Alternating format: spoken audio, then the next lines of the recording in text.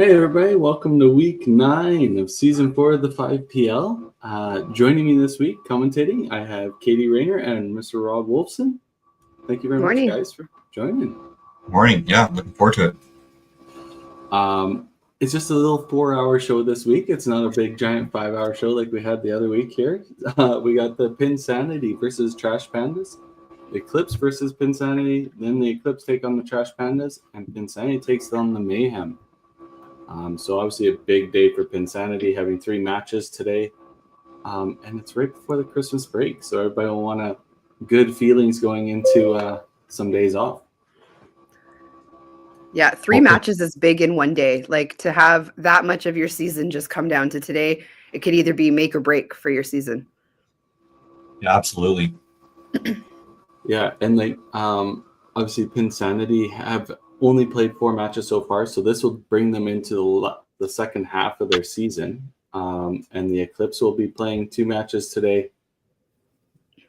And also, like, we have the Trash Pandas playing 2 matches, so they're well into their season. They're going to be 9 matches in after today, with a whole another 10 weeks to play after this. They'll only have a few matches left, but they're sitting in a good position just below 500, so they're looking to get above that 500 mark and get themselves into a playoff look.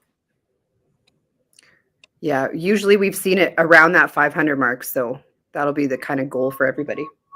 Yeah, it's a big day. It's a big day for them for sure, because most of their season's almost done, so they definitely want to do well today.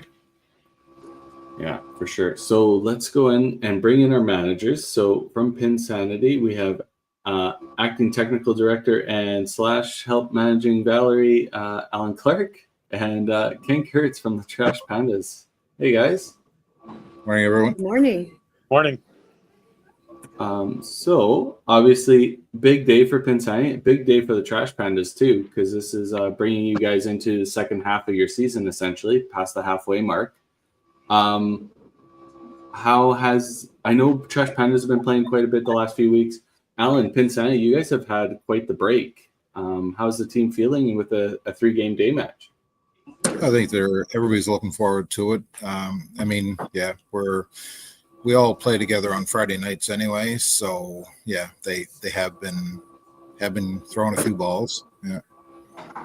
So the team camaraderie is always there, week in, week out. Doesn't matter when the match days are for you guys. Exactly.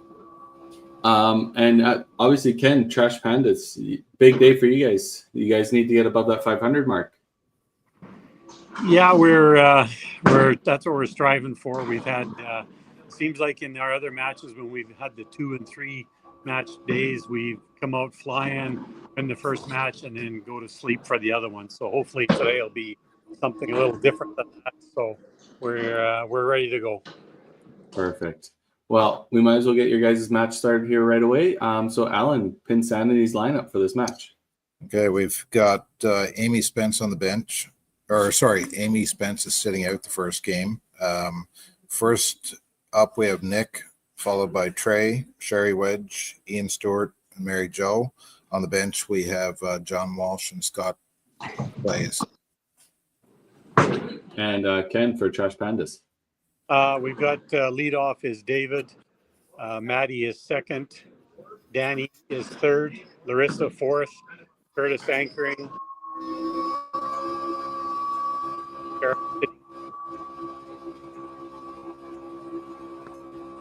All right. Sounds good. You guys, best of luck, and your next ball matters. We'll let Dan throw this last practice ball, and then we'll get you guys started. Thanks, guys. Good luck. All right. Good luck.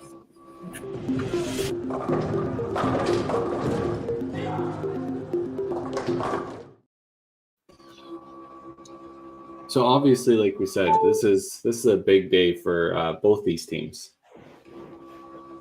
Yeah, with 3 matches on the on the docket today, Trash Pandas or the Pinsanity, they didn't get off to like the best start, but this could be something that could put their season into contention.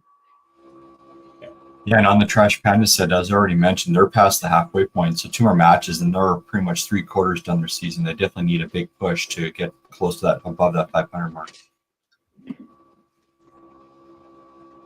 It'll be interesting for them when they have most of their season done and then kind of get to come into the new year and just kind of watch what's happening in the league around them. Yeah. It's almost like when you're playing your matches, there's no defense in bowling, right? So you just need to do what you can do today, manage your own score, and then you'll have to just watch and see how the other teams jockey as they catch up in matches. 100%.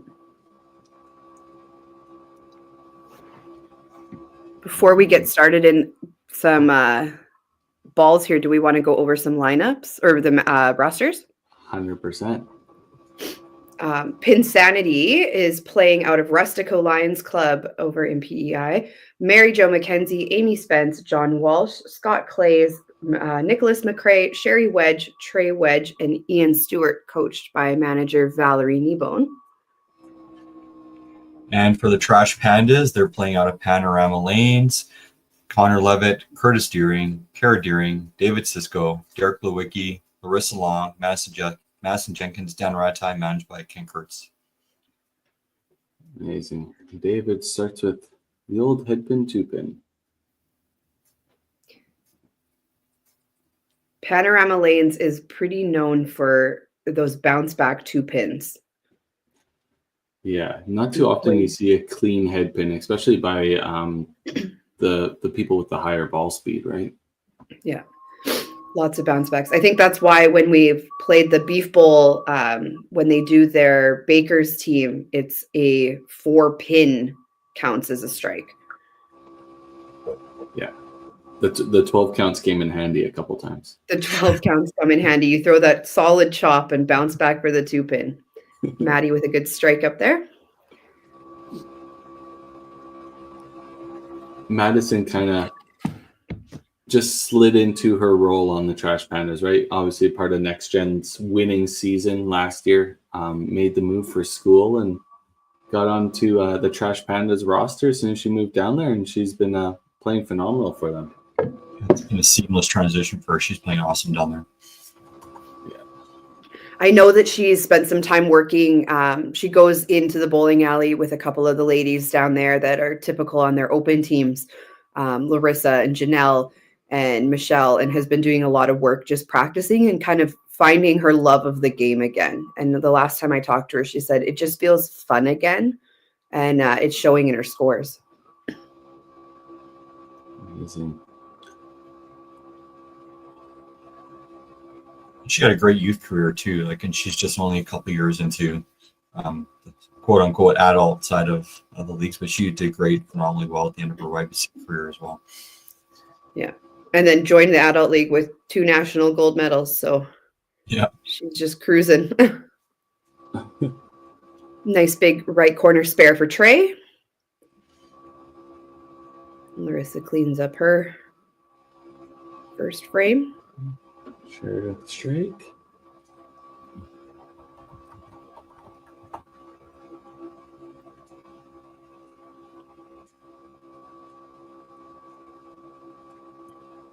So we're not here to judge anybody's managing style or anything like that, but we'll be here to inform people how people are playing and where their current averages are at. And like Pinsanity, Amy Spence is averaging 252, and she's unfortunately one not available for this first match today. Not sure if maybe she had something going on, but she was the high average on the team at this point in the season. Yeah, it's interesting to see how managers decide who's going to be their lineup, who's going to be that person sitting on the bench with the double pull and the 8 roster, but only 7 active. There's so many different things that come into play when you're deciding who's going to be in that starting lineup, who are you going to have coming off the bench for you. Hopefully that decision pays off for them today. Yeah, and it could be as simple as work life, personal life, or maybe they're just not feeling it right at the moment. Oh, we just got word. Amy's traveling right now, so she'll be here for the second match. That's why she's inactive for the first. So, like you said, there's always so many factors that come into play when you're picking your lineup, and that one makes sense. But the way, during the interview, it was, it seemed like she was there, just not chosen as the one not to play. So, that makes sense if she's not there. And I know, from personal experience, even the Carnage played recently, and we had all 8 of us in attendance. So it's the coach's decision to go to someone and say, sorry, like you're not going to be able to play this match. Like even the coach feels bad for having to do that. So it is a tough decision for the coaches as well. Yeah, that was the tough part about expanding to an 8-player roster, right? Was the teams that had players that were readily available week in, week out, all 8 show up. Now the manager has to make a decision. Yeah. We had that on our Dream Crushers team, that everybody was there every week, and it's tough to figure out who's going to be that person that you're putting out for the whole day. Yeah, I was number 8 in our second match last week, and mind you, I got pulled in the first match, so it made sense. But still, you still want to be there and you want to play if you're there. But honestly, even being I'm sure you all know too, like being a cheerleader in the background is just as important sometimes too. Yeah, exactly. Someone Looks to like we're talk to. having a little panorama issue here on lane 4. Yeah. Trying to get it reset to have just that right corner pin standing. They may have broke something, or the great thing about live bowling, never know what issues you're going to run into. Over on the Pinsanity side, though, they had a pretty solid first frame. A couple spares, a strike in there. It's a head pin at the bottom for Mary Jo. She put the ball where it needed to go, just a little bit off, but not a bad start, especially considering when you look at the other side, they had 2 open frames as well. So, yep. Looks like Connor's maintenance man for this morning.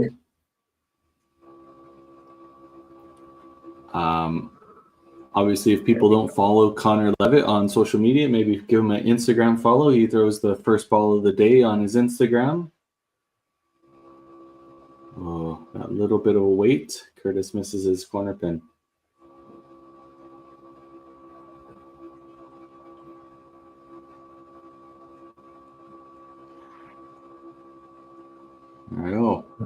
That happens a lot where if you get a corner pin or any reaction to the pins, and if you have to wait to the second ball, sometimes it's challenging to make that shot. Yeah. Just that a little break in your momentum.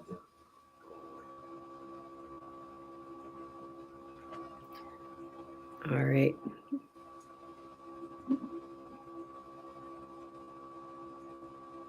Matching 5s for the top of the order. Looks like a 3-pin for Nick. Oh, yeah, you're probably right there. It's hard to see the left corner pin on. Yeah, it is. No. Yeah, see, it was a It's not 3-pin. Yeah, and it didn't reset. So we'll have to more exciting live pin setting. Maddie with another great shot. Oh, and looks like Kara is back behind again on the Trash Panda side. We're having nothing but a little bit of lane issues here on both sides. It must not be on the lane they're playing on, though. Something else must be going on back there. I think they have a tangle on their practice lane. It's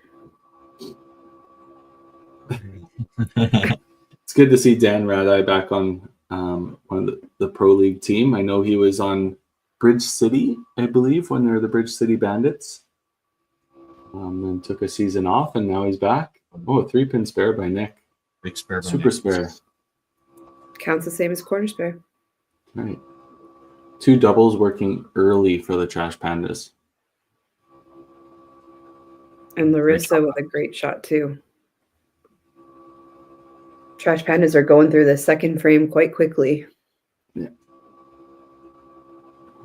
Trey looking to put something up on the board to match it. Oh, that 3-pin again. A little outside.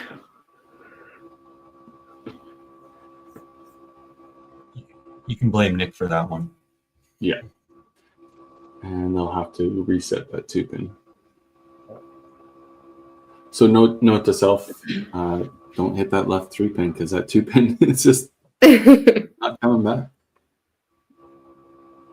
Yeah, it's twice in a row, so that's obviously something that's wrong with that lane.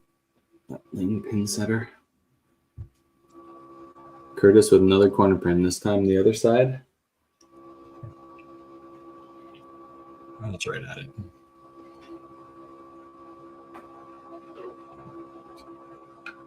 Great frame by the Trash Pandas. Now they'll have a little bit of a wait. Now manage that break. They have enough personality on that team with Connor and Curtis and Kara that I'm sure they can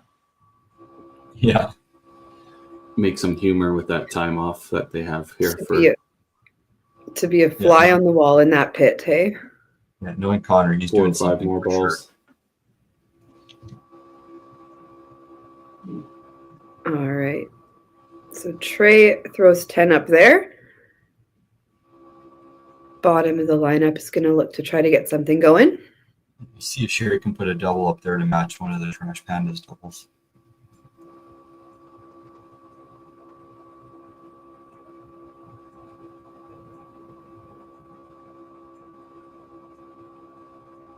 There you go. There you go. Great shot. Double.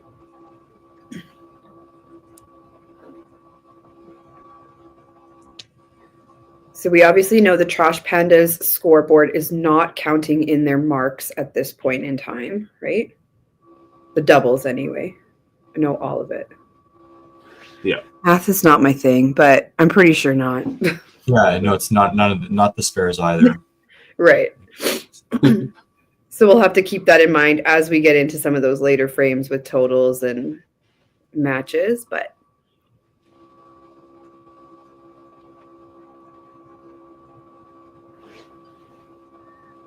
great count on his spare for Ian.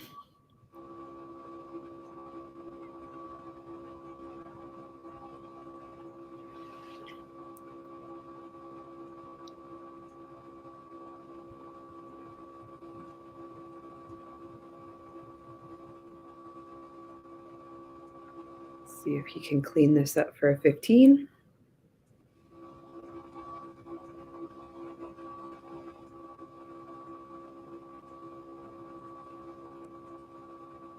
Oh, just fell off. Just misses.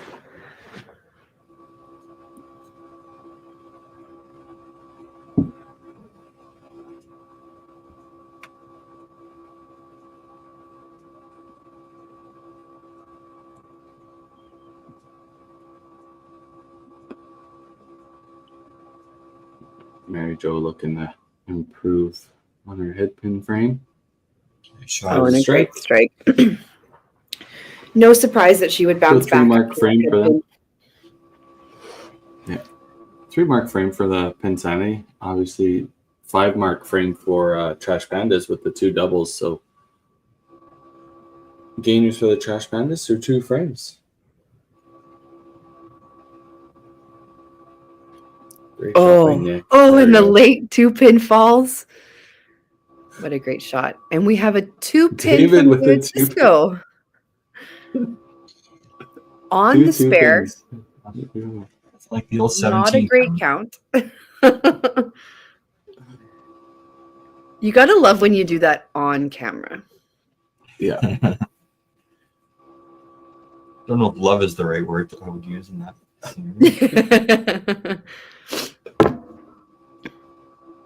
That's when you have to look at make sure you're looking at your fingers and chips. Yeah, it must have been something else. Something Look else. at your shoe. Shoe is always a good one to look at. Yeah.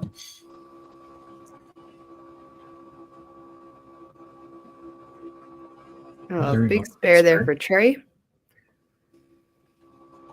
Maddie just sets and goes. Ooh. Great shot. Right to that right pocket again, but just hangs the corner. Great count, though. I'm sure she won't be disappointed with that start. No. Ooh. Oh, came out of the now we gutter got- to get that. So we'll need a pin reset and a score change. Sherry with a triple. First turkey of the day for Sherry. Great start.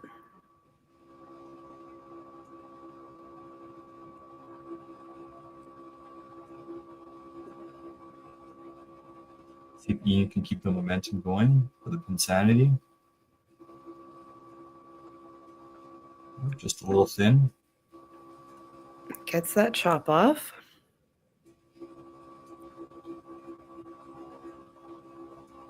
Better.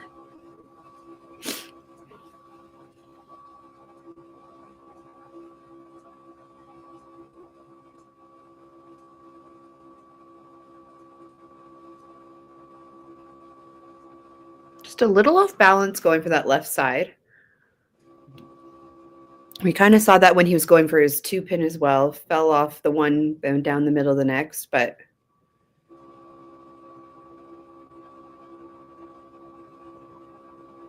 Being a community club, I wonder how much play is actually happening in the center. If the approaches are fast or if they're heavy. They look pretty fast.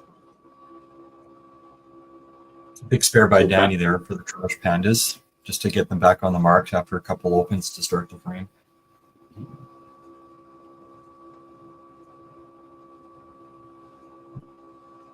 Yeah, Pinsanity coming back with a strong frame here. Clawing back some of that early lead that the Trash Pandas built. yeah, great shot by Larissa for the double. Oh, dead center.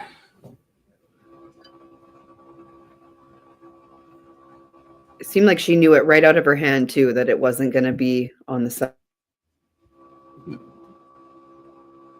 She got split out of it, so they'll have a pin correction there on the machine. Ooh. And a little bit wild from Mr. Deering.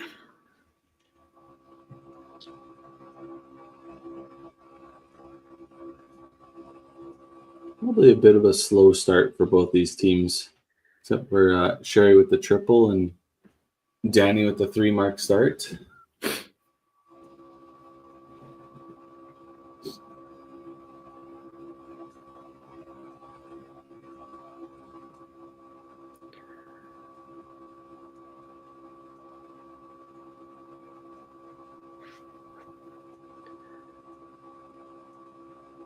Yeah.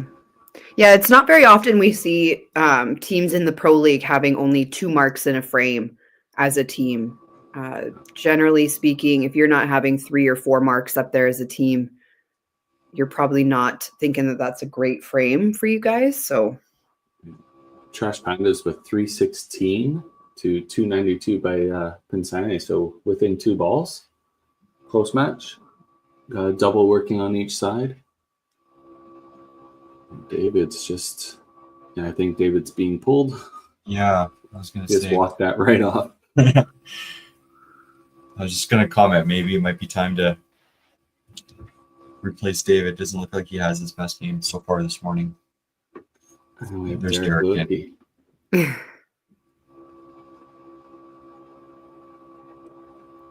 easily takes the one side.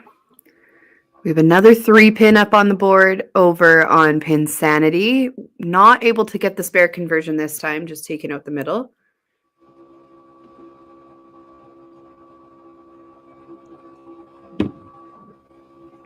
Good cleanup off the bench.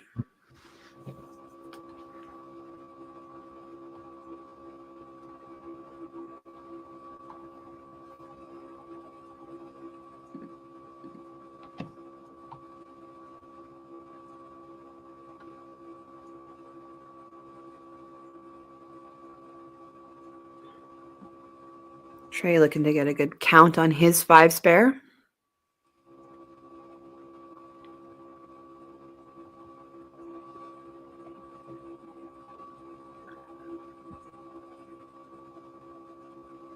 Cover by Maddie. Back on the marks for her. Nelson's back at it.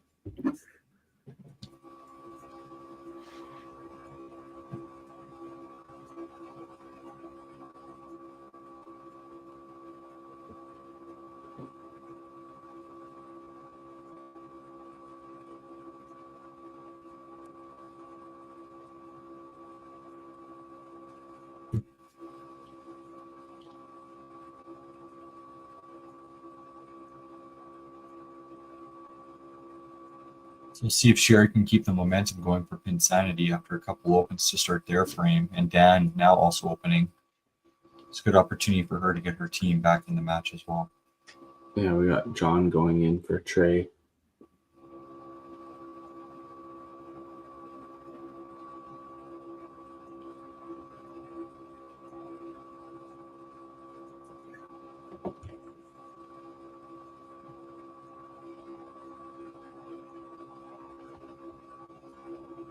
Clean up for Danny.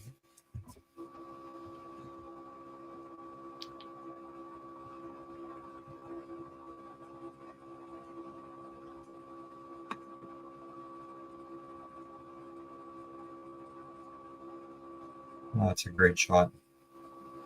And the handle. There we go.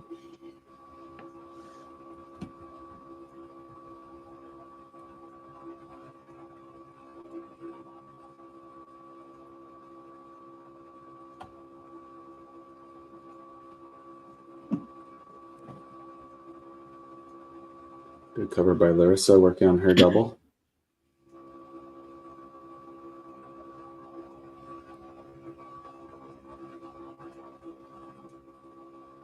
And great shot there by Ian.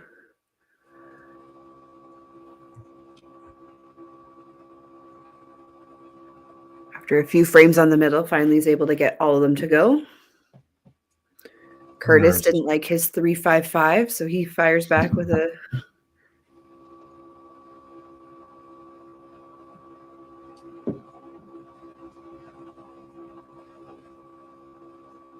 We got 416 for the Trash Pandas through 4 frames. And Pinsanity will be within a ball. So they closed the ball gap there already through 1 frame. That 4-bagger by Sherry obviously helping carry that team total.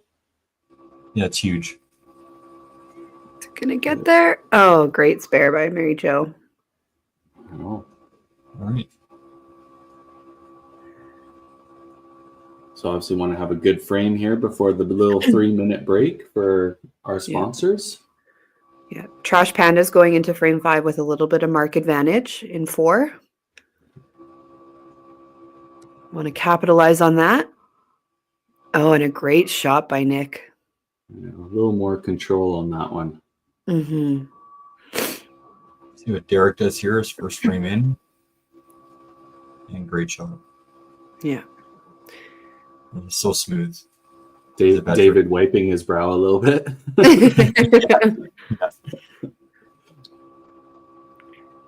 John Walsh, we're seeing his first ball of the frame.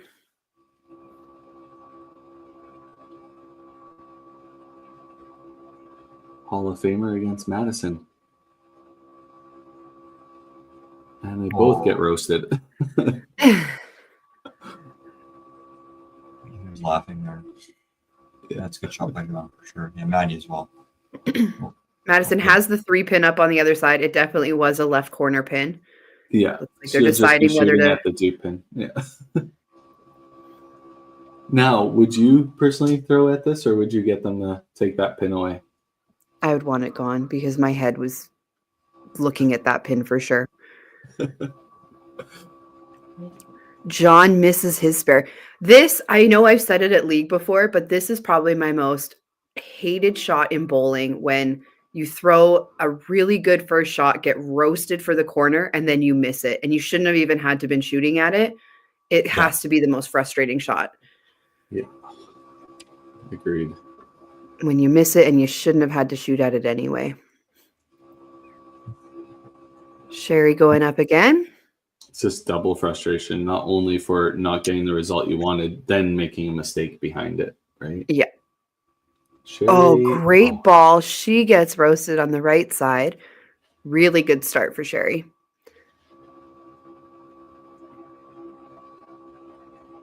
Looking to pick up that spare and keep the marks rolling into the second half.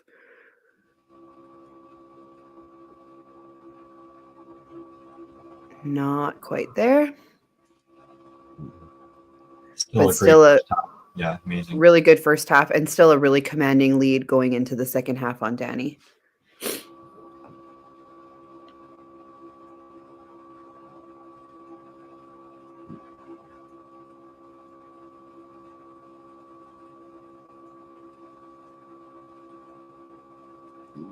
Thin drop for Larissa. Still a good count. Extends her lead there over Ian for sure.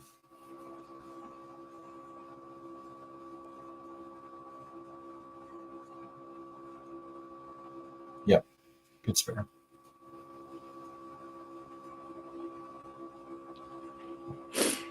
Ian with the thin right corner. Almost dominoed it all down there. Good count on the strike, though. He's been all over that side of the middle hit. Yep. Did you accidentally hit the Yahtzee button? I 100% did. I didn't even Not think quite my there hand yet. was near that. Whoops. We're not quite there yet. And Ian, Curtis just a unfortunately, little fast there. missing that corner spare.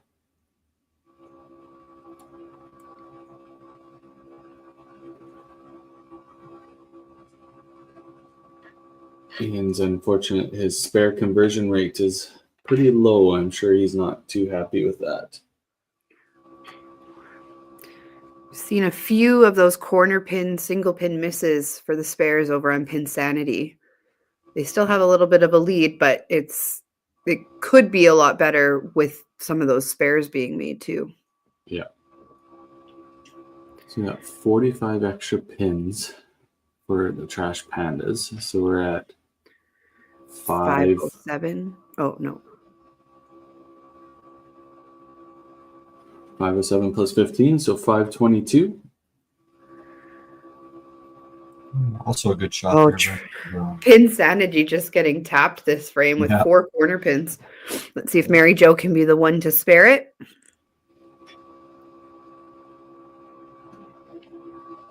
Such a funny game, right? You practice hitting one pin dead center at 60 feet, and then when you guys shoot at one pin that is 60 feet away, it's just that much different. hey, there. She got it. All right. What a great way to go into the commercial break. 531 to 522 in favor of Pinsanity, and we'll run our little commercial package.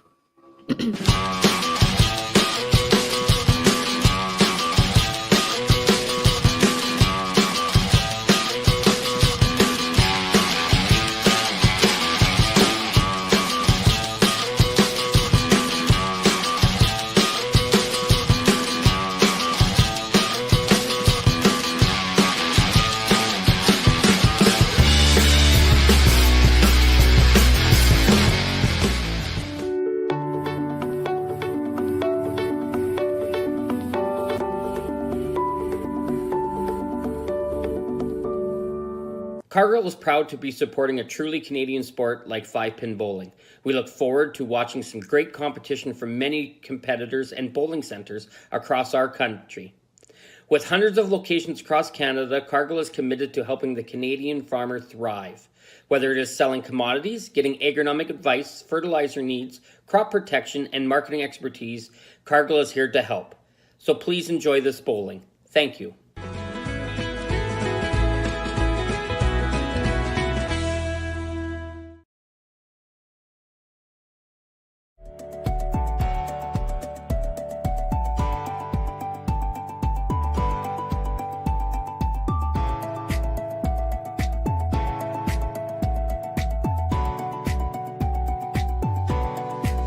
Financial freedom begins with financial literacy.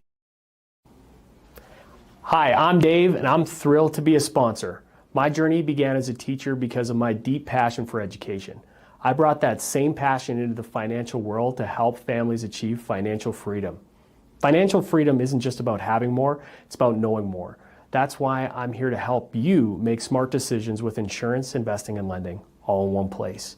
I'm Dave, and together we'll help you achieve financial freedom.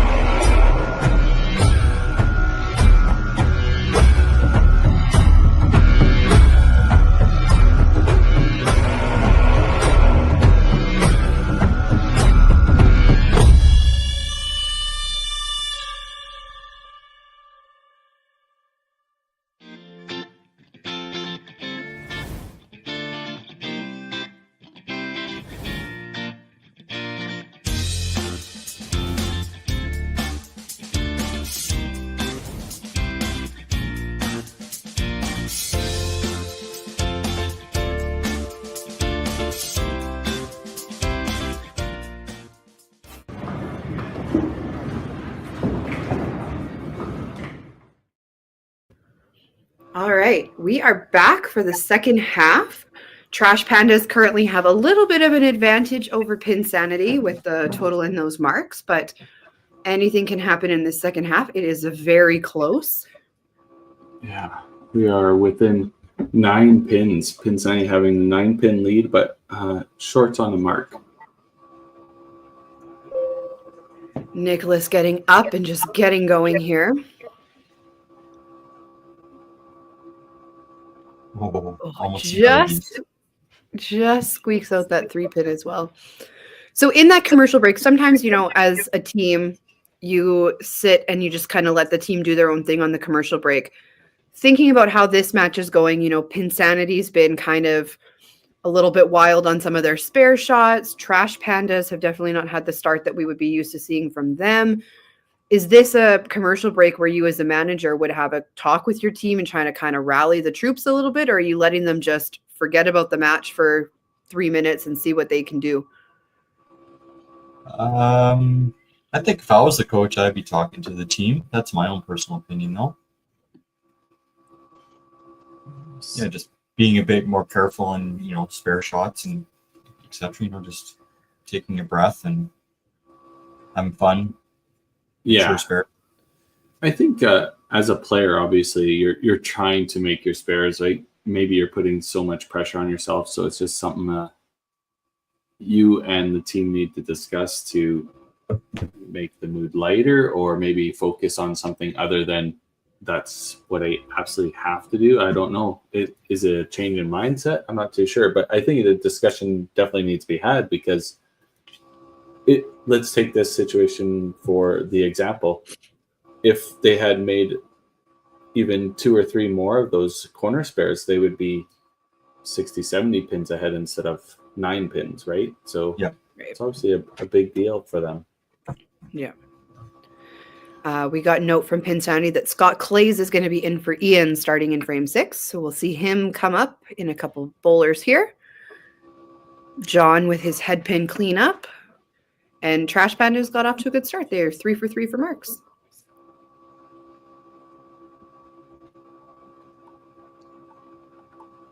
Marissa getting that ball right out to the left pocket. And another great shot for Sherry. Back on the strike train.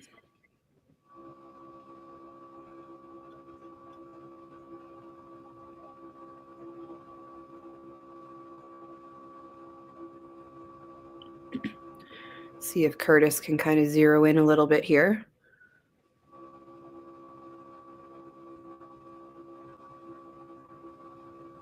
So would this be the time that you're pulling? Oh, I think he's pulling himself. Maybe? Yeah. I think as an anchor bowler, when you only have 1 strike up on the board in the first 6 frames, that would definitely be a time to start looking at making a change in that anchor position, especially if you have, people like Connor Levitt on your bench. Yeah. And missing spares as well. So yeah, no, you're right. It's definitely the right time. Yeah. Yeah.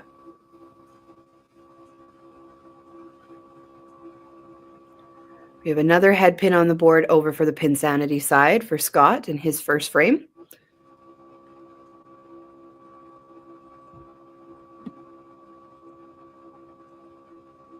And we get the little 2-pin fall. Still a good frame for Trash Pandas. Everybody knew that was coming. Yeah. Coming out of the commercial break, a little bit more settled. 2 corner spares, 2 strikes. This is what you want to see as a team. Yeah, 4 marks is great. Yeah. And Pinsanity's right there. They're they had the 5 spare up top, the strike in the third, and then the head pins. You can't really do a whole lot about that, but still solid that they're not wild. They're zeroed in on where they need to be.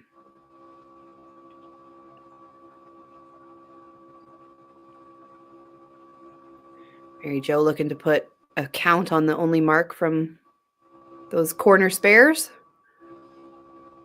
Gets a great shot. Yeah, good frame for them too. 3, yeah, as you mentioned, 3 marks and the 2 head pins, so they're all over it. Yeah. I'd rather see that as a coach than, the 3 pins or the 5 miss on the other side, things like that. At least that they're right there, they're close. Oh, great shot. There definitely seems to be lots of low by corners in that center for sure. Seems to be lots of great balls that are leaving corners, at least from our vantage point. Mm-hmm. We have Maria watching, saying, "Go, Mom." Mary Jo's daughter. There we go. She's in Calgary, I believe. Yeah. Yep. Corner spare for Nick.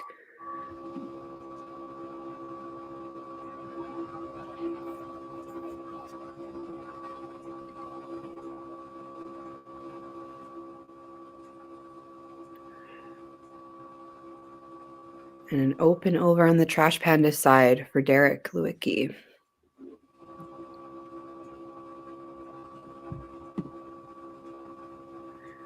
Another head pin for John. He's going to need to make an adjustment for 8, 9, 10, it's looking like. He's right there, but just not converting.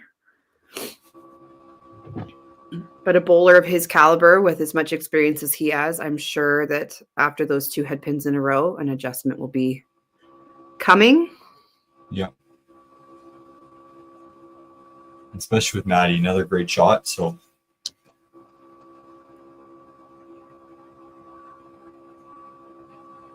we're missing the 2 pin on the right side, it looks like, on that lane for John. Yeah, head pin 3. Have to put up the other 2 pin.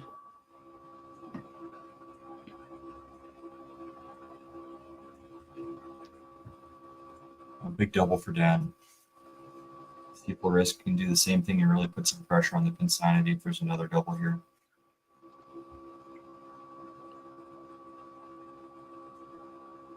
Yeah. That's a big shot. Yeah, Larissa, her game's really been improving the last couple of years. You can really tell she's putting in lots of work. She's making cuts. She's very consistent. Yeah. She had a 2nd place at Ladies Invitational this year at the TPC through some massive games in that tournament. You can just see she's a lot more calm and settled on the lane and just confident in her shot and doesn't have that like doubt. Yeah. Yeah, just being in these great shot by Connie here. Yeah. Yeah, she's just playing more high pressure matches and more of those match play tournament scenarios. Yeah, her confidence. 100%. Growing. Yeah. And she's a great player. Two doubles working here over for the Trash Pandas now. Yeah. Starting to build some momentum. And a split over on Sherry's strike. So that's going to put a little bit of a halt to her game for a frame. Still a great start to have over 200 in the 7th frame. Can't ask for anything more than that from a player. No, if all things were even and they both banged out, Sherry's still got the lead over Danny. So looking to keep control of that. All right. Scott punched in his first frame as a substitution, so he's obviously going to look to improve on this frame here. Yeah, with Larissa's double, I think Scott really needs a strike here to keep close in this match.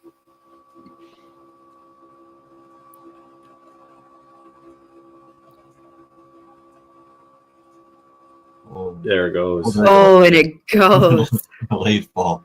I think they're all going a few of those, that's for sure. Yeah, it was a great shot out of his hand, so it shouldn't have been as dramatic as it was. It's been kind of a common theme across all the matches I've done with Pinsanity is the corners are sticky at Rustico, so anytime they get one of those late fallers, that's a big break for them. Yeah. Should be a big double for Mary Jo as well to match one of the doubles on the other side. Yeah.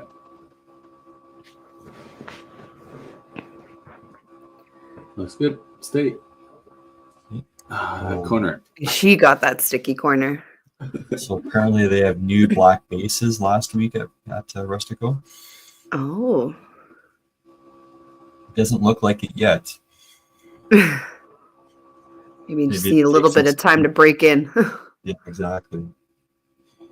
it kind of goes to that same question of how many reps are happening on these lanes as a community center. Is it just, a couple leagues a week? Is there lots of community play? The more games and reps thrown on them will change how the pins are reacting. So Right. Totally. And a great spare by Mary Jo. She's got that left corner line locked in, which is good. another solid frame from Pinsanity. Still 5 middle hits again. Yeah. But just they need to start now getting away from having 2 of those middle hits of frame being those head pins. Mm-hmm. Yeah. Nick's taking it for the team, and now everyone else can run this frame.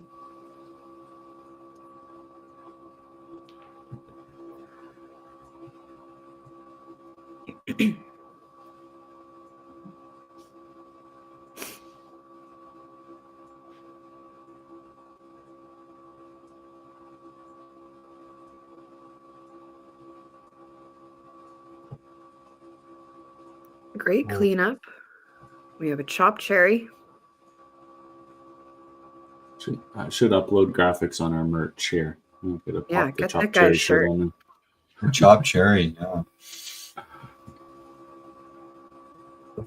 Oh, so at Rustico they put new black bases on last week. A little insider information. Oh, where were you about 30 minutes ago, Barry? You just had I missed that. Gary's also working on the back end of cameras for the next match, so he's only like half listening to what we're doing. We had a big conversation about that already. Wow. I knew that was the answer, but we still have to mention it. Yeah. Yeah. There we go. 5 spare over for John Walsh. Maddie was going to open up here probably with that 7. This makes it interesting if we can get 3 more marks here on Pinsanity. Depends on what Fresh Pandas doing these doubles. This could get really interesting again. It's definitely a turning point right here.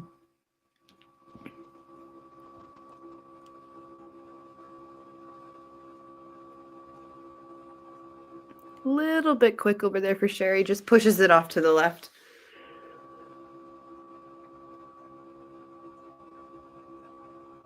See what Dan can do on his double.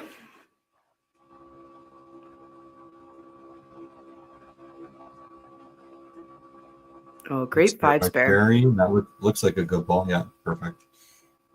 Good shot, Danny.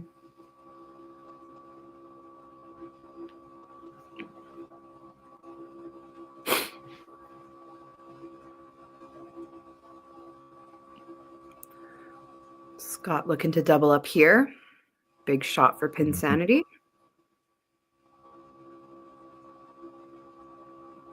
Yeah, great shot. No doubt. Marissa, that was a ball. Yeah. As to what we were just talking about with her, I knew that she would seize that opportunity with her match play mentality improving. Mm-hmm.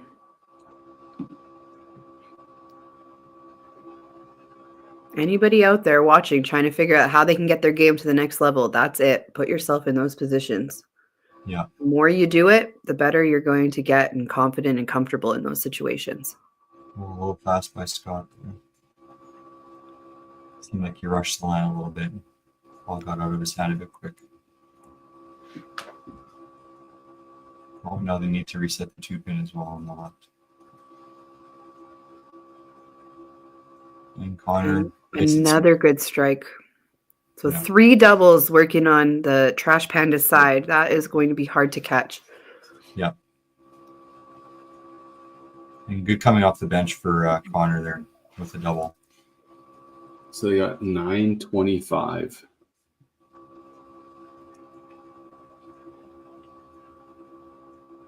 That's built up a bit of a lead here. Yeah, definitely Pinsanity needs to put up a nice, good foundation frame here in 9, and hopefully everyone gets some marks swing into 10. Yeah. You still never know what can happen. If everyone loads up marks and you got 5 marks and there's some opens on the other side, it can definitely flip pretty quickly, but they definitely need the 9th frame. Yeah. I mean, we've already seen this game flip. It was so close, and then all of a sudden it just went in favor of Trash Pandas, but anything can happen. Yeah. That's the thing that we've been seeing. We said it the last couple shows. Doubles matter the most in this. It makes up so much ground so fast. Yeah. 100%. And the other thing they have to be looking at is they have a lot of matches over on the Pinsanity side that are really close or that Pinsanity has the advantage in. And so stealing as many of those individual points as possible is going to be huge for moving into their next few couple games. Great shot, Mary Jo. Yeah, she's been really solid on the bottom. Her only opens are the 2 splits, but she's been all over the head in every ball. Yeah. And making her spares. Yeah. That is definitely an advantage that Pinsanity has in having Mary Jo, just the experience and the caliber of bowler that she is on their team. It's just kind of like that anchor for the team, right? Pair that with, the likes of John Walsh, and then you have some young talent coming up. Like, that team has the potential to be really strong. Yeah. I think Nick slipped there. I don't know if you saw. He was kind of just wiping his shoe a little bit. Yeah. A little bit of a veteran move, checking his shoe. Yeah. That one looked a lot more in control. Just doesn't get to the head pin, though.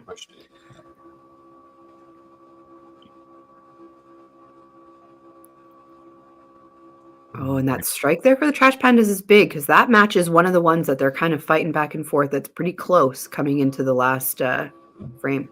Yeah, totally. like that. Yeah, that lead for Trash Pandas can get to 227 now.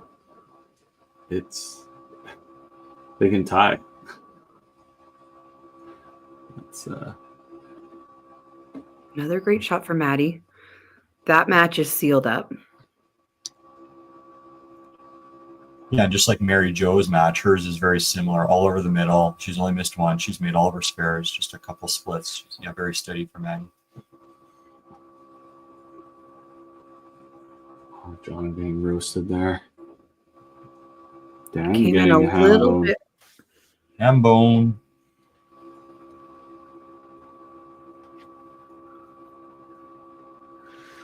He seems to have found it in the second half. The commercial break did him good. Well, that definitely makes that match interesting with Sherry off to the big lead, and definitely that 4-bagger for him makes it interesting now.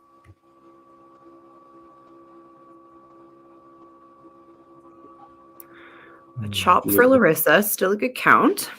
Yeah, she kind of knew out of her hand. She didn't have the balance at the line she usually does. Yeah. Just a little quick on her feet, but still able to get it to the middle. Oh, yeah. Gives herself a spareable opportunity. Sherry looking to throw another good strike on this spare here.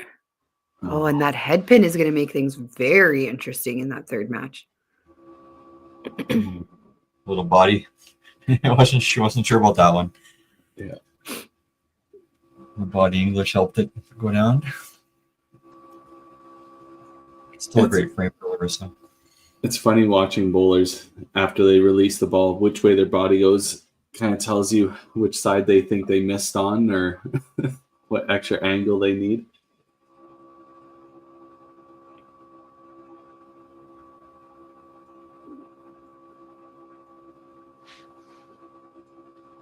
Definitely, I think Sherry feeling the heat a little bit after Danny coming back with his own 4-bagger to get that match even.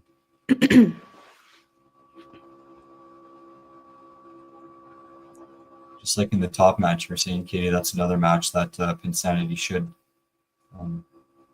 be able to take. But now with the double from Dan coming home, it's interesting. Yeah.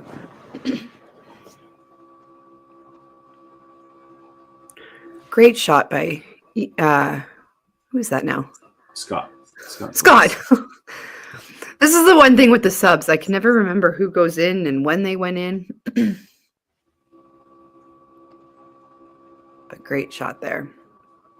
Good opportunity for Mary Jo to really take control of this match right here. So we have Trash Pandas with 1,044. Everything counted. Oh, I lied. Another great shot. Yeah, she's just bowling really well. Yeah. So still That's opportunity up there to take a couple of the individual matches. 1,074. I have a feeling that Mary Jo would have like a 6-bagger going home in any other center. Like she's just been all over it. Yeah. Hasn't missed the middle yet. Nick up on the lane. In control. Oh, and plows. You could see halfway down the lane, he's already turning around, knows that it's not going to be there. So this will be a big shot for Derek here.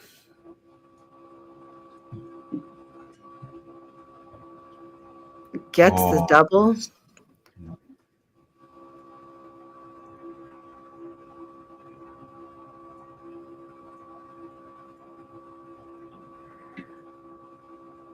So with that 4-bagger, Derek could max out at a 227.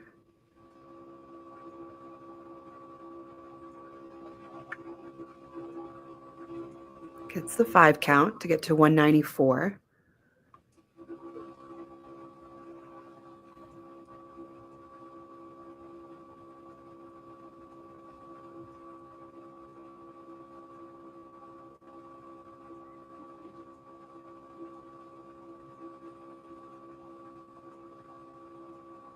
Misses outside. So he's sitting at 192 right now. Any pin more than a 2 pin, and he'll be able to take this match.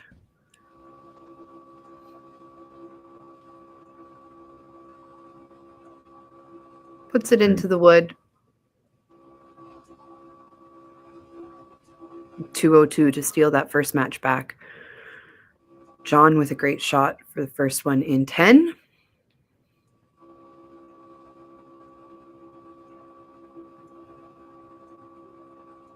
He can max out at a 204, so Maddie's already taken this point.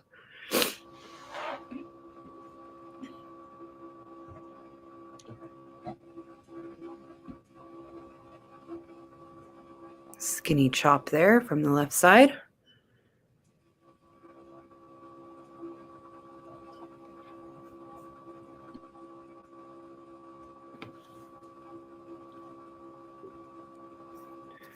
Spares it up for a 189.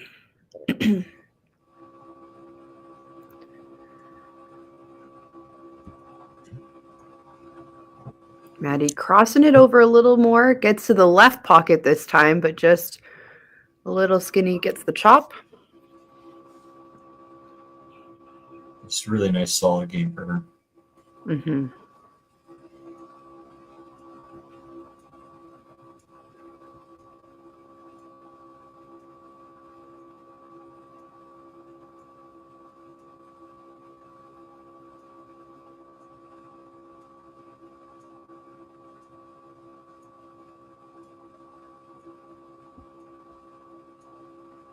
$272 max for Sherry. She spares this.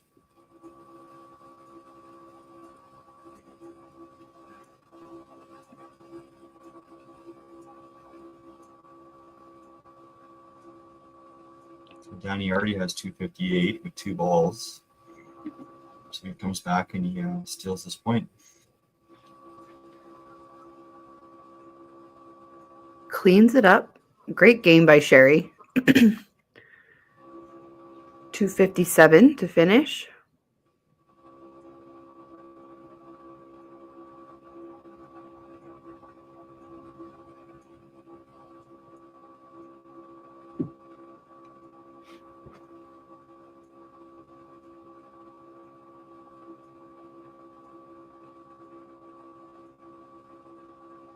Dan bringing that game back was huge. Yep. 4-bagger.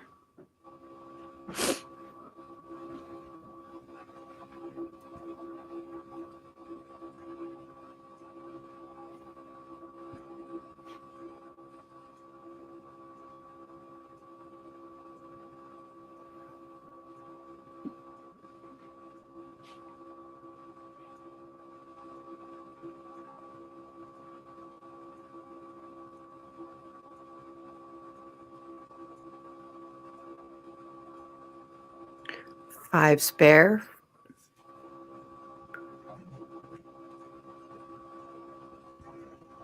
I think we're looking at a 7-1 here for the Trash Pandas. Larissa gets her spare, so she has a 300 sitting on the board with a strike here.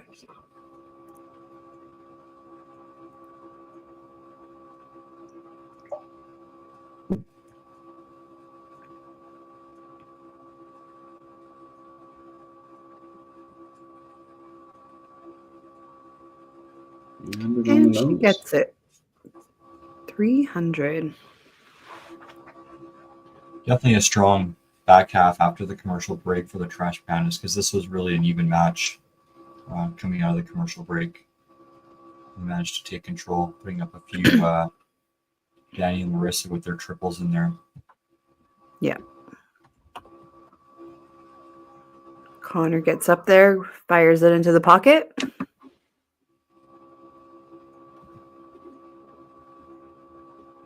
And a head pin for Mary Jo.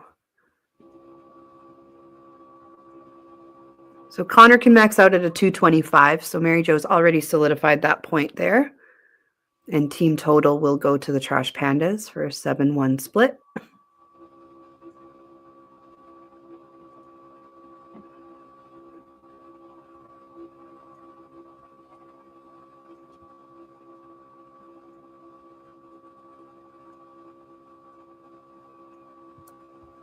$12.68 for the Trash Pandas. Final score.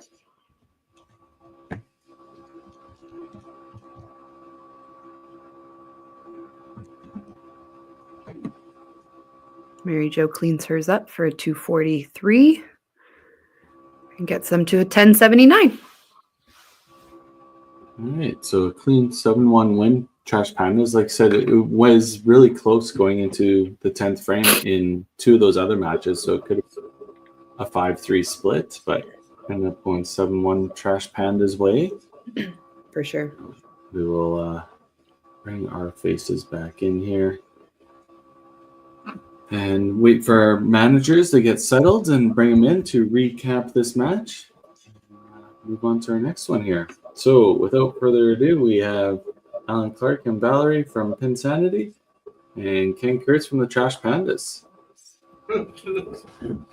So it came down to the wire there in a few different matches, kind of flipped on Pinsanity there. We were within a ball all the way up to the 8th frame, and all of a sudden we had two triples working on Trash Panda side, and then all of a sudden the doubles and the triples started adding up there quickly. Ken, after the commercial break, the team seemed to find a new life. Would anything happen on the commercial break?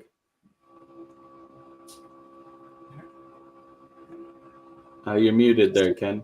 You're muted. I don't think we're going to get Ken. Ken, you're muted. Sounds like he has a lot of good things to say right now, but we just can't hear it. Kara and Larissa aren't there to help him. I feel bad.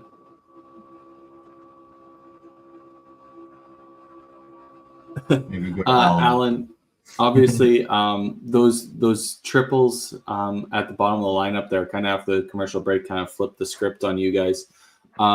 Once again, even with the black bases, the sticky corners at Rustico are still getting you guys. Any focus difference on the corner spares that we're going to be seeing here in the next couple matches? Yeah, we're going to start tying them to the 3-pin. Think that might work. Smart plan. Yeah, like the team has been so accurate, especially like Mary Jo at the bottom. You guys hitting the middle hasn't been the issue ever in the Pinsanity for as long as you guys have been in the league. It's just those corner pins don't go down. And then you guys seem to punch kind of in those crucial moments where a double obviously would keep that team total rolling. But obviously, with 1 point moving into the face of the Eclipse side, you guys gotta turn it around and get back rolling here right away. Yeah, absolutely. Okay, so without holding on here any longer, we're gonna let you guys go. We're gonna roll our commercial break, and then Alan will see you in 3 minutes. Sounds good. All righty.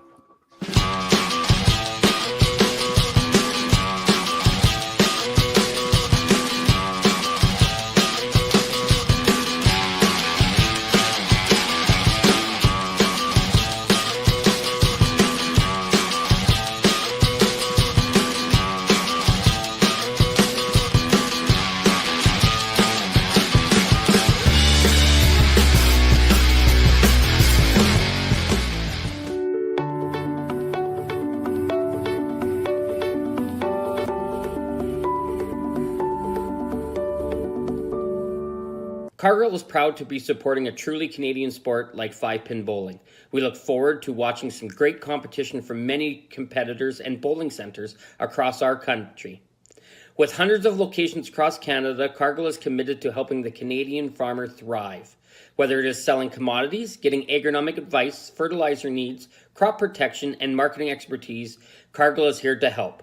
So please enjoy this bowling. Thank you.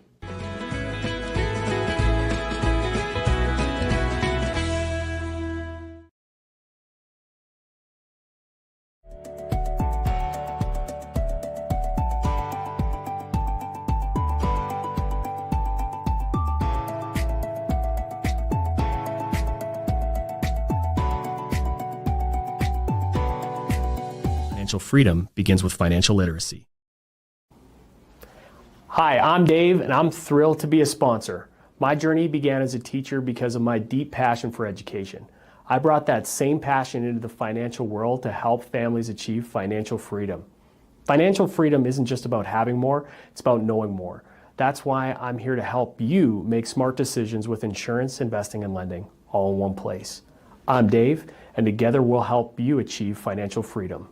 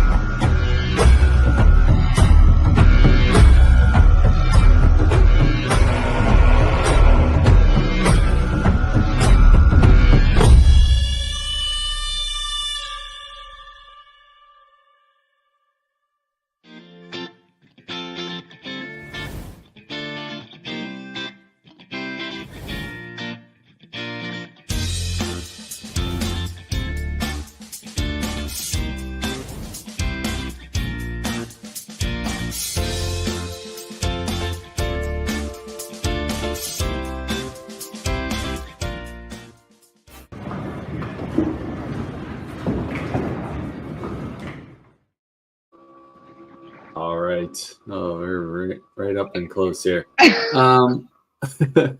So we'll wait for our managers to kind of get settled in here, but we will try and jump in straight into this match. So we have Nat Young from the Eclipse. Hey. And from Pinsanity, we have Alan Clark, but his camera isn't quite on yet. There he is. All right.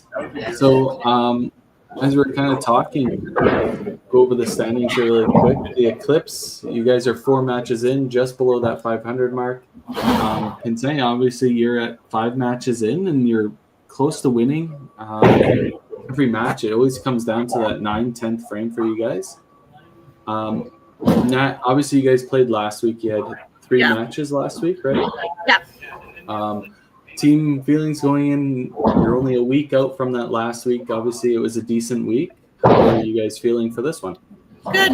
You know what? We're getting great team cohesion. You know, I did say to them, make your spares, clean your wood. You know, that the one loss last week hurt a bit. So I think we're looking to take some points today, keep the momentum going from our 3rd game last week. So I think we're ready. Yeah, for sure.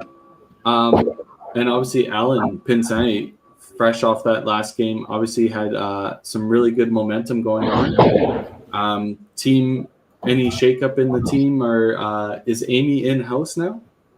Amy is in there. She landed early in the last game, and looking forward to getting started here. For sure. And yeah, a couple of lineup changes. All right. Well, Nat, let's get the Eclipse lineup. Yep, we're going to run with Matt, Mike, Bradford, Lindsay, and Kyle, and Trevor and Bailey coming off the bench. Amazing. And Alan, Pinsanity's lineup for this one. Okay, we've got Amy starting off, Scott Clay, Sherry Wedge, Mary Jo McKenzie, John Walsh. Got Trey and Ian on the bench, and Nick is sitting this one out. All righty. Sounds great. Well, best of luck with this match, and throw lots of strikes. See you in a bit. Okay. Good luck, guys.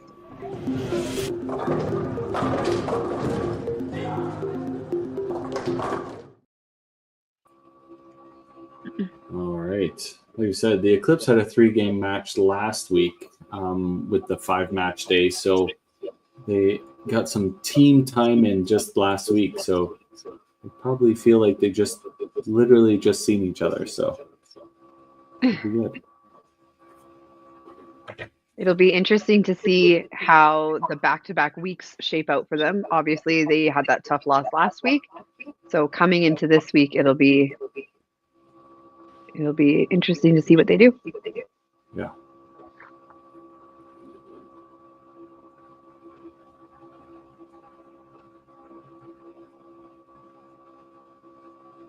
So they said Amy just landed. So she was on a plane literally an hour ago? I don't know. That's the way it sounds to me.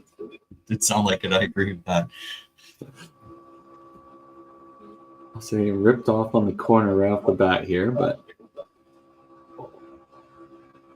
Oh, she was in a car. okay. Eagle has landed. Yeah.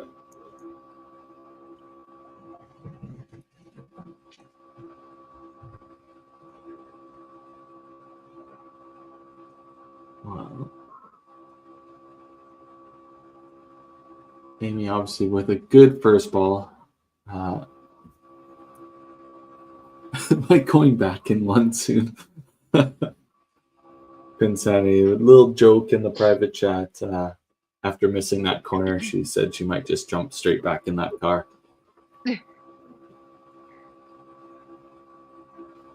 Oh, great shot by Scott to start off game 2.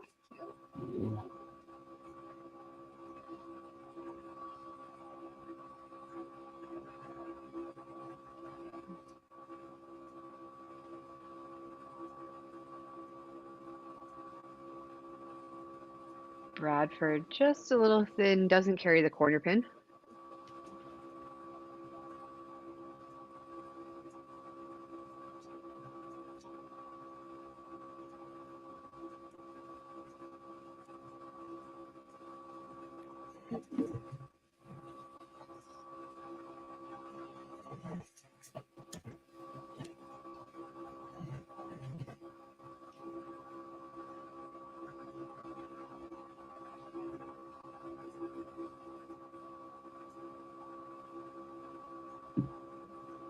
So 3 marks straight off the bat for the Okanagan Eclipse. That's a great start for them. I know Chris wasn't there last week, so he was eager to get into playtime here. And Lindsay had a phenomenal week last week. She did. She had a little 8-bagger against the Carnage, for sure. Robbie still has PTSD from it. Yeah, that's right.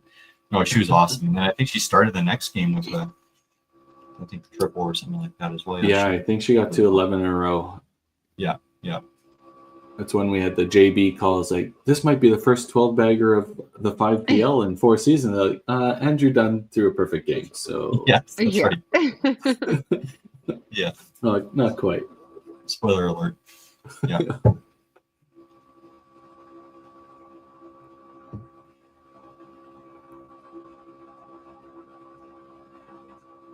I know in the past seasons, the Okanagan Eclipse, they've been a playoff team for a couple seasons. I think they just missed out last year. But Kyle Young moving to the Okanagan region and then jumping straight into that anchor position for this team has been, I think, a good move for them. He's seemed to solidify that 5-hole pretty well. And he's played really well too. Yeah, it's definitely a strong pickup for them. So we were talking in the last match about coaching decisions. Like Mary Jo, like she played really solid in anchor last game and won the match, and yet now she's moved up to 4th. So then you never want to coaching decisions. But if it was me, I would have just let her be. I think it's an interesting issue that that team manager has, right? Because you have a Hall of Famer in John Walsh, and then you got Mary Jo that's been so solid for Pinsanity, kind of filling those last 2 spots on that team. I think it's an interesting issue that they have is like, who do you put in that bottom spot? For sure. Well, yeah, and it's no discredit to John. I know he's a Hall of Famer for sure, but just she seemed to be in a really nice rhythm, right? Yeah. Yeah. Yeah, she didn't. The only mistake she made was a headpin. Yeah. That's I would take that every day. 100%. My only mistake was a headpin.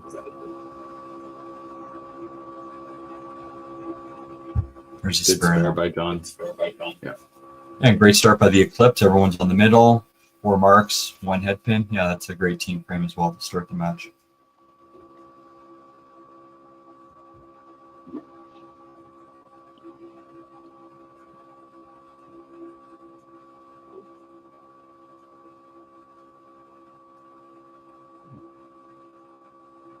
Amy gets the push on her strike.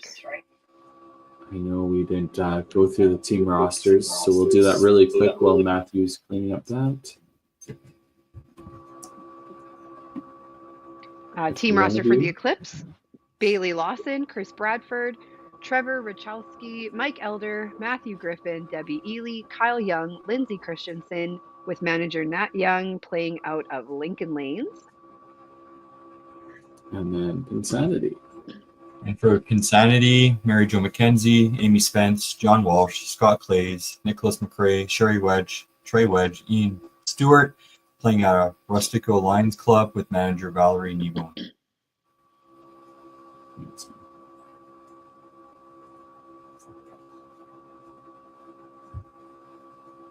So Amy with that strike and Scott hanging in the corner.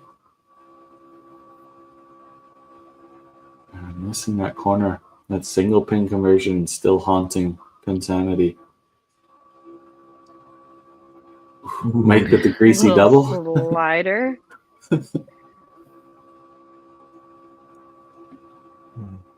Those are fun though. Like you can throw so many good balls and you kind of know out of your hand, but when you get lucky, when you know you didn't throw your best shot and you get the strike, you need those in a game. Yeah. And a corner pin spare, I believe. Oh, no, the missed two. No. I missed a shot looking at Mike's slider strike.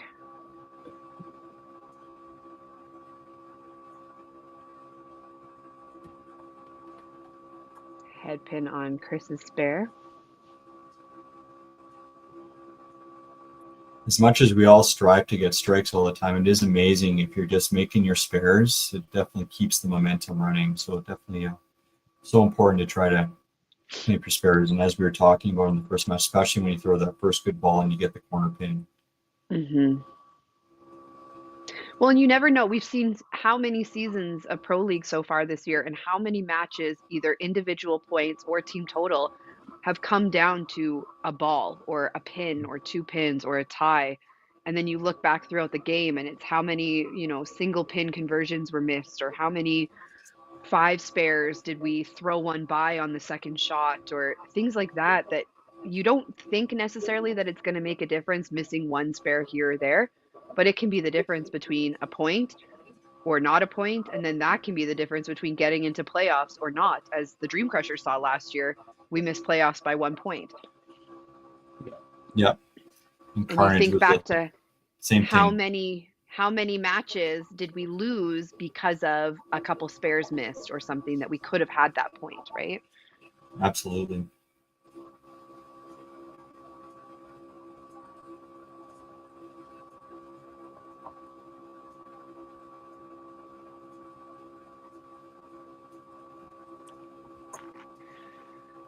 Mary Jo with a good solid corner spare. I think she's been all over that left corner all day today. I wonder if she has like a preferred corner. I always wonder that with bowlers. Like I know for myself I have a preferred corner. And when the other corner is the one that stays, I'm always like, ugh, I have to shoot at that side again. But when it's always the one you want to be, it's like, oh, that's okay. I know how to get this one. So I wonder if that's her preferred corner because she's been all over getting those spares.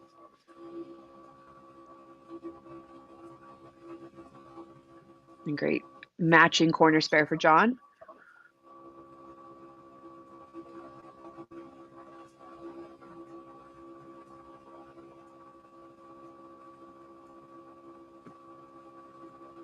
Really solid frame for Pinsanity. 2 strikes, 2 corner spares on the board. It's definitely an interesting take on it. Like I I think most players would obviously have a preferred corner pin for sure. I know I personally do as well. I'm not sure how. Robbie, how about you? Do you have a preferred corner? Yeah, for sure.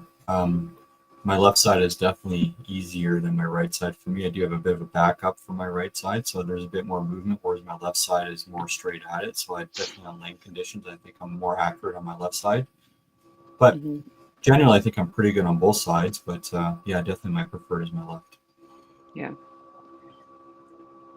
I would agree with that. My left is the one that just comes a little bit more naturally. The right, I have to put the time in to like work at sometimes, especially if I've had a string of being a little bit wild on it. I'll sit there and that'll be my one focus and warm up is just practice that right corner pin, find the line that'll work again because the left is more natural just with the way my ball moves. Yeah, I agree. And I think it's almost like your strike shots. Like you just need to have the same mental preparation, your same pre-shot routine, because you can throw that great shot and think you deserve a strike, and then you're almost mad, so you don't have the same focus at that pin, and that's when you miss it. Yeah. So as long as you're going through your same pre-shot routine, it should be pretty automatic. Because it's a single pin, we should be accurate enough to get it most times. But if you miss a couple, it becomes a bit of a mind game. Yeah. Which one's yours, Carrie?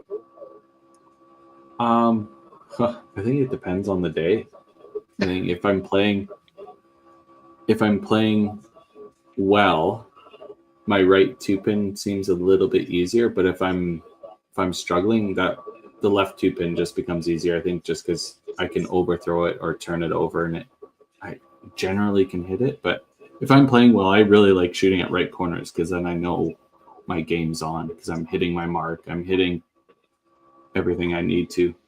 Yeah. Yeah. Strong starter game or a frame 3 for the Eclipse. Couple strikes up there, corner spare. 3-pin spare for Scott. And please. another 3-pin spare over on Pinsanity.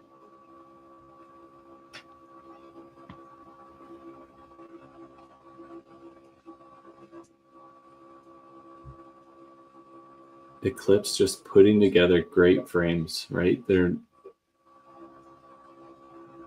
marks on marks. Pinsanity kind of doing the same thing. Yep. Little bit quick there for Sherry. Doubles. Yeah, no one's run a double yet, and everybody's just kind of plugging along, some marks, some strikes, some spares. At this point, it's one of those games that's still close, and everybody just needs to minimize those mistakes. 12 spare for Kyle. Yeah, really solid frame by the Eclipse. Really solid start, actually.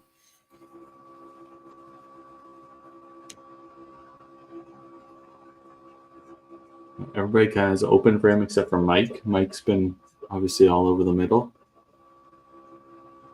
Yeah, it looks, and the only opens are those couple head pins in there. Yeah. I'm just gonna refresh here. The player camera, giving a little jitter to us here.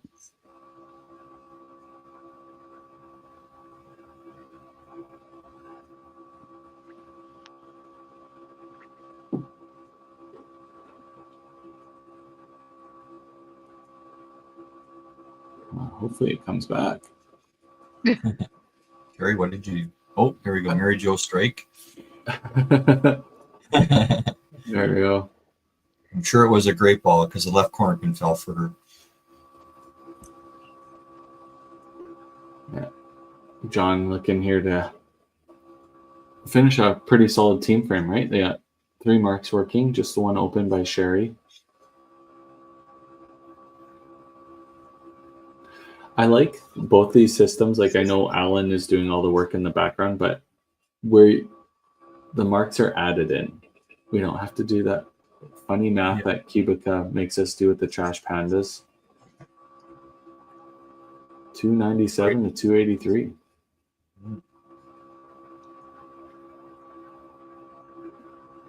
Yeah, and a solid frame for Pinsanity with 4 marks as well. Yeah, they have 2 strikes working there, same as the Eclipse. Eclipse has got the one extra spare. So it's a 1-pin game, essentially. No, Amy with strike.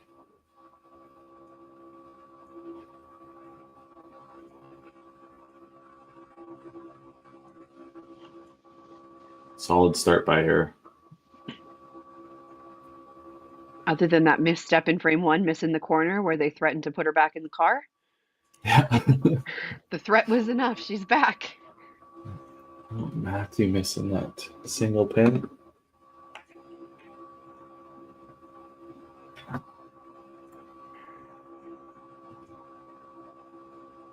Scott missing to the right this time. So we have a few first timers in this league. Obviously, both these teams have been in the league at least one season already. But they got some new players on the team. Like obviously, this is the first time we're seeing Lindsay and Matthew this season. Trey and Sherry for the Pinsanity. It's neat seeing new faces join teams that have been in the league for a while. The trades or the drafts or however you want to look at it. I know Pinsanity even ran a tryout for their team this year. Okay. Taking a more of an open look to their professional team.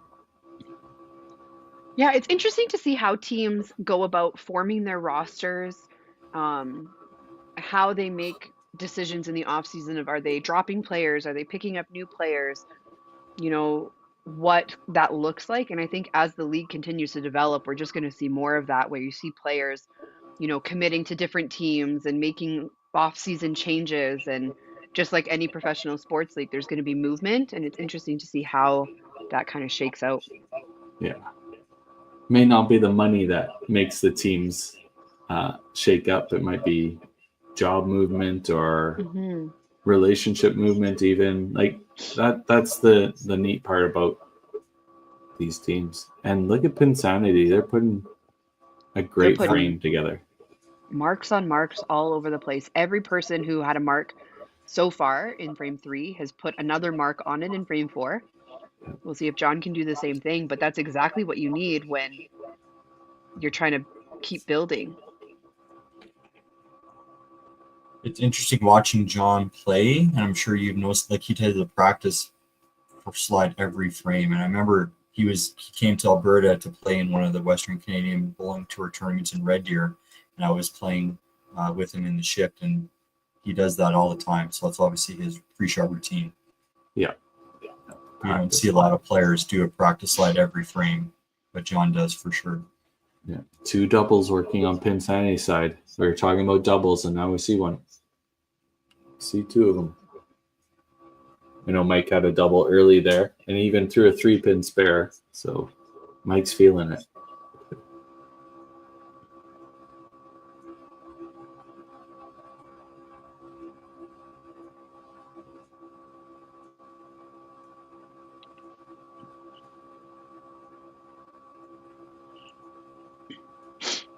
This is a really good gaining frame for Pinsanity, especially when you look at, you know, Mike with the 3-pin. That's not a great count, so he's not making up a lot of ground with that. And then you have head pins, and just have to keep putting up frames like that. And We're having an Okanagan Wi-Fi outage. this is a great comment by Rob, that it's finding that chemistry that works for a roster, especially in this league where you have the ability to kind of put together whatever team you want. It's not a tryout like the Open or Masters. It's not necessarily your highest averaging players. That might not be the right dynamic for your team, to just put your highest averaging players on, because we know there's players that maybe are a little bit below that high average, but bring so much more to a pit and more to a team, just in their energy and their attitude towards the game, right? Yeah. I think pretty much everybody that listens to this or plays bowling or plays any other type of sport, they understand that team chemistry is a large part of a successful team. So if you don't have team chemistry, it's tough to feed off a player that, or multiple players that just don't feel that with you, right? Yeah.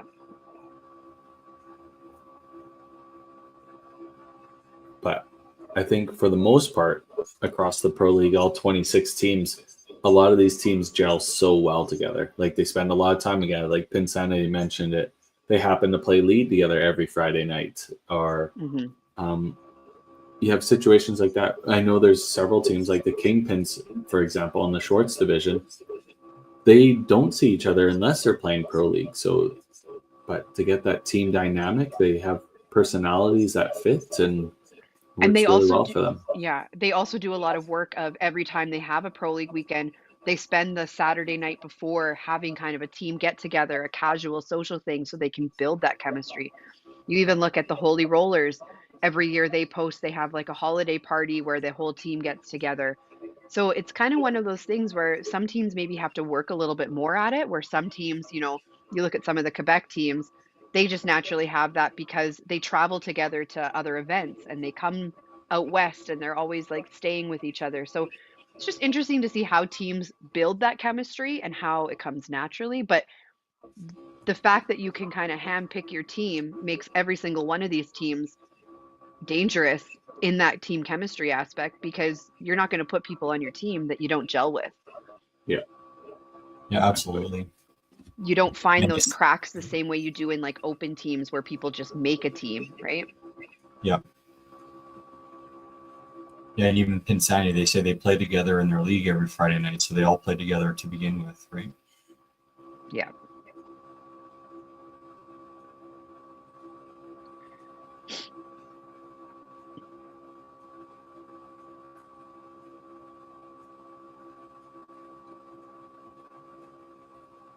We know we're having camera issues here with the Eclipse, so hopefully we can get that figured out. The good thing is we're 2 bowlers away from going into the commercial break, so hopefully Yeah, that'll give them some time to sort some things out here. And we do Back-to-back have. Oh, Sorry, sorry. go ahead. Go I ahead. was just going to say back-to-back strikes at the top of the order for the Eclipse. And some more marks going down. We get a little bit of a snag with Sherry getting a head pin there.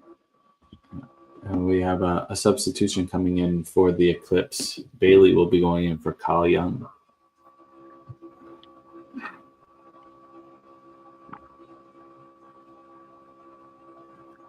Oh, and down the middle on the strike. So there's a big count that we're missing over on Sherry's side.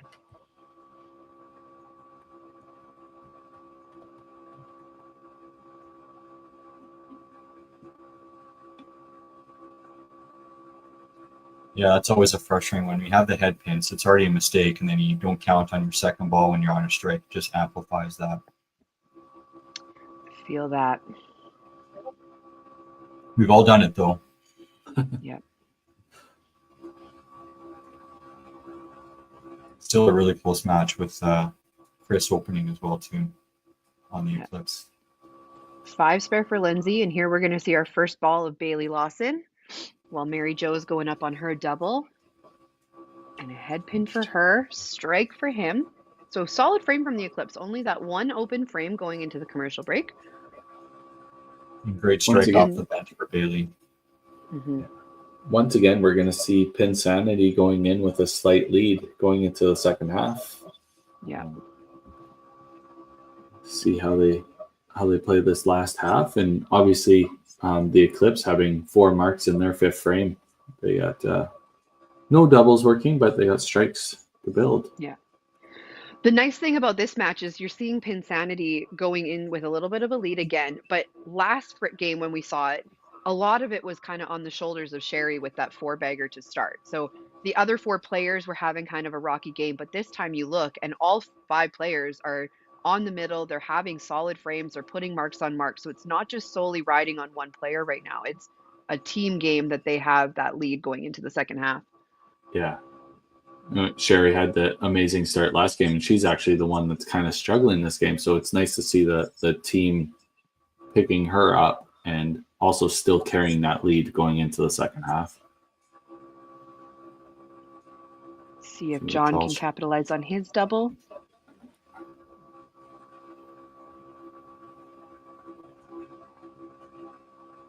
That was another great shot. That's great to right. get the marks again. Yeah, so 493 for the Eclipse and 563 for Pinsanity. We'll run our And marks are commercial. fairly even. Yeah.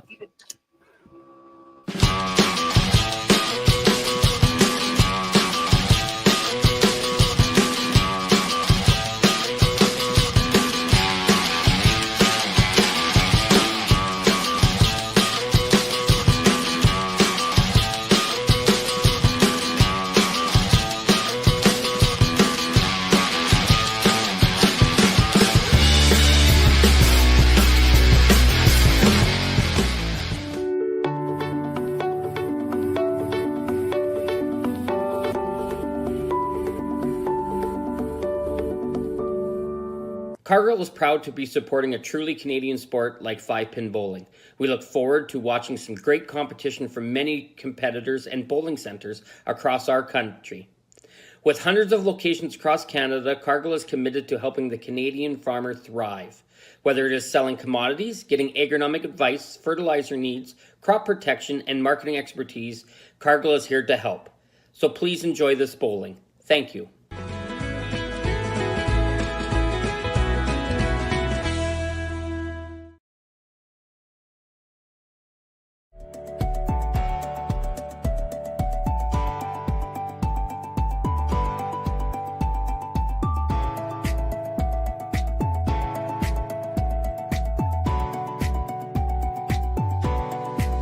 Financial freedom begins with financial literacy.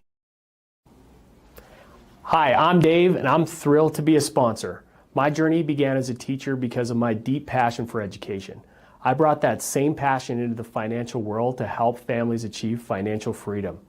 Financial freedom isn't just about having more, it's about knowing more. That's why I'm here to help you make smart decisions with insurance, investing, and lending, all in one place. I'm Dave, and together we'll help you achieve financial freedom.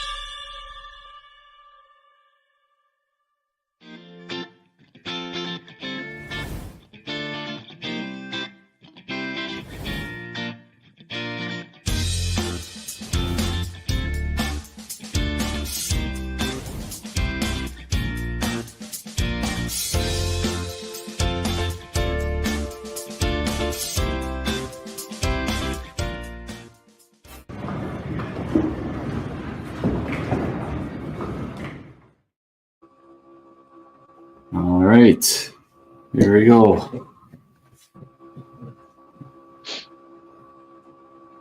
Back in action. Yeah. So we got Matthew and Amy both have marks here. Their match is close, just outside of a ball. Yeah. Eclipse cameras are looking okay coming out of the commercial break. So hopefully that continues the rest of the match. Hopefully. It's a good refresh. That was a nice smooth ball, but just a little heavy, got the chop. And Amy just can't push that corner pin over.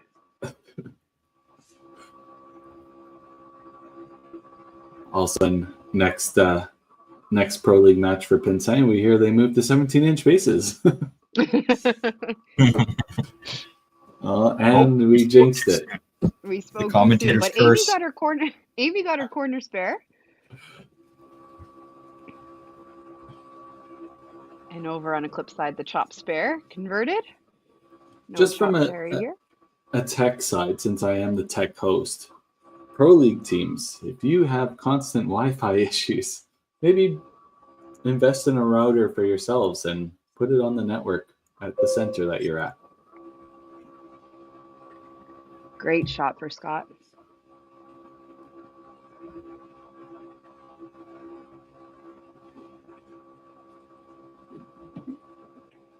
Mike with the 5. A spare here is going to keep that match pretty close, but he looked a little off balance, but he got it anyway. Yeah. I wasn't sure if he was going to miss left the way he's kind of stumbling at the line there. It looked a little quick, but obviously able to hold the line.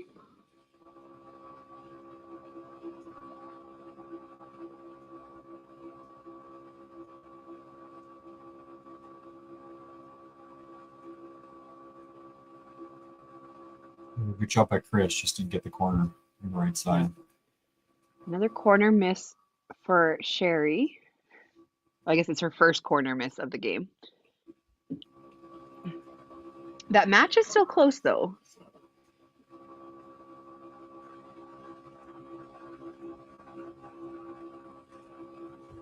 It's fun to see Chris Bradford. He's a regular on the Western Canadian Bowling Tour. Travels around to a lot of the tournaments. And he made his first cut at the TPC in Sherwood Park this year.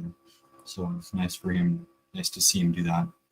Yeah. I was talking with Tim Wiseman there not too long ago. And because Chris is there all the time, we just naturally assume that Chris has made a cut before because, like, I don't know.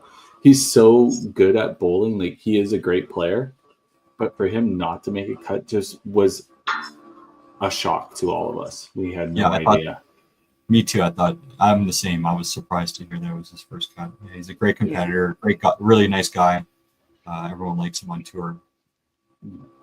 Except for Terry Kreitz. Oh, well. who knocked him out A side and B side. He made it to the round of 8 on the A side, though, I believe, or on the B side. Yeah. It's pretty good.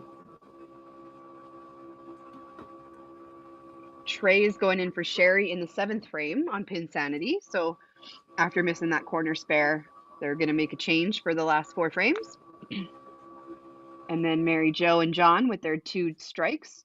That's a ham bone for John. Oh, ham bone. Sorry, guys, I missed that. I was working on Eclipse cameras still. Don't worry, I got it. I had it up there. Amazing. Thank you. I will try and fix this issue.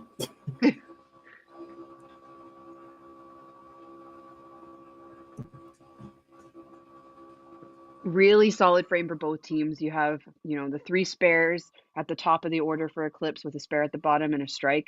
You still have that double working on Pinsanity with a couple more strikes and a spare in there. This is going to be a close game coming into those last few frames. Absolutely. Another great shot by Amy Spence. Throwing a strike on her spare. This is the thing with those marks on marks. Everything just builds really fast when you don't have those open frames in there.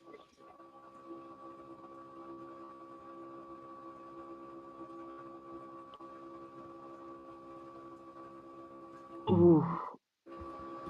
Blows it by. That's going to give, with that open, it gives Amy quite an advantage going into the last few frames. She still has that strike she's going to be counting on. Scott now has a double he's going to be working on. Yeah, that's a tight match with Mike. Mm-hmm. Mike has an opportunity here to continue with the lead. He hasn't had an open frame yet. Putting a big count on this spare will be huge because that double is going to give them an opportunity on Pinsanity side. And we have another strike with Trey coming off the bench for Sherry. Pinsanity's turning it on. Yeah, we got that double and then another double below. It's big. Yeah, that was a big strike for Mike. Keeps him in control of that Scott match, but Scott with that double, that's going to eat up some of that pretty quick. Mm-hmm. So Trevor's going to be going in for Matthew next frame here. Another great shot for Mary Jo. Shooting at that left side. So both teams have made 1 pull? Both pulls. Both pulls. Yeah. Bailey went in for Kyle Young, and now Trevor in for Matthew. And then on the Pinsanity side, we just have Trey going in for Sherry. Just Trey. Yeah. So they still have the one other pull if needed. And Mary Jo gets another corner spare. But Pinsanity, with that one one sub is now the other 4 matches are looking solid, right? So Right. not They may looking not need to for use it. yeah.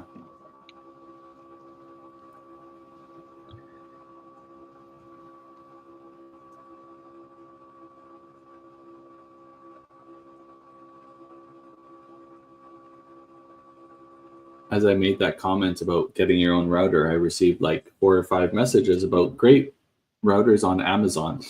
Top picks. Top picks. Post a link in the comments. Tough hit for Yeah. John, but he's throwing really well though. Yeah. Just slow his game down a little bit and but still solid. Still has a really strong lead, and then with Bailey missing that corner spare, it's really not going to hurt him any to have this open here. All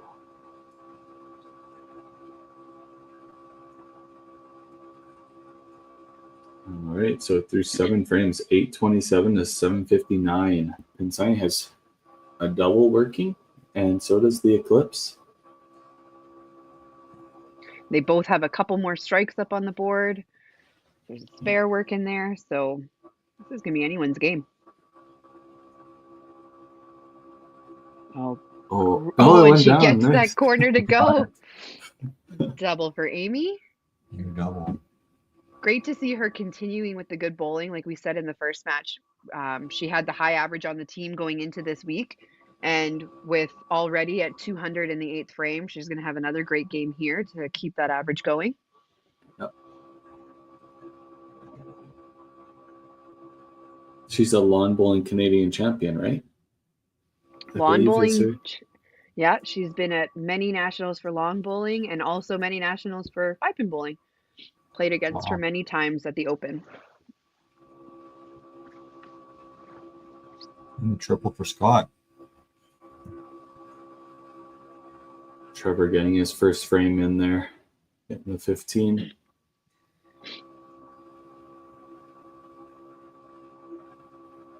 And Pinsanity just feeding off each other and just putting the hammer down. 3 doubles at the top of the lineup. So we're talking about team chemistry, right? You get somebody that starts the team off and the team follows.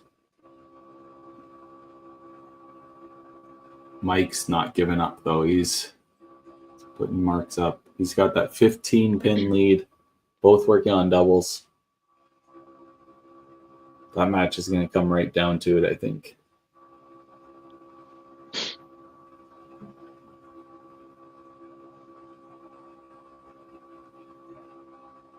Great shot by Mary Jo. Keep the team going.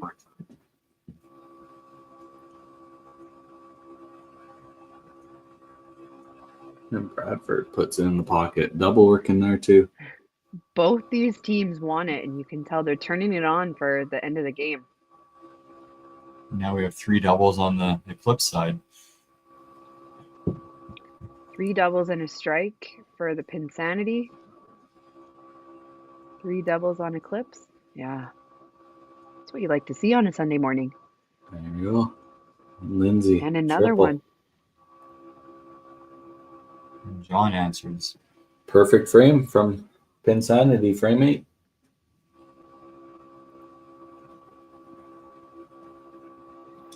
As good as all these teams are, all 26 teams, I don't know how many times we've seen perfect frames. It can't be a whole bunch. Well, it's very We haven't few, had that's for sure. a ton, Yeah. no.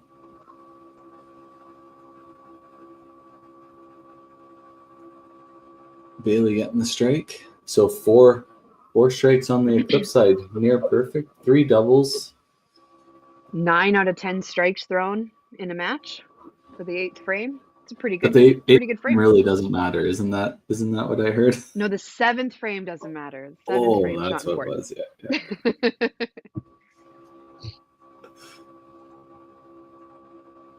Yeah. And Trevor wanted to get on the strike train with everybody. He Felt turned left out. around. He knew that was a strike. Right out of her hand, you could tell that one was just a little bit off. Still got a good lead on that match.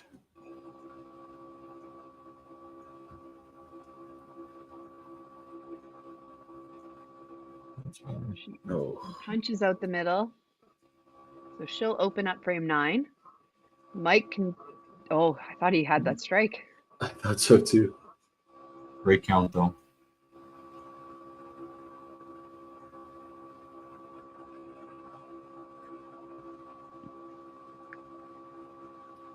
All right. See how Scott answers that pocket shot by Mike. And Puts right his on corner. it. He seemed to think that was a little bit skinnier than I thought it was, because when I saw that shot, I'm like, oh, that's a great shot. But his body language didn't quite communicate the same message. Yeah, he thinks he pulled that one a little bit, I think. Great shot, Oh. Scott. Oh, Oh, and he same result. also gets roasted. Wow. Spare here will keep that one within 15. It's amazing. Like all those pins slide to the right and they don't hit the pin. Yeah. Bradford Bradford with the throwing a triple. strike.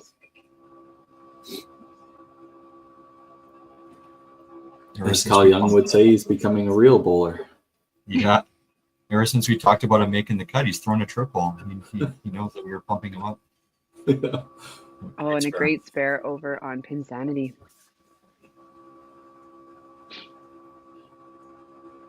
That is a big spare actually for Scott because you don't know if they're watching or not, but with the Eclipse running some marks on marks, he needed to get the marks going again. Yeah. Oh, Hand handball on for him. Lindsay. Oh, There's another head pin there. Trey's first mistake, but great double. I think this is definitely on point for the Eclipse where they tend to run lots of strikes in the back halves of their games.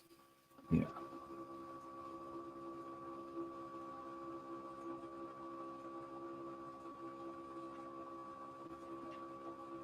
I consider Bailey a really good friend, and I was about to make a joke there, and I'm going to hold back, Bailey.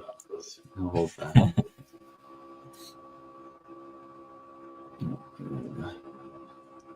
Pin correction over on Trey's second ball.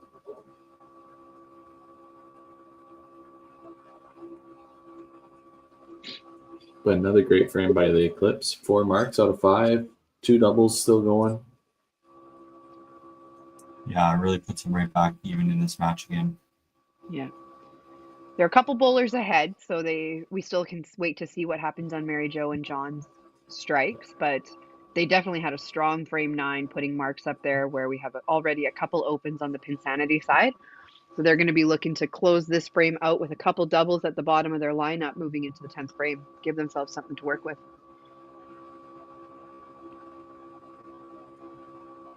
Oh, and he almost gets it to take that 2-pin too.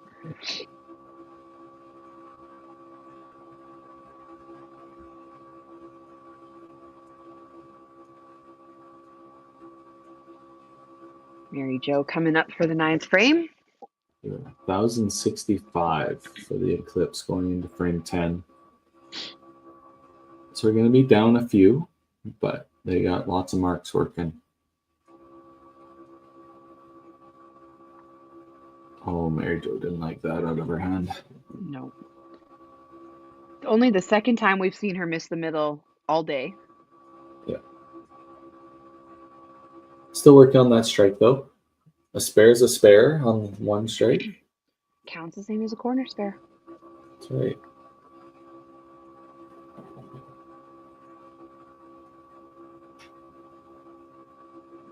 To get there. Oh, she just tickles the middle. Yeah, it's a big spare. Veteran thin to win. Don't punch on the second ball. Yeah. Right. Keep it on the side and hope it carries the 2-pin. This could be a huge ball for the match for the Pinsanity. John having the double coming home with the other doubles up top on the Eclipse. This is a big ball.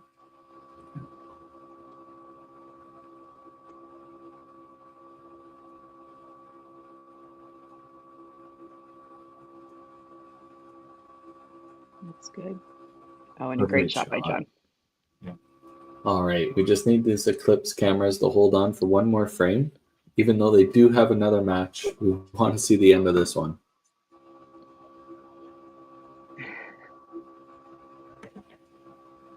See if we can get that back going. Both bowlers up on the deck. Trevor working on the strike. And he gets shot. another one. Amy throws the matching strike. It's going to be exciting. It's going to be down on the wire. Yeah. Yeah. That was a big ball for the Eclipse for team total working on that strike. You know, they both put up a strike in 10. The individual match is done, but having that extra count for team total is huge. Oh, Amy throws another one.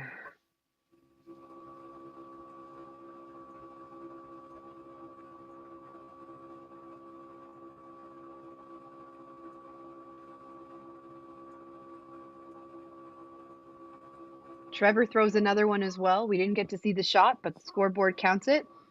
And Amy throws the turkey in 10 for a 278. Great game for her.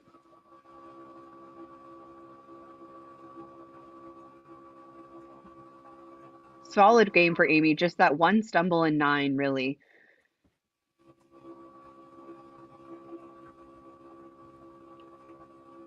And Trevor punches in the last ball of 10, but that's a good place to put it. 230 for him.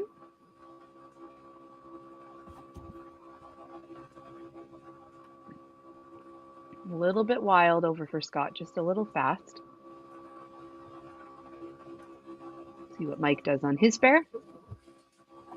289 maximum for Scott, so this is a big shot.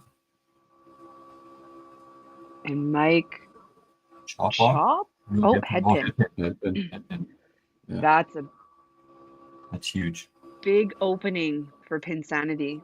A spare Another here tie. is going to be huge. Could have a tie. Could be, yeah. If Mike cleans everything, Looks like he got the one side. Scott has to spare this now. No. Oh, and he punches out the middle. So that point will go to the Eclipse, but a great game by both players. Yeah, really good match. Yeah, that one was back and Oh, and forth then the Mike whole missed. way through. 284 for Mike Elder. And a 272 for Scott Clays. Great. At the top of Pinsanity lineup, back-to-back 270s is exactly what you want to see in your 1-2 hole.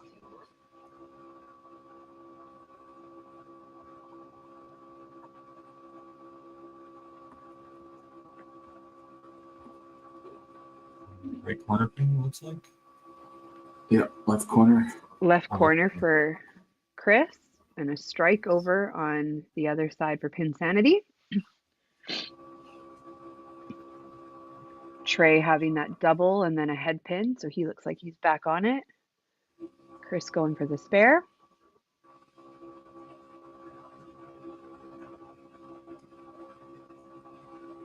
He missed it. Miss there. So his individual point is still there. A little bit of a miss for team total, though.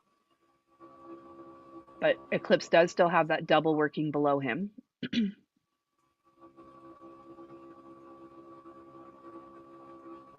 Refresh here.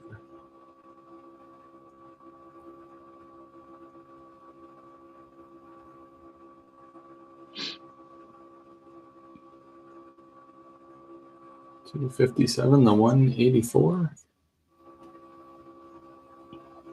And see what Lindsay can do on her 4-bagger. She get it in there? Yeah. Oh, great shot. A Yahtzee. So that ball there was massive for team total, bringing it basically tied. I think it says 12-24 now. Oh, shot. Mary Jo hangs a corner.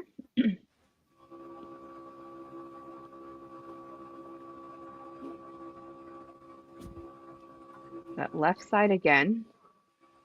It's her third attempt at it this game.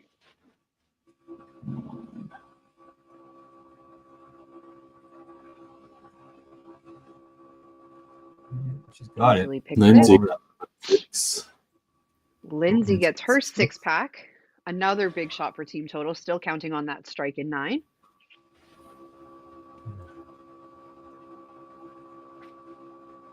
Oh, come on, cameras. And 7. she gets the 7. There's some Lindsay deja vu. Great game by Lindsay. 330. It is going to come down to that bottom bowler. John has the double working. Bailey's working on an open frame, punching in 9. 1284, I And believe. that's what it looks like to me. To 1255.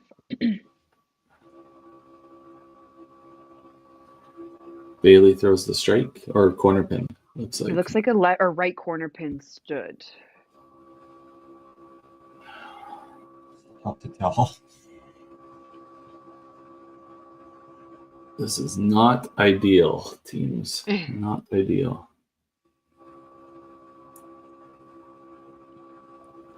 Nothing Pinsanity can do besides John just throwing his frame. Bailey gets the spare. Big shot. Oh, Roasted. John gets roasted, but that's a great count on the double. huge count. Yeah, I'm just gonna say huge count. Unfortunately, we don't know what Eclipse has. It's gonna be close though. If anybody from Eclipse is listening and can send us in the chat, what your team total's at, what anything's at, so we can That's a try to big spare. see. John gets his spare, and it looks like Bailey gets the strike on his. So he put up a 30 count in 10. Not sure what that puts them at for team total. If it was 1284, that'd be 1314, which means this is for until we by 1, but we're guessing though. John throws a strike, which we don't know if that's enough. It's gonna be We within need a ball. We need someone from Eclipse to give us a picture of the screen, the scoreboard. There we go. 203, 13 And it looks like 13-0 something. So it looks like Pinsanity took team total and John's point and won 5-3. I believe so. Waiting We're for just going to wait for confirmation. confirmation. Yeah.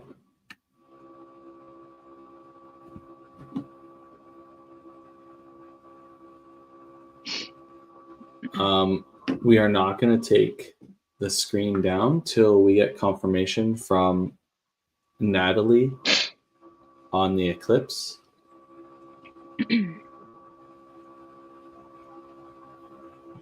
If she can take a picture of the scoreboard and send it to me, that would be fantastic. Sorry, guys, for the interruption, but we need to confirm. Natalie, if you can hear me, can you please take a picture and send in group chat of your scoreboard?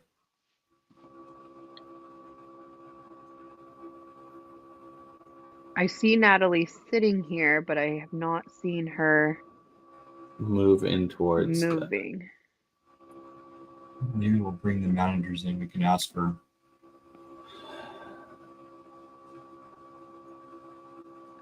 No, they're having Wi-Fi issues here. I just want to confirm before we move on here.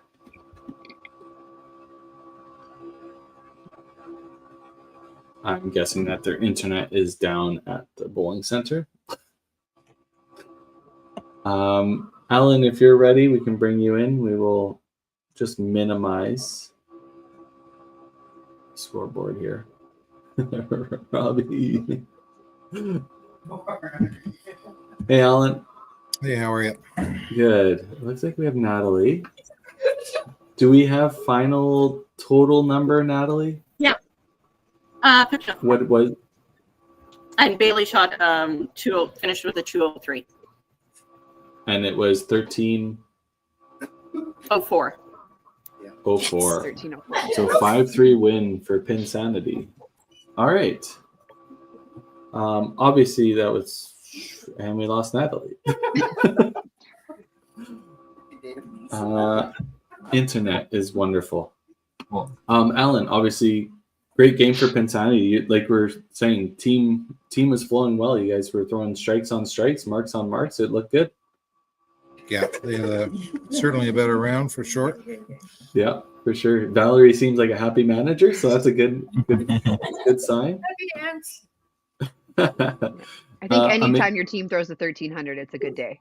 yeah, exactly. So we'll let you go. We'll see you in about an hour, and you guys will be taking on, who is your fourth match? The Mayhem. So looking Mayhem. forward towards that. All right, We're gonna guys. run our commercial break and bring in our next match. Thanks, Alan. Thank you. Yeah, great match.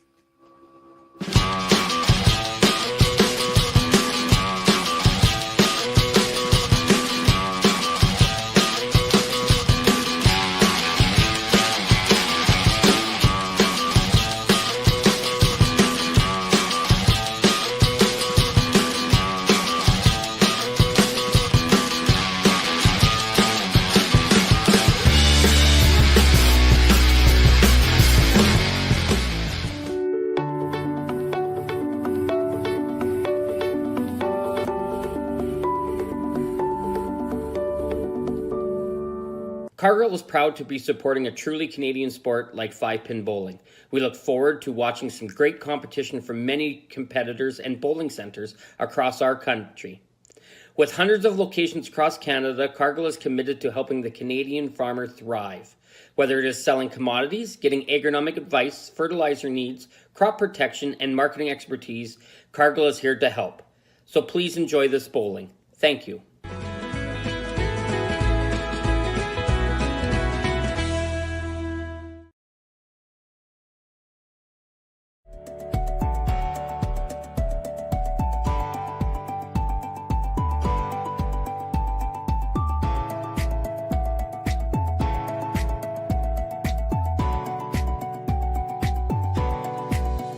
Financial freedom begins with financial literacy.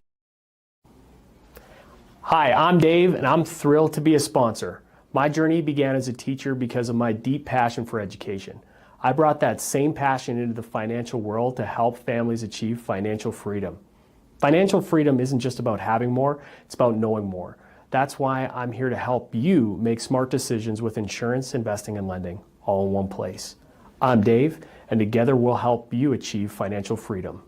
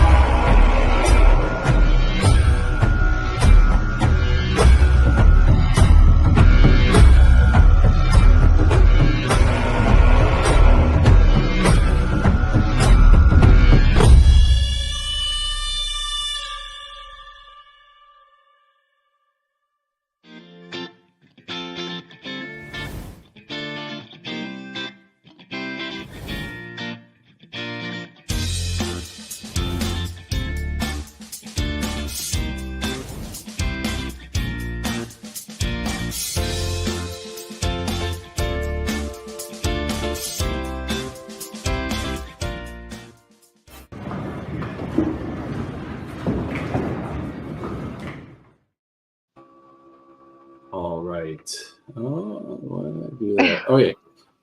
We may not have Natalie Young for our manager thing here, but we'll bring in Ken. They're just setting up camera. We got score camera up, so hopefully lane camera will be here shortly.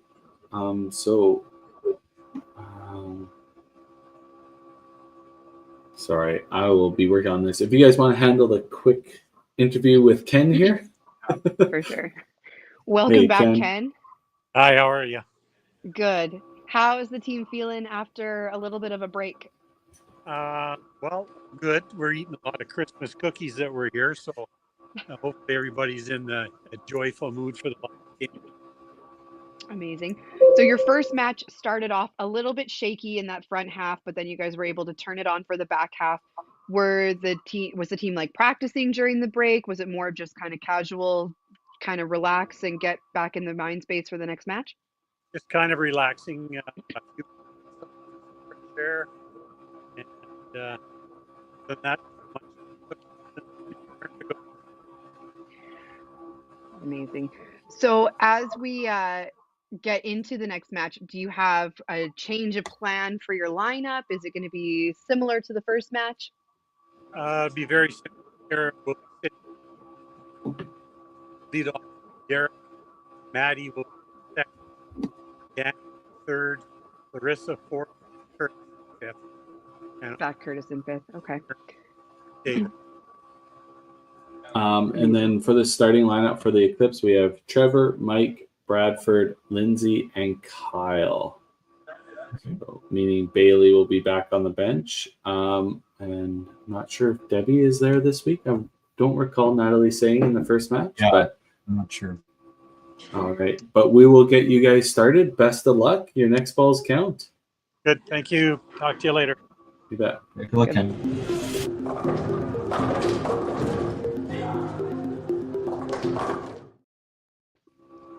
All right. Hopefully we got everything good to go here.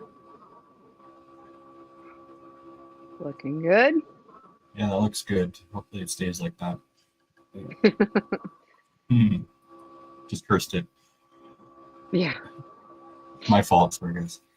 Yeah. Everybody blame Robbie. So both these teams are coming off matches earlier in the day. Eclipse just coming off a little close loss to the Pinsanity. Trash Pandas were able to take a win off Pinsanity this morning. That match was close up until about the 7th frame, and then they turned it on. Yeah, it will be interesting to see how the Eclipse come out because they threw really well. So when you lose on the last ball like that, and you still average 260 as a team, so they threw great. So, but it's interesting to see though how they come out with this match. If it's still in the back of their mind that last match, if they can reset for this match against the Pandas. Yeah, Right. like they played really well. Like to lose by less than one ball, like With you a gotta give it- 1300. yeah, you got to give it to Pinsanity holding it together and carrying that win for them, right? That they knew it was going to be tough. Eclipse always come on strong at the end, and Mhm. yeah, it's a good match. And Trash Pandas are going to have to approach this game right from game one or right from frame one. You know, last match they had a really rocky first 5 frames. It wasn't quite the team that we're used to seeing on the lanes, and I don't know if they're going to be able to get away with something like that in this match. Yeah, especially if they go into the second half behind. It's going to be tough because like the Eclipse finished strong, right? So, Yeah. But we've seen both these teams have amazing matches and strong totals, so I'm expecting nothing less. So.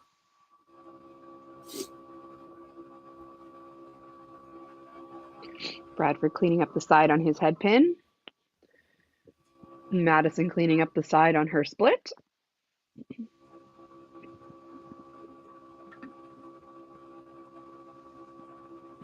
See what Lindsay can do after a big game in game one.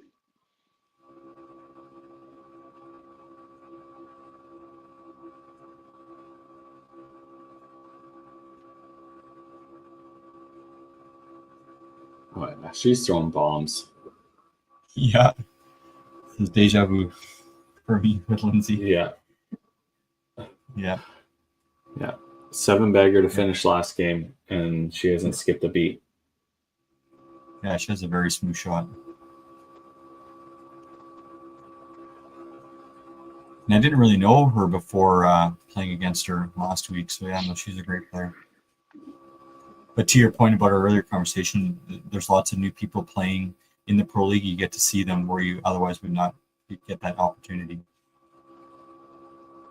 Yeah, it's awesome to see. Great start by the Eclipse. 4 out of 5 marks. Larissa held that follow through for quite a while and just couldn't get that corner pin to go. Yeah. Maybe if I hold it a little longer, it'll fall.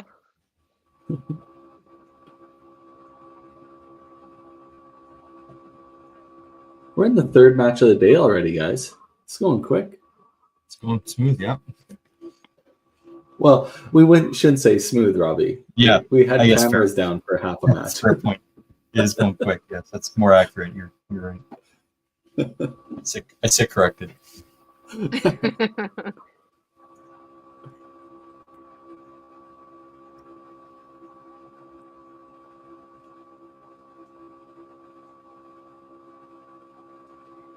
see if Curtis. He got pulled in game 1, being a little bit wild. We only had 1 strike in the first 6 frames, but already we have that 1 strike. Yeah, very unlike Curtis during actually that first half of that first game. So I'm assuming we'll see the Curtis we're used to seeing this match. Yeah.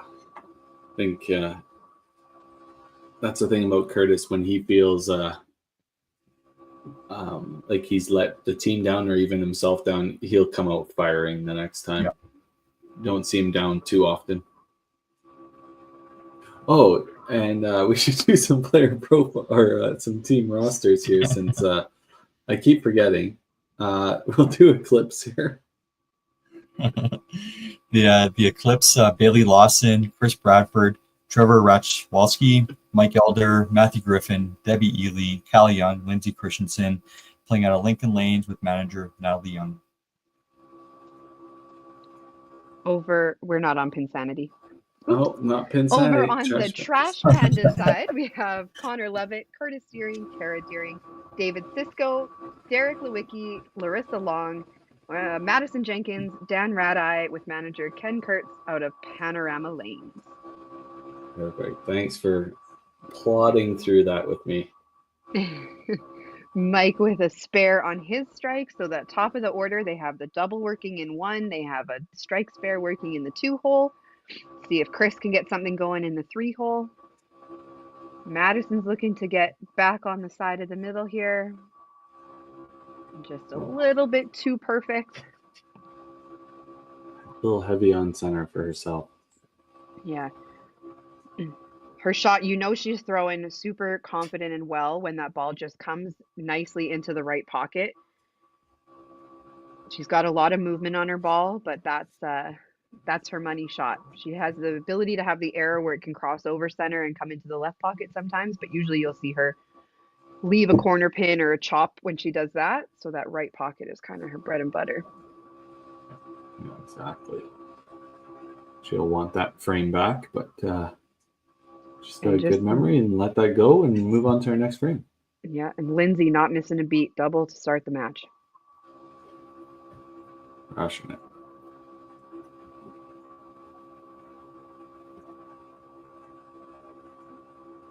Oh, and Dan just leaving that corner. Oh, Kyle Young coming back fighting after he got pulled in the first match.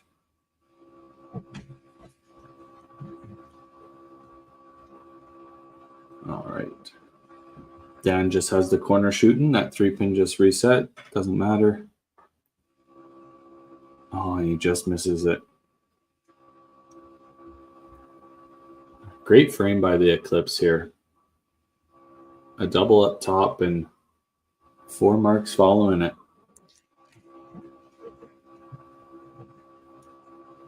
Yeah, only 1 open frame so far. Yeah, really good start for the Eclipse. Yeah, that's a huge start. And at the same time, when Trash Pandas have opens, it sort of compounds it. Yeah, Trash Pandas have kind of slow start here. Yeah. This is very similar to what we saw in game 1. Yeah, I was just going to say. Yeah.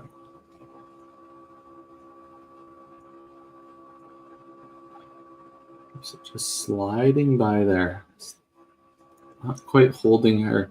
She held her shot for the second ball in frame 1 there, but she's been kind of off balance there on her first shots.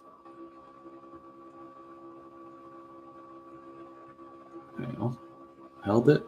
And oh, there you go. that's the spare.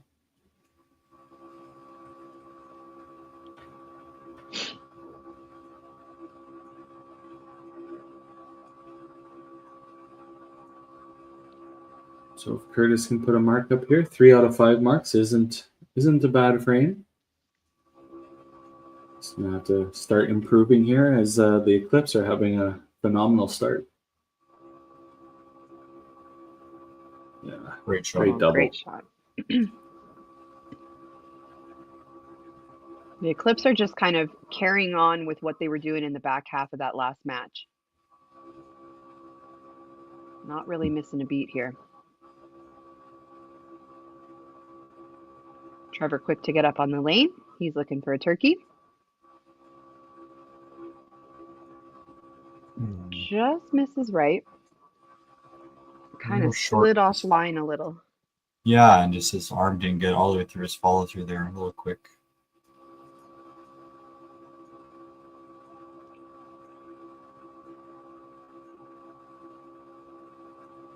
Great double by Derek.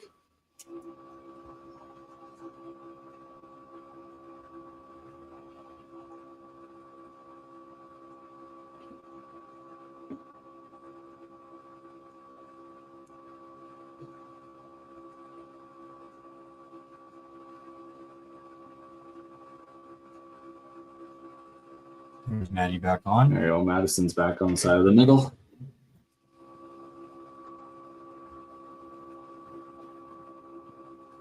There we go. Some of the trash pandas are putting it together now.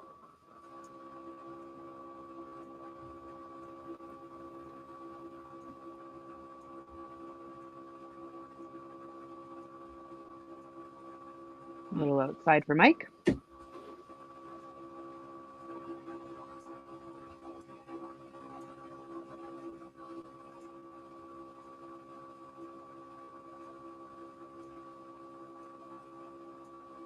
Let's see if Dan has better luck on his right side corner pin than his left side.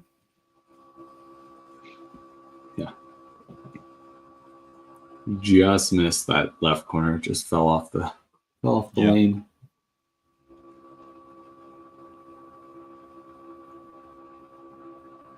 Looks good. Good pick.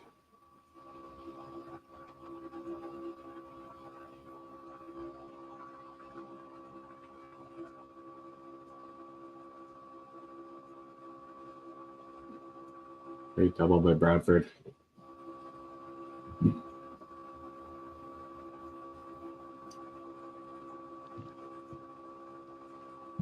Oh, and a slider just doesn't get it to go all the way, but great count.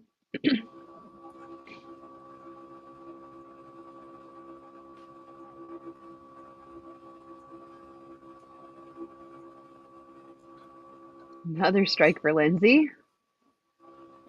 10 bagger. She doesn't see anything. What's hard about this league? No. Yeah. No.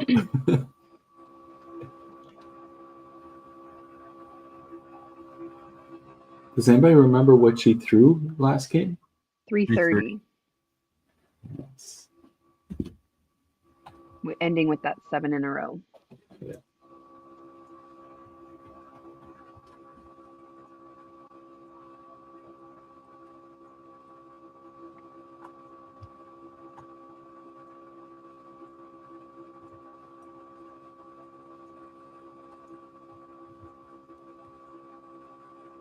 Clean up by Kyle.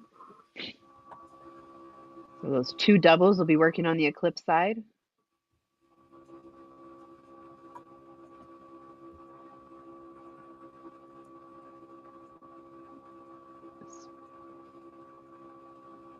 An open frame over on Trash Pandas. That match at the bottom is super close. After 3. In our earlier match, Katie, you're talking about having when you have a good shot for a corner, then you miss the spare. How that's frustrating. I hate the double open because you throw 2 great balls, you think you're going to get your game going, then you open it in the 3rd frame. It's such a killer. Yeah. Well, and even to like piggyback on that, the other shot I hate is when you miss the 5 side and then on the middle shot plow out the middle. Like, Yeah, it exactly. just, all of those things that just make the frustration level inch up a little bit more. That missed spare shot, the plowing the middle. Yeah. You throw 2 great shots, open, strike, and then you open, whether it's a head pin or a missed plow. Exactly. Yeah. It's like the little ways that the game plays mind games within your own game against you. Ooh. Blows by that chop. So he's going to have 2 open frames in a row over for the leadoff on the Eclipse. Not ideal for Trevor. Yeah, and even though we started with a double, with this spare here, Derek's now taking the lead on the Trash Panda side. Yeah. Gets the cleanup. Kind of has that look on his face like, yeah. I know that Great was spare. dumb. Really good spare by Derek.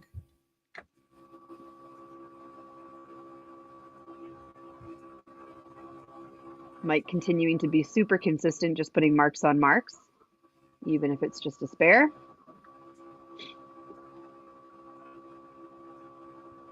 Madison crossing it over. Great shot by Mike.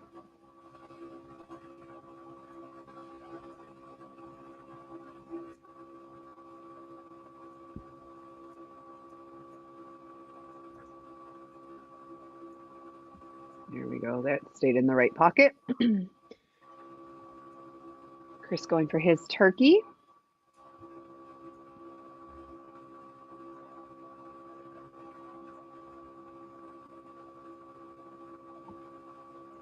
Ooh.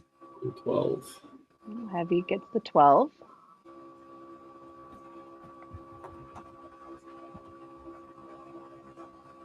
And a 7 over on the other side.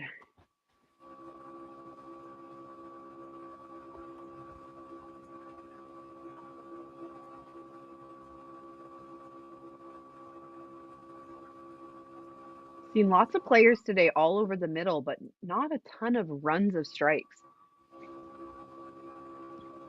Lots of corner Lindsay. pins. Yeah. Just Lindsay. Just Lindsay, yeah. Other than that, it's been lots of corner pins, lots of head pins, with some strikes scattered in, but good cleanup.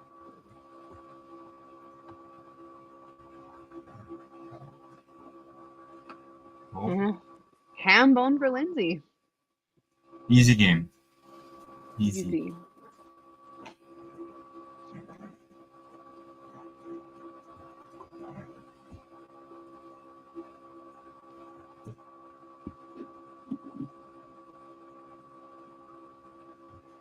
Great shot by Larissa. Yeah. Really good follow through out of her hand.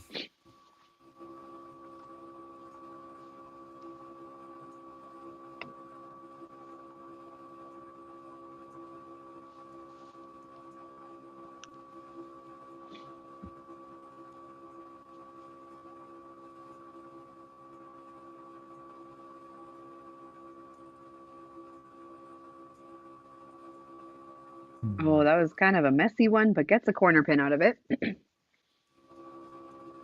Great frame by the Eclipse. 4 more marks up there, double working. Yeah, and see if Curtis can get the spare here to keep exactly even with Kyle's spare and score.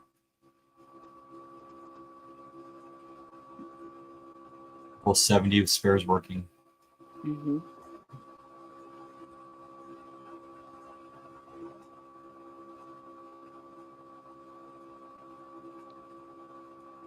Trash Pandas just seem a little bit, I don't know, if it's not tentative, but just not quite throwing just like that easy ball that's just effortless, right?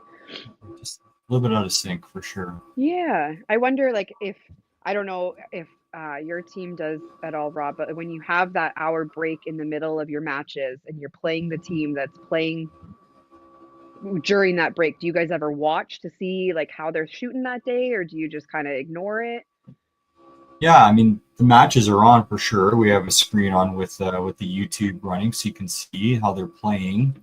But I think you're kind of just socializing for a little bit and then taking a break, and then people do some coffee runs or whatnot. But then you just start warming up, and you definitely watch the end of the game. But I think you're kind of just doing your own thing. It doesn't really matter how they're playing in that match.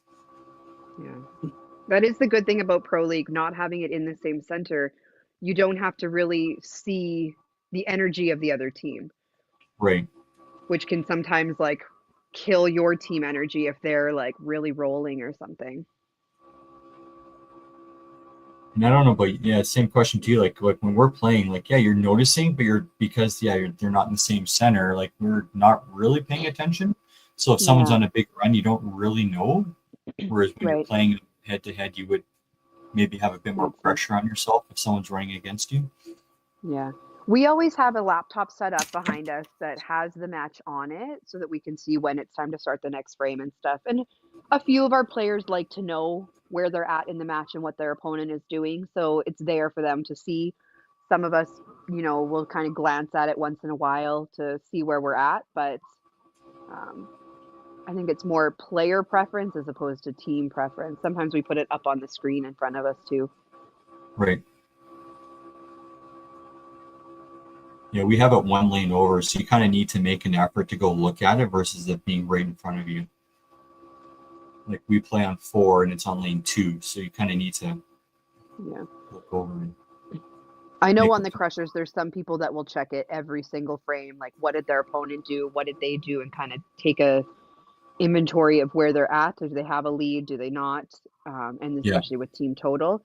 And more so in frames 8, 9, 10. You see a lot more people look at the laptop in 8, 9, 10. Yeah. So that's 2 weeks in a row. Lindsay throws 11 bagger. Yeah. Oh. And then a split. Unfortunately, she can't complete the 12 in a row. But great start.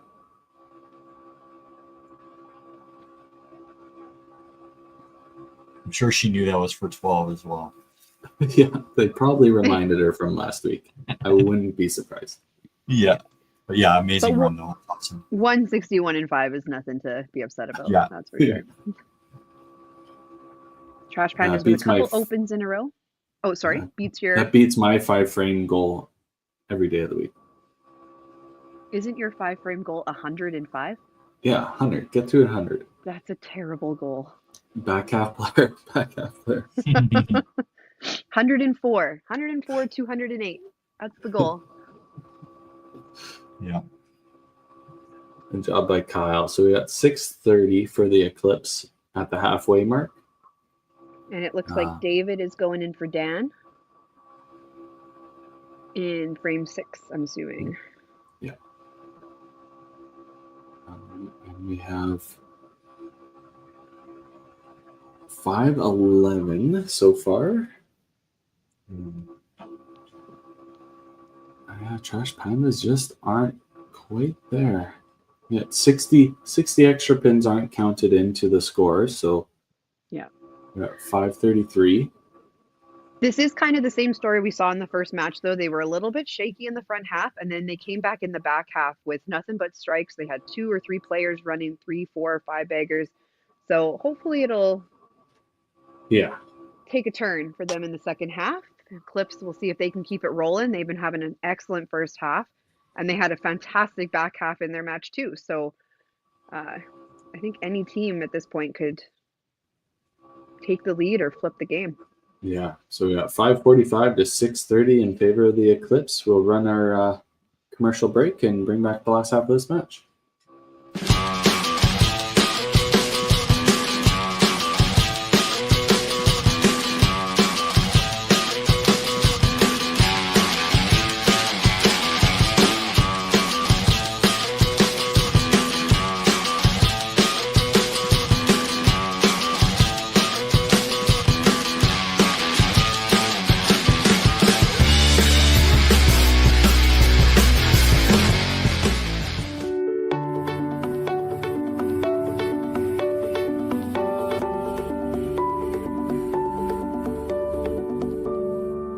Cargill is proud to be supporting a truly Canadian sport like 5-pin bowling. We look forward to watching some great competition from many competitors and bowling centers across our country. With hundreds of locations across Canada, Cargill is committed to helping the Canadian farmer thrive. Whether it is selling commodities, getting agronomic advice, fertilizer needs, crop protection, and marketing expertise, Cargill is here to help. So please enjoy this bowling. Thank you.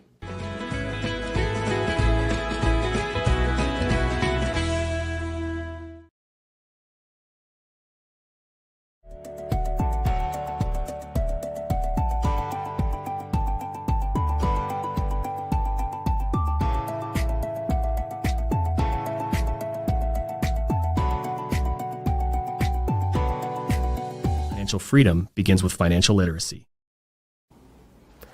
Hi, I'm Dave, and I'm thrilled to be a sponsor. My journey began as a teacher because of my deep passion for education. I brought that same passion into the financial world to help families achieve financial freedom. Financial freedom isn't just about having more, it's about knowing more. That's why I'm here to help you make smart decisions with insurance, investing, and lending, all in one place. I'm Dave, and together we'll help you achieve financial freedom.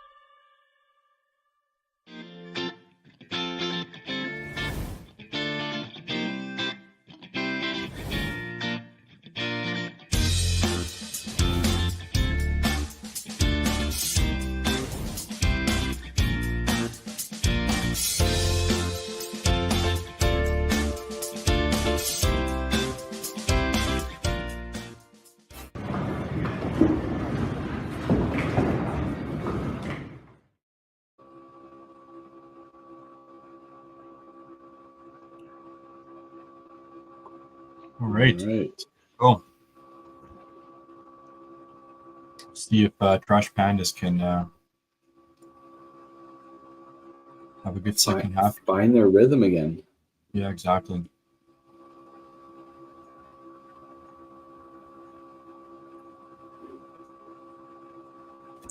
I do find that, and even in the last match, when watching the Eclipse, that they do generally bowl pretty strong in the second half. So the fact that they've also started well, that's pretty scary. Yeah. So definitely, I think the Trash Pandas need to come out flying as well. They need to put some big shots here. Which we know they can do because we've seen both of these teams do just that. So Yeah. Derek liked that one.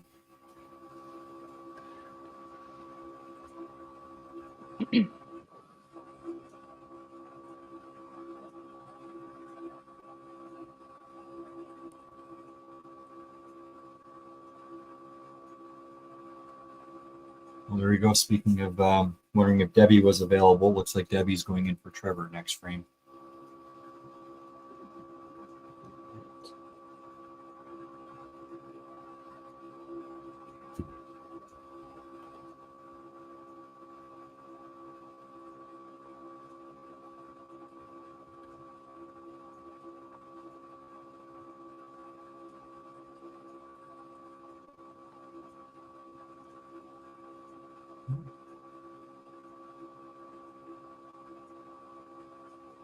Did he get the Mike corner? almost getting that spare again. Maddie and Mike with right 3 pins. Let's see if Maddie can spare hers.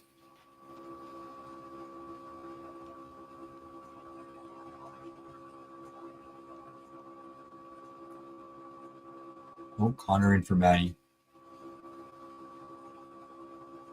Ooh.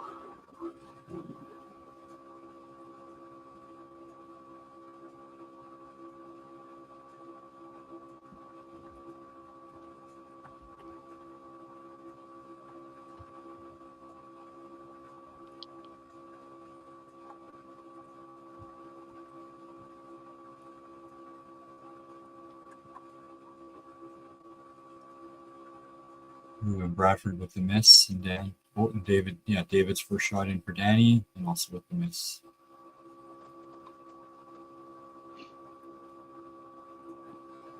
So definitely, after I said how the Eclipse come out flying in the second half, I definitely gave them the commentator jinx there. we cannot So be they- held responsible for those Yeah, things. they can blame. They can blame me. Larissa on her double, the only double that the Trash Pandas had working. So this will be a big shot for team total. Yeah, for sure. Especially with the Eclipse opening their first 3 frames, this is huge for the Trash Pandas. Marissa's found it now. She's throwing a great ball, so I think this is a strike. Oh, You just need to stop calling things. yeah. And a head pin for Lindsay. Spare here will help Larissa get back into this personal match. Here we go. Good cover.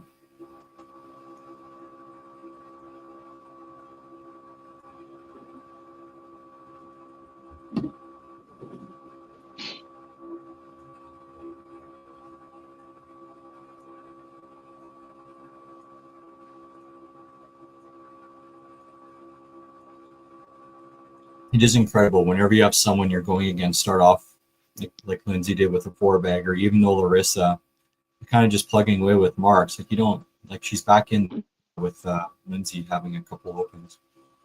Yeah, she's really, put a big count on that spare, and she's within 10.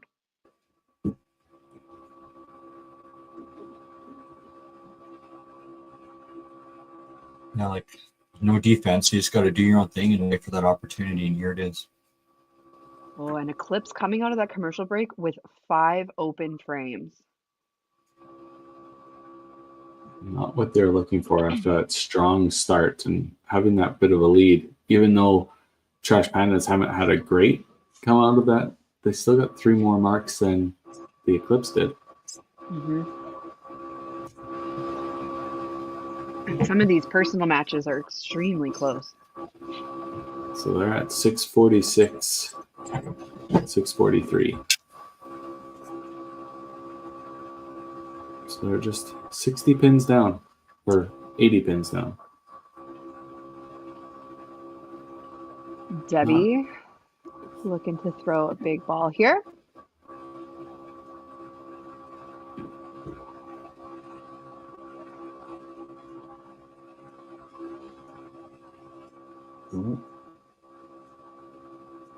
Uses a little bit outside.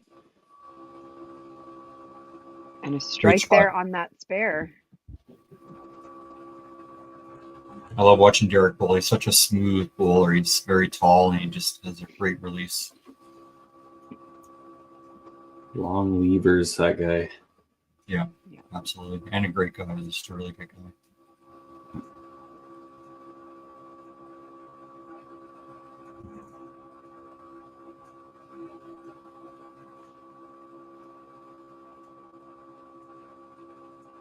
All right, let's see if Connor Debbie. can out of here. Debbie found the middle on that last shot. Oh, the chop. The 7 turns into the chop. Well, definitely a break there. Let's see if he can take advantage. No, Connor's been struggling a little bit this season, and you can kind of see it through his tour events as well. But he sure gets a lot of pin action at Panorama. Oh.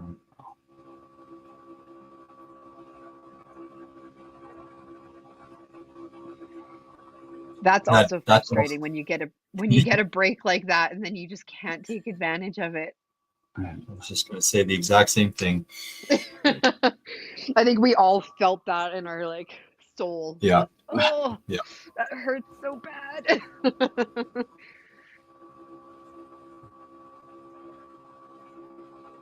And Mike misses his corner spare as well, so everybody's kind of just needing to take a breath, I think. Both teams just need to settle in. 7 straight open frames for the Eclipse here. Let's see if Bradford can get him back on the marks. Don't you just feel everything kind of slipping away or it's moving too fast? That's what it feels both teams kind of got going on right at the moment. Oh, he liked that Bradford. one. Great shot.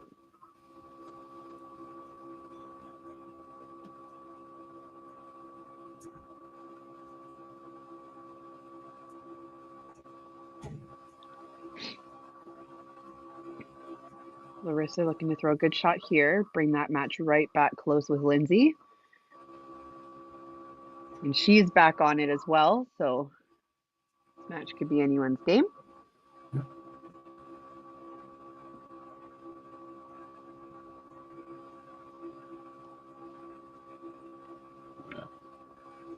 Larissa knew that one out of her hand.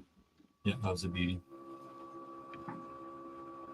And, good shot, Kyle.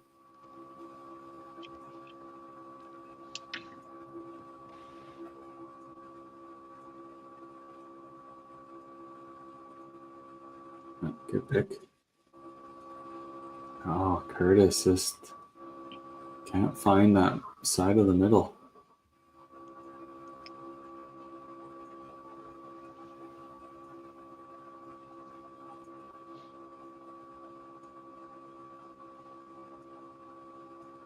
He had a really strong first 2 frames, but since then it's just been kind of what we saw in that first match from him again.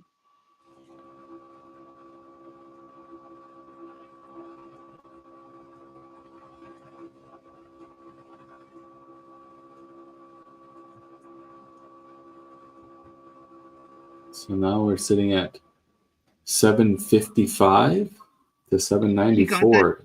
He got that 2 pin, so they'll have to do a score correction there. Oh, there you go, yeah.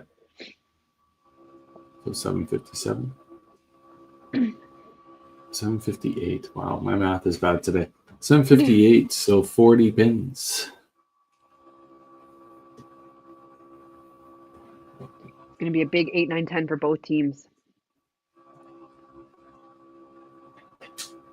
Debbie on the side of the middle.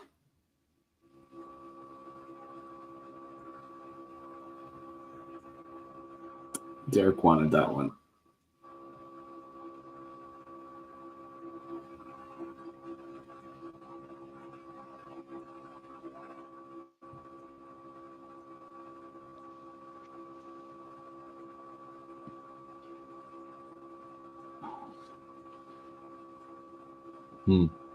It's interesting that we've seen the Trash Pandas have a few frames where they've had that left corner pin standing up, haven't reset it when the 3-pin resets with it, and they've shot at it. And that's, I think, the second or third time we've seen them miss that corner pin lane side with that 3-pin there standing. No, Dan missed in frame 2. And I think Curtis missed it in frame 6. Yeah. So that's their third one that they've missed without resetting that. I wonder if that's something they need to maybe take a look at the next time it happens. Like, even if it's not anything to do with it, it could be, right? Like, it's just something now messing with heads a little bit. Yeah. Connor getting another little kickback for the 12 count instead of a chop off. And Mike opened up on the other side, so a spare here is going to be big for that match. After you hung on the corner there. A good shot, though. There you go. Spare for Connor.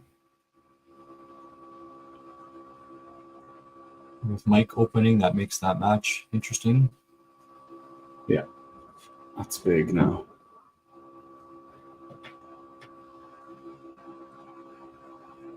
Another 12 counts on the panorama side.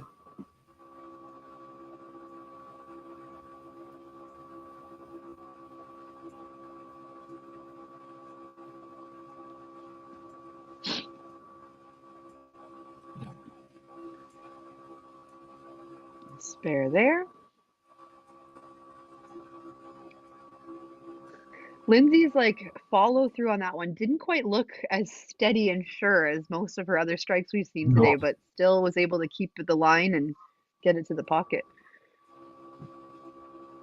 Yeah, she was kind of laughing when she came back. She kind of knew as well. She got away with Yeah. one. Oh, and another great shot by Larissa. No doubt on that one. Yeah.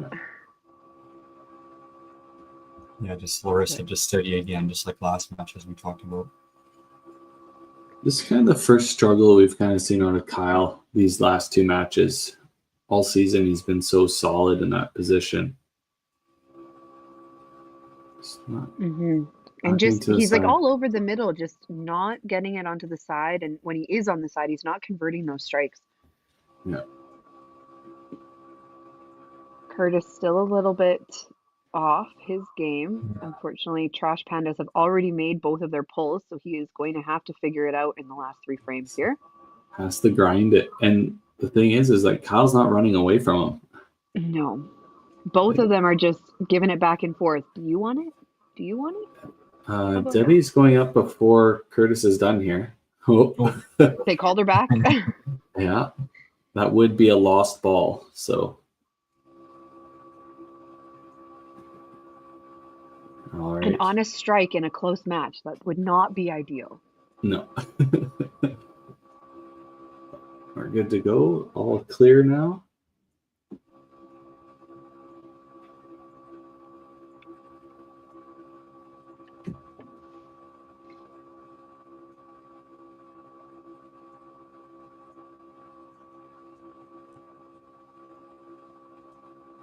Yeah.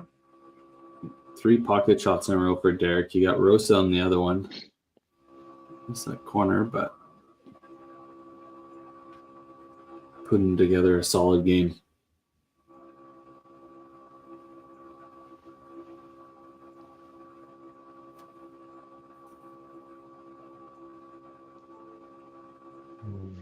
It's moved in right in the middle. Connor Great finally shot gets by his Connor. strike. He's been asking for it all game. Ever since he came in from Ed. Give me one.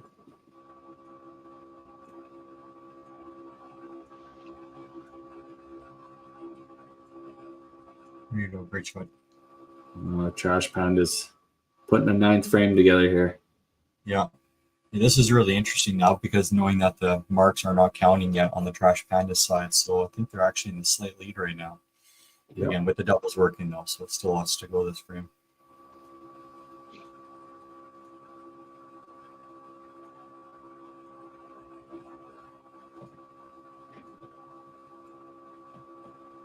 Lucy Oh, gets there's away a with one. triple. A little Hey, bit outside, but gets the slider. this is a scary position for the Eclipse now, right? One large frame can scoop up team total here. Mm-hmm. They've kind of slowed down. Curtis, who hasn't had a strike since the second frame, could complete the perfect frame. There it There we is. go. And he does. Second one today. So That's a huge frame though for the Trash Pandas. 60, And it- 105 extra. So they are at 996.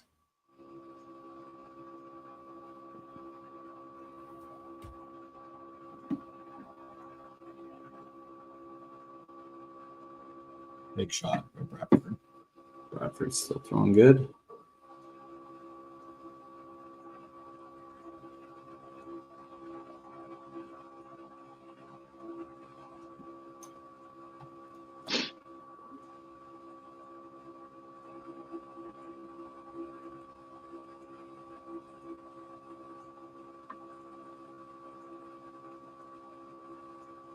Oh, and Lindsay gets tapped there. They count for totals though on the double.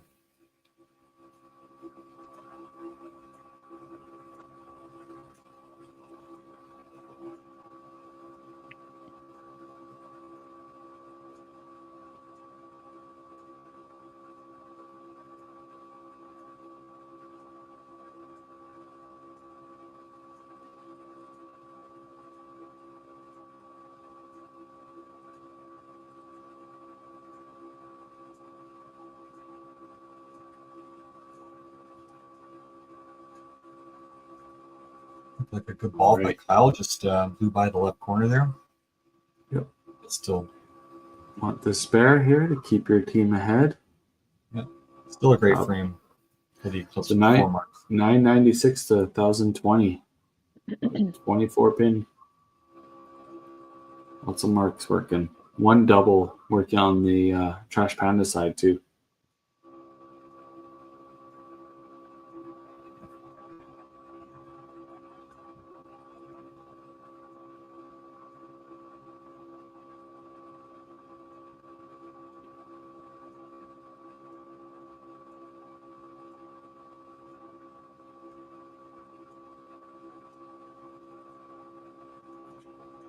Debbie gets a strike, helping team total. Her match is out of hand. Ooh, that okay. Interesting.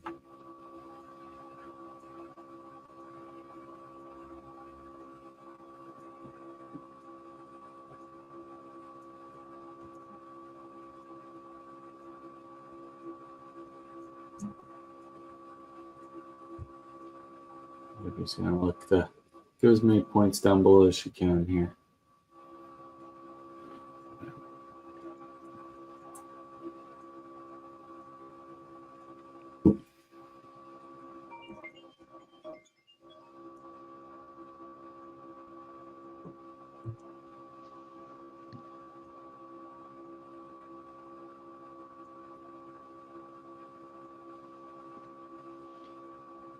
Gets the 5 side for a 200 on the nose.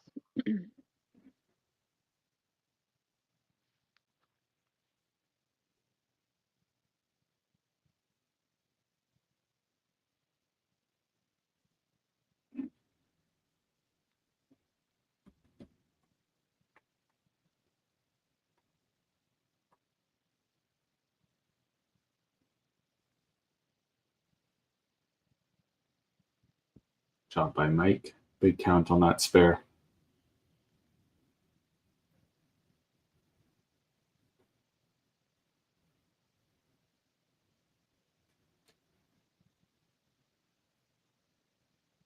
$263 by Derek. Solid game. Connor has a chance to stay with Mike here.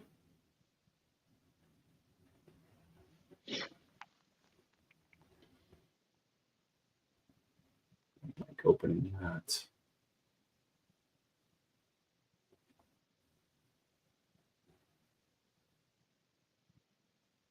Oh, and a skinny corner.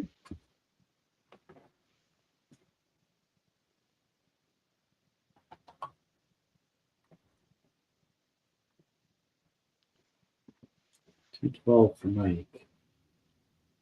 222.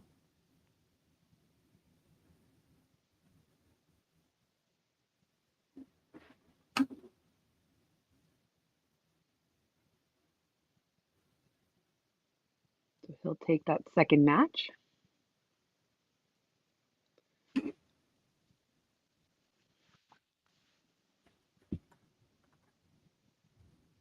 Chris misses 5-side on his first shot in 10.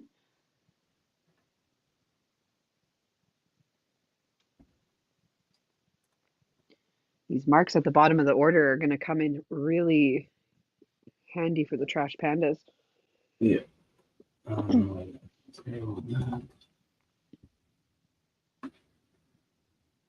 David with a big count on his strike. Not getting the strikes on the strikes, but putting 28 counts up. Chris missing to the side there is big on team total.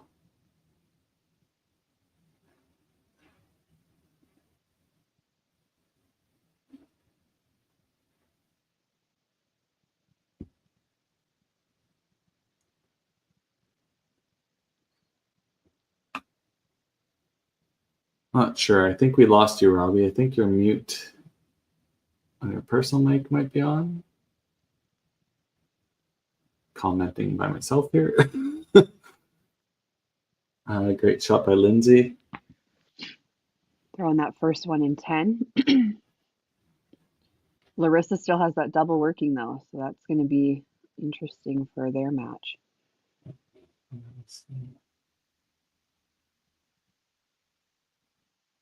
Oh, and we missed the corner spare for David. The match was already over, but that team total is what's kind of still on the line.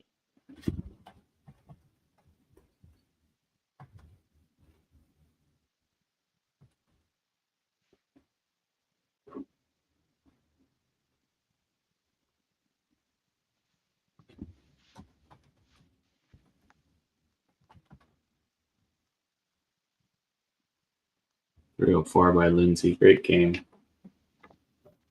Back-to-back 300s. Oh, and that corner doesn't go for Larissa.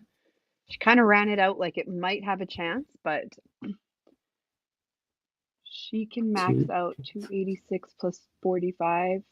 She can still win here. She needs to pick this.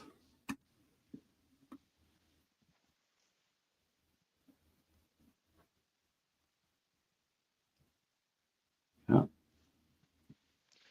That's the half. I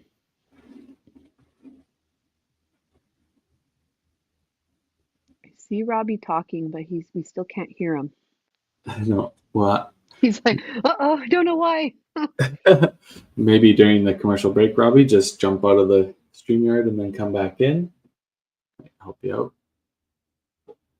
Or even big now shot you by might Larissa. go with it. She takes that second match with a 316.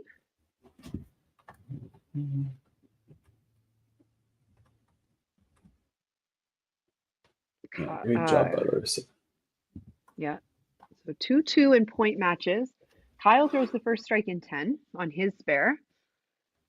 Curtis has a chance, though, to still take the lead in this match. And that total is so close. Oh, Curtis gets the it. Strike, throwing them when he needs them.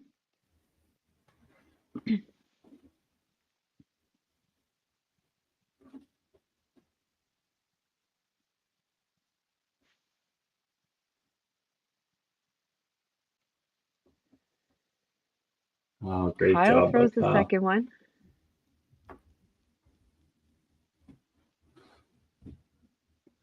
I see Robbie's back in the background. Yeah. I'll bring him in When here we- after Curtis throws this. When we add him, it's going to bring us in. Yeah. Oh, and Curtis gets roasted on a corner pin. Welcome back, Robbie. Oh, no, we don't have you. Oh, no. Oh no, we lost him. So, Trash Pandas can get their team total up to a 1204, correct? If he spares this? Yep. And then a 3-pin on the last ball for the Eclipse puts them at an 1188. So, Trash Pandas have already won team total. And it'll be a 5-3 split. Wow. As Kyle won the Kyle won the individual match. Yeah. As Curtis can only get to a 222. He misses the corner. So 5-3 split for the Trash Pandas. 220 for Mr. Curtis. Yeah. And then a 1202 for total to 1188. So we got 5, 3. Alrighty. We will bring our faces back in here. I know we won't be able to hear Robbie, unfortunately. He can just sit there and look nice. Amazing. We'll bring in, we'll switch you over after this. We have Natalie Young and Ken Kurtz. Hopefully, we'll have soon. Man, the Eclipse's day. Hey, just everything's coming down to the 10th frame, and it's always so close. It's close. For me, we're still leaving too much wood, right? Like even coming down that 10th frame, and it's killing us right now. I mean, we're bowling well, and we're still pulling out points, but the wood's killing us. And you're seeing it in the totals. So we got to clean that up. Yeah, exactly. 100%. Yeah, it's always within a ball, right? So it's just picking up the extra sticks that we're leaving out there, and it's so tough.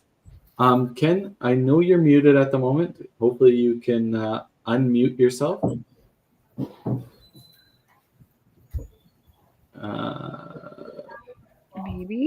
Maybe. Glasses are on. He's got his glasses on. He's looking. Find that microphone button. Oh, he's asking for. No, doesn't look like he's going to unmute. For his best camera angle. I'm not sure. We have Robbie back. We have sound. Well, we will let you both go. Obviously, great day for Trash Pandas. They got 2 wins out of it. Eclipse, you guys got 3 points out of both matches. Obviously, it's not ideal. You guys want the wins, but it's not like you got 7 wins or 8 nothings. Right? Exactly. We're right there. So just a little bit of work, and we'll be flipping those to W's. You bet. All right. Well, great day, and enjoy the rest of your day, and a Merry Christmas and a Happy New Year. Bye. Right.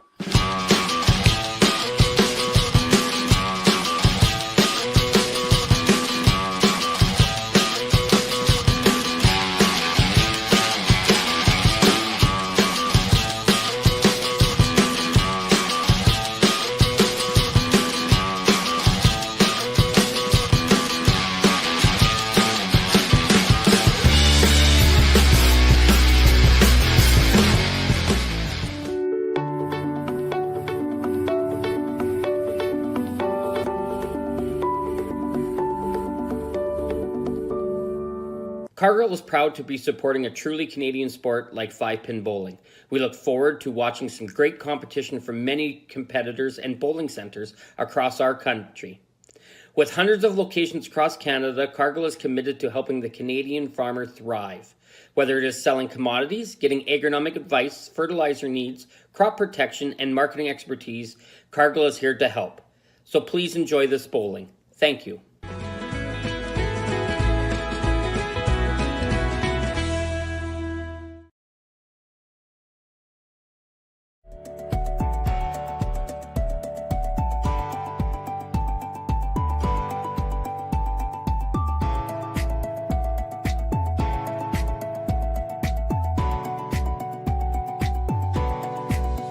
Financial freedom begins with financial literacy.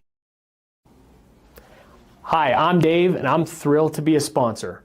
My journey began as a teacher because of my deep passion for education. I brought that same passion into the financial world to help families achieve financial freedom. Financial freedom isn't just about having more, it's about knowing more. That's why I'm here to help you make smart decisions with insurance, investing, and lending, all in one place. I'm Dave, and together we'll help you achieve financial freedom.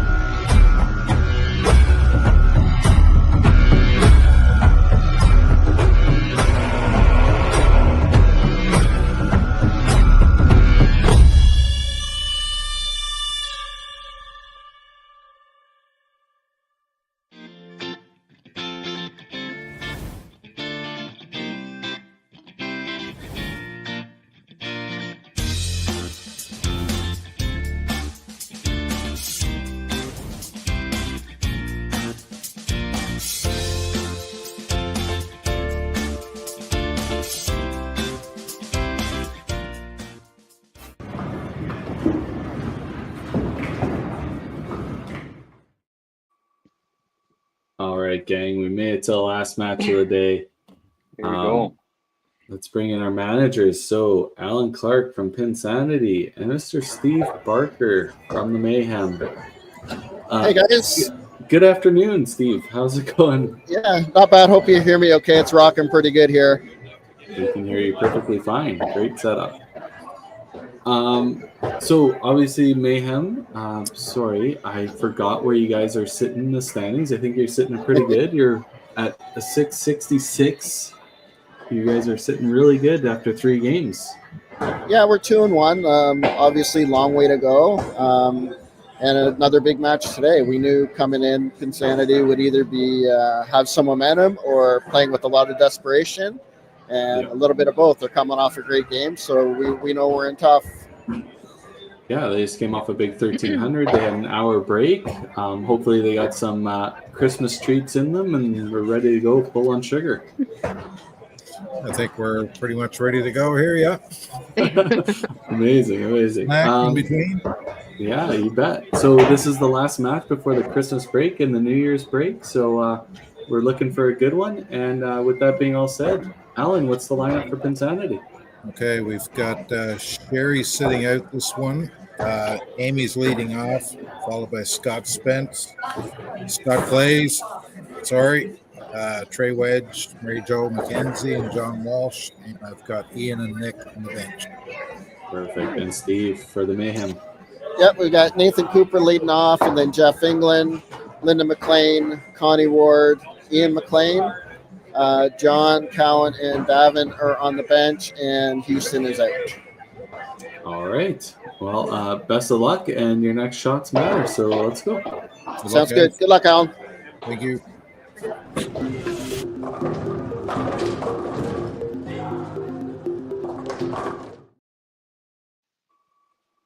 All right.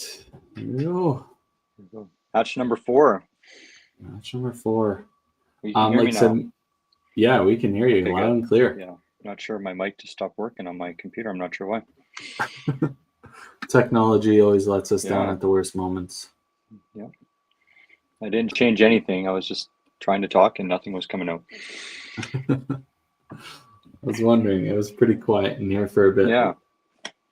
And then I decided to look down and seen your mouth moving, but no sound. I was like, oh, that's rough. Amy with a spare. Nathan getting roasted on his first shot. So yeah, this is the 4th match for the Mayhem for their season. So pretty light early season for them, but 2-1 so far, like Steve was saying in the interview.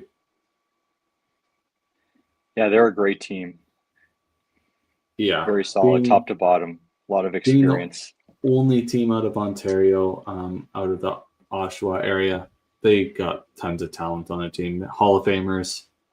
Kind of what we expect. They make playoffs every year, but unfortunately they haven't been able to bring home a championship yet. And I'm sure that's wearing on them as well. Absolutely. Ready for it.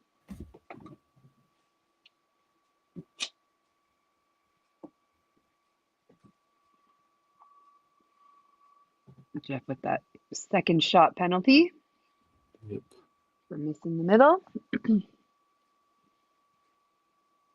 like Steve was saying, what they were expecting out of Pinsanity coming off at 1,300, they've obviously throwing really good, and they are kind of in that desperation mode, right? They got to gain some points on the league, so them coming off a win is going to be a huge motivator for them. So the Mayhem obviously won't be taking anybody lightly, but they really got to make sure that they stay on top of their game here too. Well, it's also interesting because Pinsanity did have that hour break, so if they can continue on the momentum, but also with the Mayhem, this is only their only match of the day, and it's, you know, with it being in the middle of the afternoon, you know, what have they been doing to prepare for the match as well? So it's going to be interesting on both sides, I think. Yeah. And like Steve was saying, it was pretty packed at Nebs right now, so there's probably lots of commotion around them, lots of families on their Christmas break already. I actually think that's better. I think we're all used to bowling with noise around us. It's actually weird when there's nothing else going on in the bowling alley. So I actually think that helps them. Yeah. I know for our Carnage matches, we've started the last couple of weeks, we've started having music just playing in the background, just so there's other noise other than just us bowling. And it's really helped us as well, just to have that bit of distraction. Yeah. Yeah, for sure. We kind of, as the Crushers, we always have music playing as well. Yeah. And Mary Jo, you can see her laughing as she was a little off balance, falling over on that shot. Slipped a little bit. 3 strikes at the bottom for the Mayhem. Linda and Connie and Ian. And Pinsanity putting up a solid frame too. Yeah.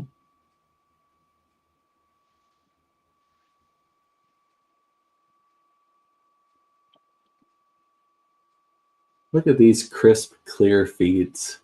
Looking good. Eclipse held up for the second game though. Yeah, they did. They did. I think they might have switched to cell phones or to the cellular network. Great shot by John. Great frame for both teams.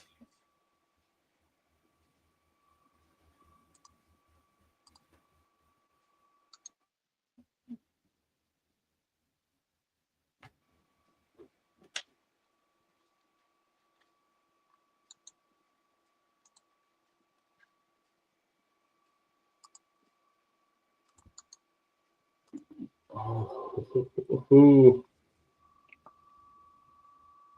Ben just kept tumbling.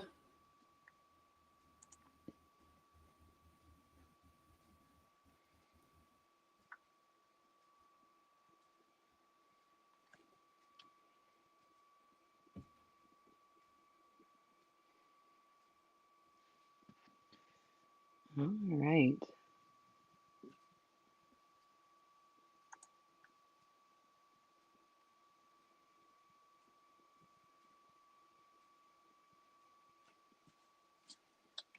I think they're looking back at the footage to see if that pin actually fell. Might do the same here really quick. It was a late one.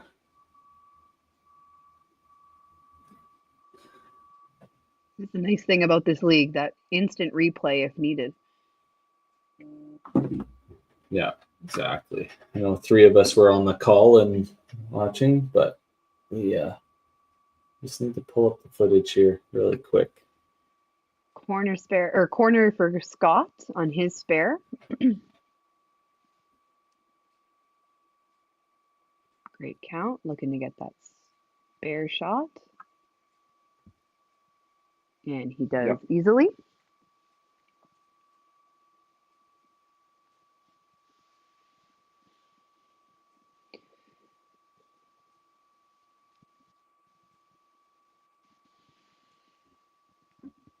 Sorry, guys, just trying to figure this out really quick.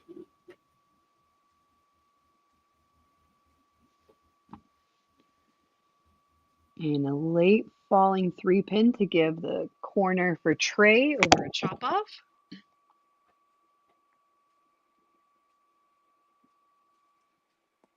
I'll have an answer here very shortly, Steve. I'm just watching it live right at the moment.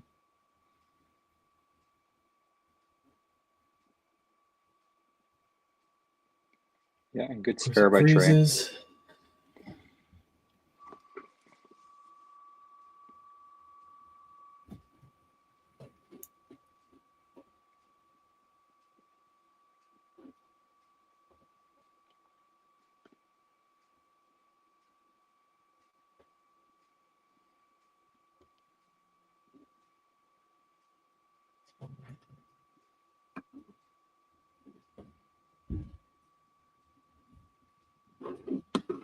Yeah.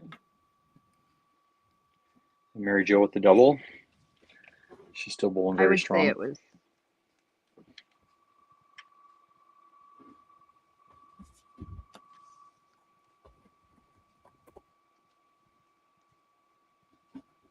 I unfortunately don't have a second look on it right at the moment. Sorry.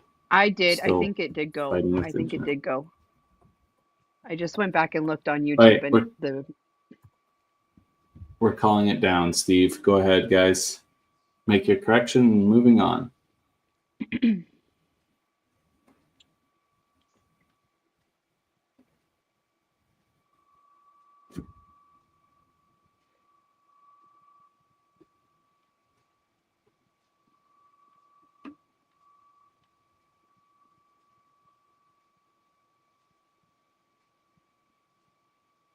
there's this 5 side by John.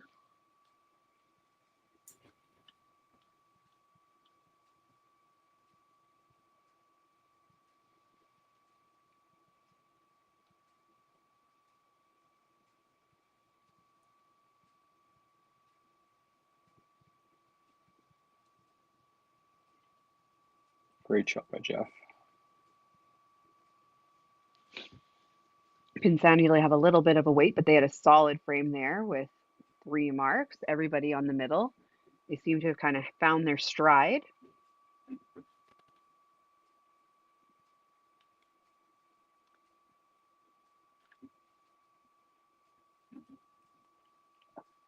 Great shot by Linda.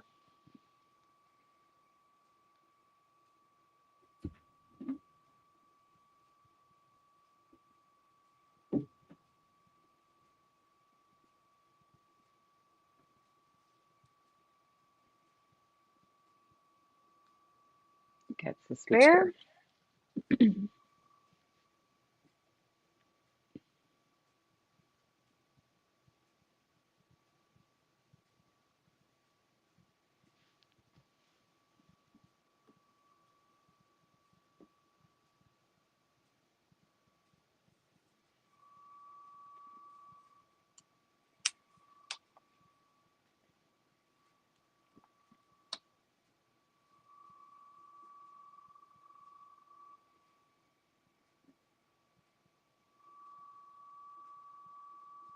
Oh, he punches out the middle on that second shot.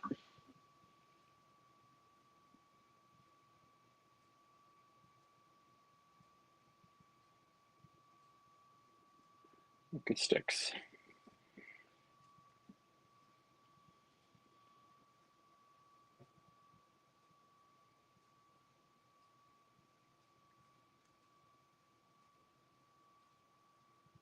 All right, see if Ian can close out this frame for the Mayhem.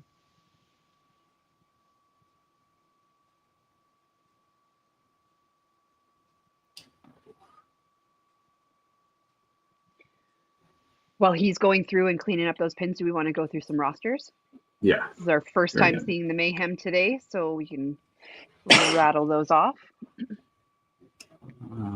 Insanity to start. Over on the Pinsanity side, Mary Jo McKenzie, Amy Spence, John Walsh, Scott Clays, Nicholas McCrae, Sherry Wedge, Trey Wedge, Ian Stewart with manager Valerie Kneebone out of Rustico Lions Club. And for the Motor City Mayhem, we have John Cowan, Matt Houston, Nathan Cooper, Davin Florent, Jeff England, Ian McLean, Linda McLean, and Connie Ward with manager Steve Barker out of Neb's Fun World. Amazing. And Ian was able to clean up that head pin before we head into the third frame here.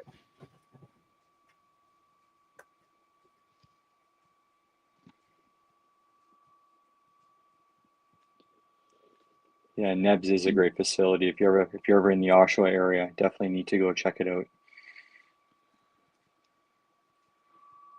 It's added some glow in the dark mini golf, I believe. Did a whole bathroom upgrade. Amazing facility. Yeah. And they're always looking to add more things and change things up. Never played there myself yet, but I was there for Youth Challenge Nationals with my daughter a few years back, and yeah, it's a great place. Yeah, I've been there for the last few years for the club tour event, and the first time I walked into that facility, I couldn't believe. Like obviously we're lucky enough we have Bonnie doing with 48 lanes, but walking into their center, it's more than just a bowling alley. So it was quite the sight. It's an all-day entertainment facility. Yeah.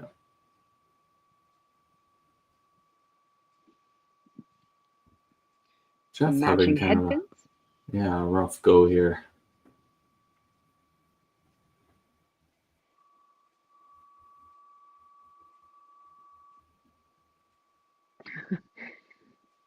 Kind of chuckles that one off with a little bingo bowl.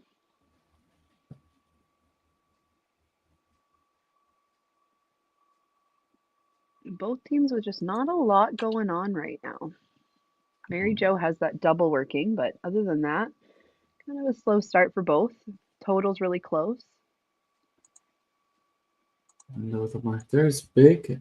Like we were saying earlier, Pinsanity coming off a 1300 and having an hour break after that. Probably a little bit of a lull coming into this game. But obviously Mary Jo with the double there, helping that team. And then the Mayhem, one game a day in middle of the afternoon.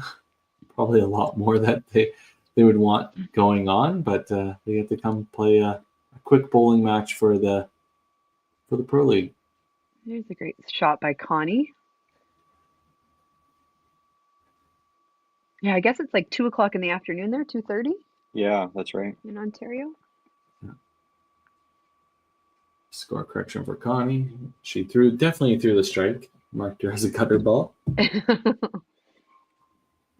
Mary Jo looking to add on to her double. Not going to get to the middle.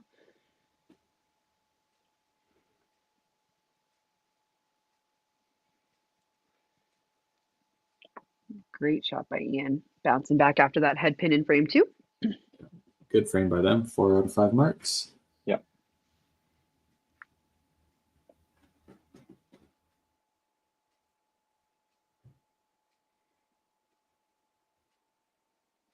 Oh, great cover. Great spare.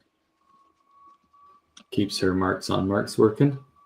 I think in the 2 1/3 games we've seen Mary Jo play today, I think that's her first kind of major miss. She's just been all over it all day.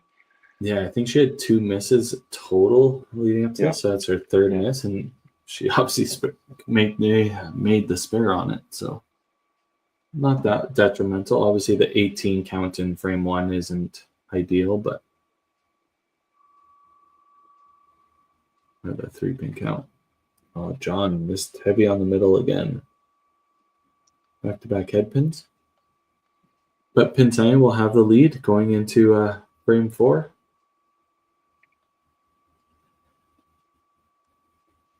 Kind of a trend today that we've seen Pinsanity having the lead early in those games. Yeah. Not only are they getting off to a decent start, but the teams they're facing seem to be getting off to slower starts, but Pinsanity putting together good matches today. This is what we expect out of this league. Like we keep saying week in, week out, the parity is pretty strong. So if you get off to a slow start, you're gonna start behind. Doesn't matter who you are. Yep, 100%.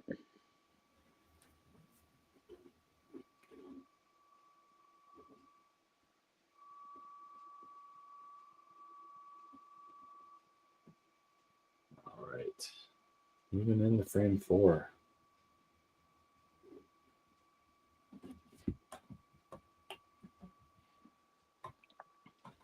Oh, both misses. Yeah.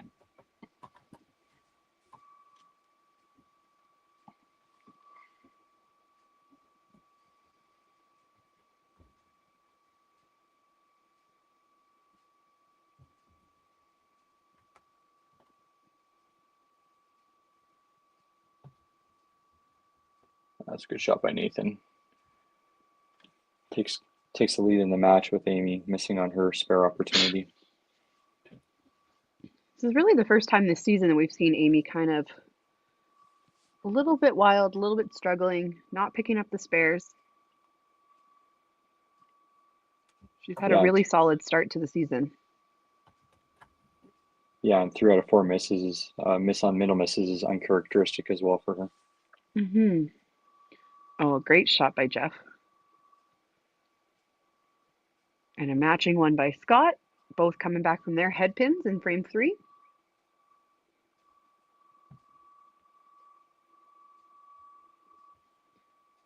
Maybe a little bit of a momentum shift for the Mayhem, having those 3 strikes in a row coming down to the end of the lineup in frame 3 and then carrying it on in frame 4.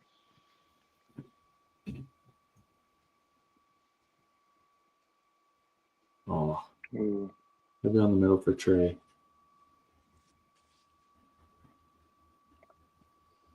Good shot. Linda with a double. No mistakes in her game.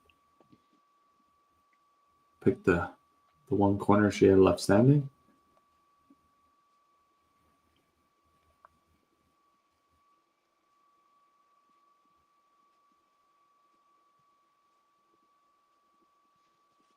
Can't move that chop.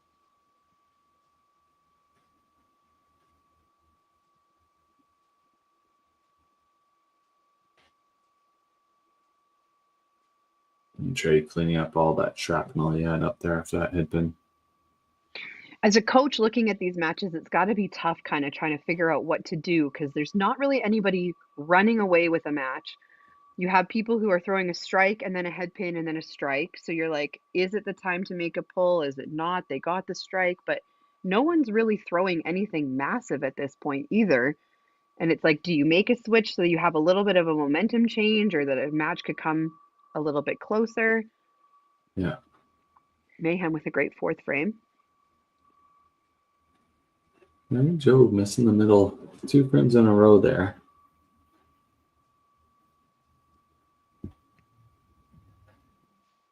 Yeah, you kind of have Linda, Connie, and Ian all with 3 marks out of 4 frames. So they're playing solid. And Nathan, 4 marks. These both teams are just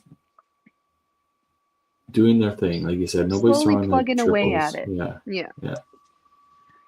But next frame I think is huge because the Mayhem have 9 out of 10 marks the last 2 frames. So if they can go marks on marks again, I think they'll start to pull away a little bit, which may force Pinsanity to be a bit more aggressive to keep up for sure. They may need to. Mm-hmm. Yeah, so definitely I think this next frame could be a big turning point in the match.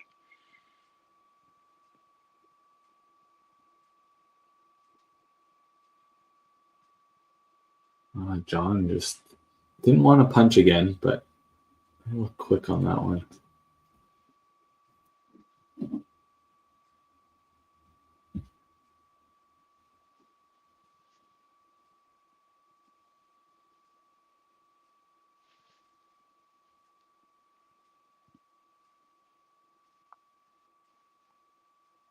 Oh, and then punches out the middle. Tries to get that pin to come wrap around and take something with it, but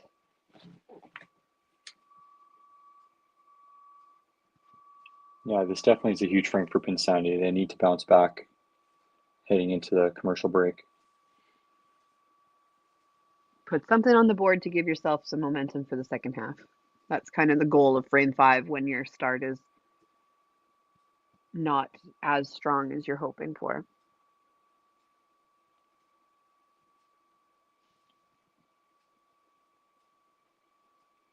Oh.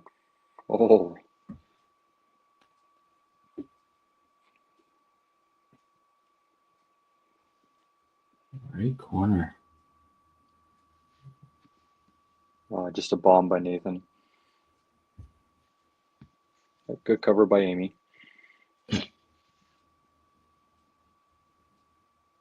Sticking with them. Mm-hmm. All right. There's a 125 and 5 with a strike working, so 35 pin deficit.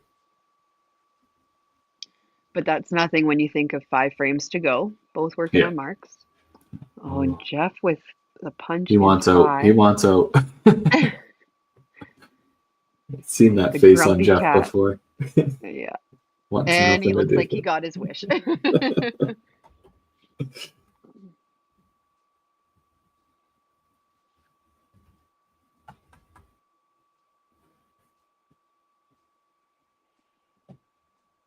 I'm sure it's tough for Jeff managing a 52 lane center plus the entertainment side. And if he's got a full house, even with all the staff, your brain just isn't all in it, I'm sure. Yeah, and when you got the depth, like you have John Cowan coming off the bench, that's pretty good. I heard John Cowan's just a duck pin player, though.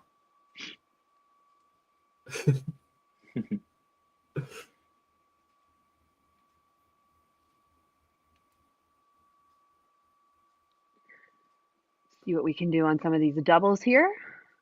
Cherry with the chopped cherry. Head pin for Linda.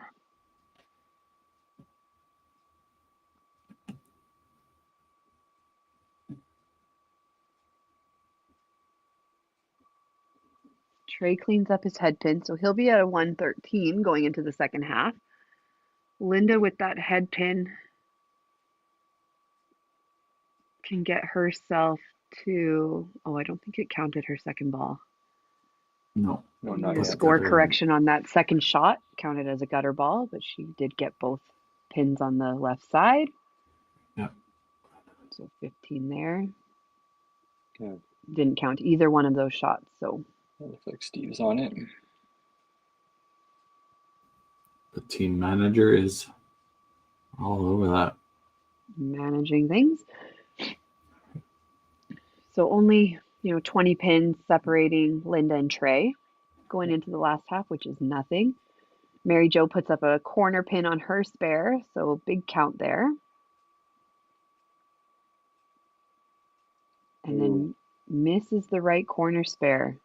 And I think Connie the with left big is her strike. side. Yeah, I definitely think the left's her side. Most definitely. Yeah. Connie putting a good game here together. So one mistake in frame 2.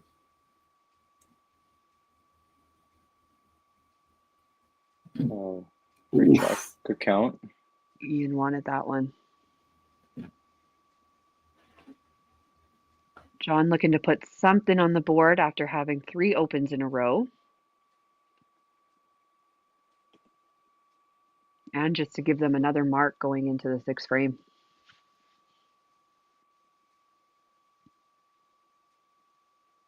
Ooh, another miss by John.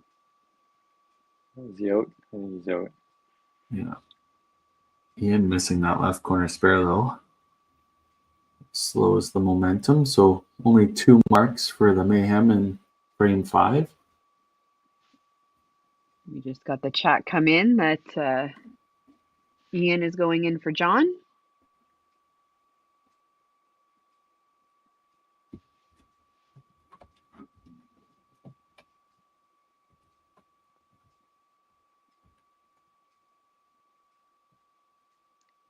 Oh. Yeah, that looked good. That was good. A sticky corner strikes again.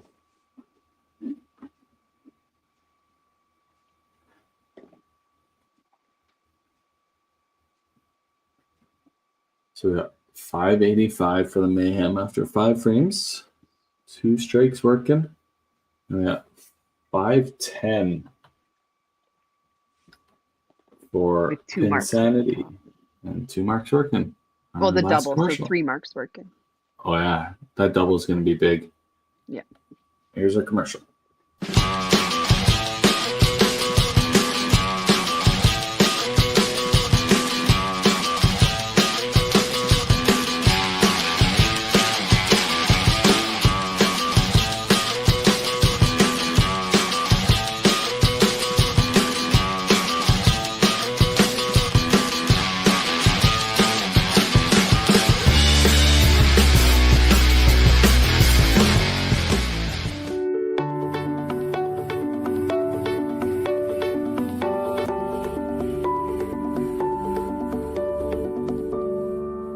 Cargill is proud to be supporting a truly Canadian sport like 5-pin bowling. We look forward to watching some great competition from many competitors and bowling centers across our country. With hundreds of locations across Canada, Cargill is committed to helping the Canadian farmer thrive. Whether it is selling commodities, getting agronomic advice, fertilizer needs, crop protection, and marketing expertise, Cargill is here to help. So please enjoy this bowling. Thank you.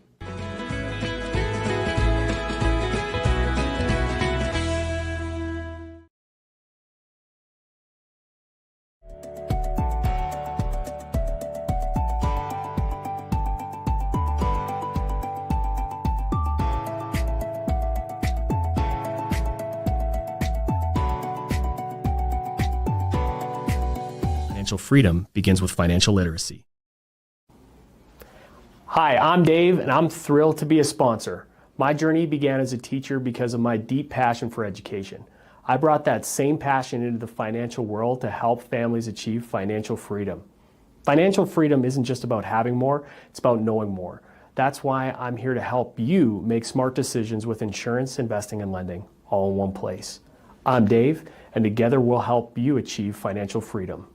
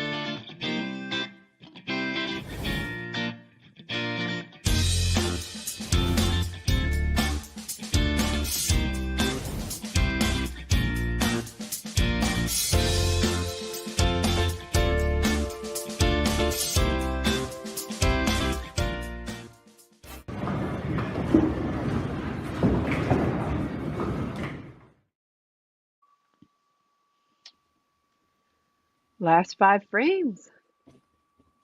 Coming down to it.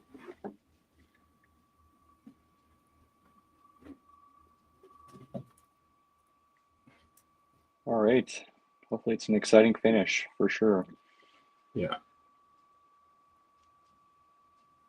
Close. Like, obviously, we're a few points apart, but that double working with Scott here. Ooh, Amy, a 3-pin. She'll want that ball back.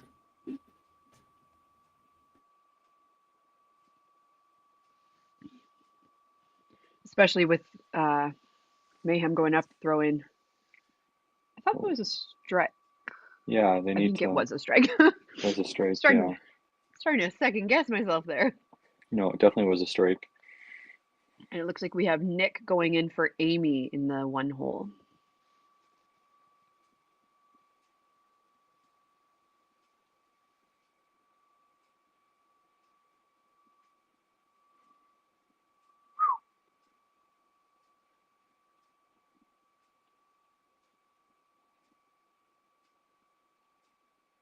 That was a tight strike.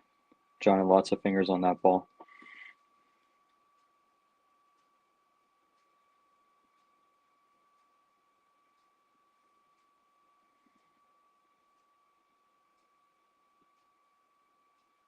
Well, Mayhem coming out rocking after the break. All right.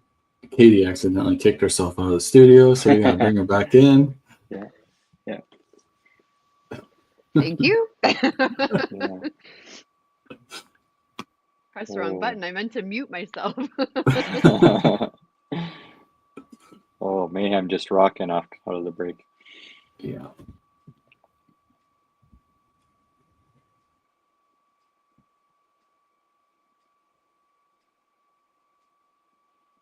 Big triple by Scott, though. Yeah, for sure. I know that they got 2 double. Mayhem have 2 doubles working now, but triple, hopefully keep a little momentum here, and Trey and Mary Jo can follow. Oh. That commercial break, it's just you never know how the team's going to come out of it, right? They're going to come out flat a little bit, or if they're going to come out shooting hot like the Mayhem obviously have. And in Pinsanity's last match, the commercial break didn't seem to phase them at all. They came out just as strong in the back half as they did in the front half. But Yeah. so far in frame 6, we're not seeing that same story. It's so silly. It's only 3 minutes, but it just throws a wrench. It's also funny because sometimes, if your team's had a really strong frame, in the other frames of the game, you may have just as long of a wait if the other team has a tangle or they have to do a score correction or they're just having a rough frame. And it doesn't always seem to affect the same way that the commercial break does, even though it's the same amount of time of a wait. We have a teammate on teammate crime here. Houston's not playing today. He's taking a jab at Mr. Cowan.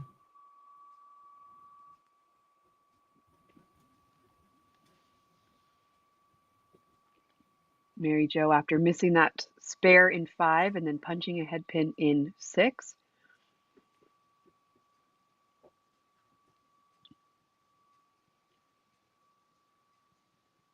So potentially we'll see 2 marks from Pinsanity in the 6th frame. They still have that double working to maybe give them the 3rd one. But Mayhem came out swinging now with 2 doubles, 2 strikes, and a spare working. Yeah, this is definitely a turning point frame, I think. We'll see how the Pinsanity responds in the 7th frame.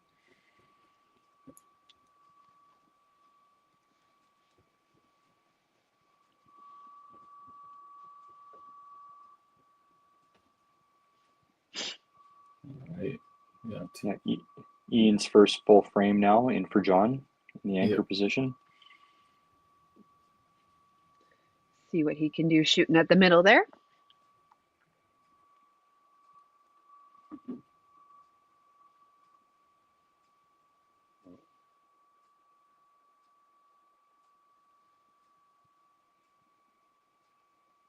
And just can't get it over to the middle.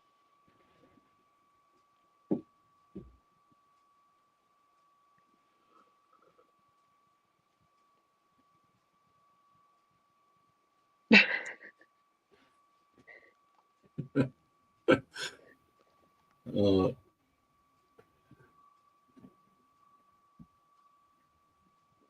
right, Ian, here we go.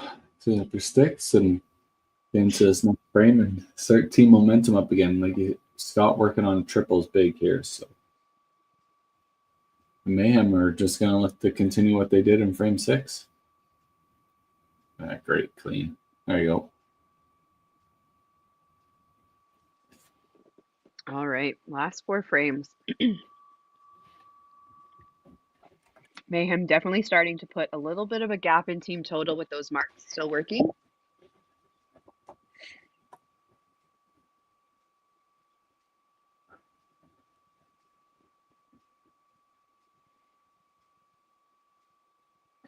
Great shot. Oh, okay. So Nick throws a strike. Nathan throws a 3-pin.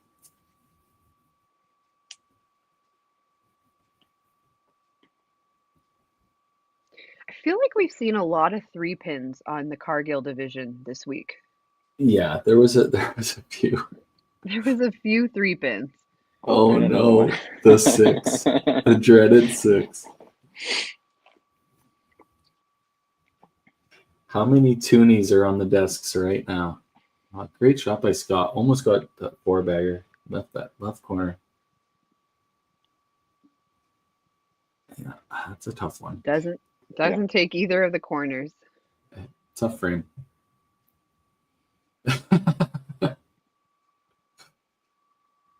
Nathan will want that frame back. That's on YouTube forever, my friend. Good spare. Gets his spare. Ooh. See, here's what can be tricky here in this pro league is that you start to punch on those marks and the other team starts to get the marks. Momentum shifts again. Just to remind people of his teammates' comment about that lost the fight with a lawnmower. His hairdo's looking a little. He's got the Looks like Archie. Archie. There we go. That's what I was looking for. It's even red. Maybe that's what he's going for.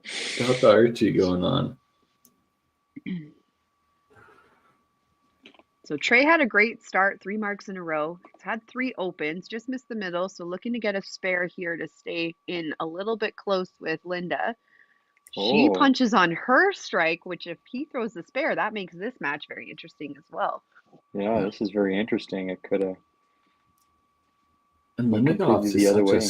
such a strong start too. Yeah. Yeah. Oh, there we great go. spare. Spare there. Yeah. Oh, Marks this an pro open. It's league. big. Oh, this pro league. I'll catch you every time.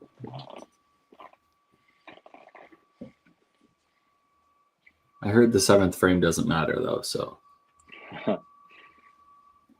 It may in this match. Pinsanity is saying it does matter. It does matter. So far, 3 marks on the Pinsanity side to 3 opens on the Mayhem. She held Mary her Jo follow goes through. up. Oh, Mary Jo. She's tired of having open frames. She throws a strike.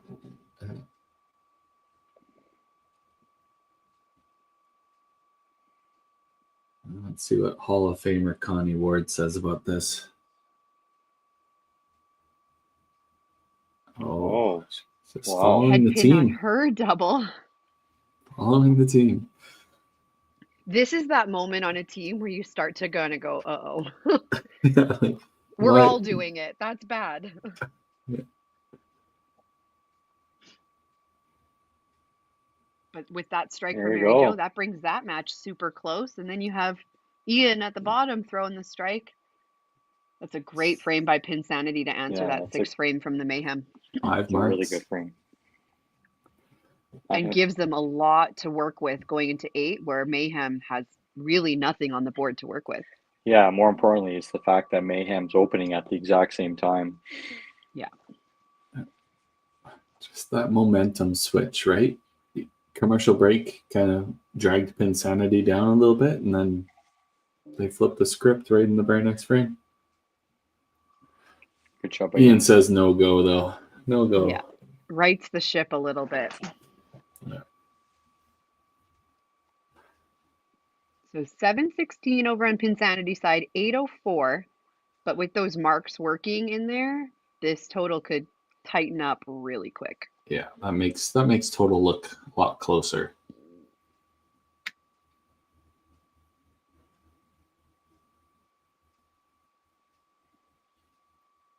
It gets that ball out on the lane just a little much and then punches out the head pin. Where Nathan comes back from his 3-3 frame with a strike of his own. Yeah, pats himself on the back because he knows his team ain't gonna do it.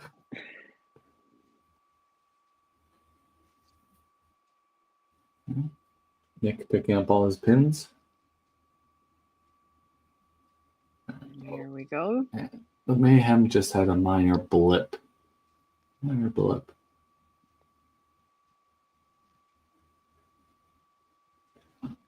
Nick. It's kind of what we've been seeing from these teams, though. They get the strikes, then they punch, then they put another mark up, then they have an open frame. Mayhem, I'm sure, is wishing that this came last frame where they were getting all the doubles instead of opens.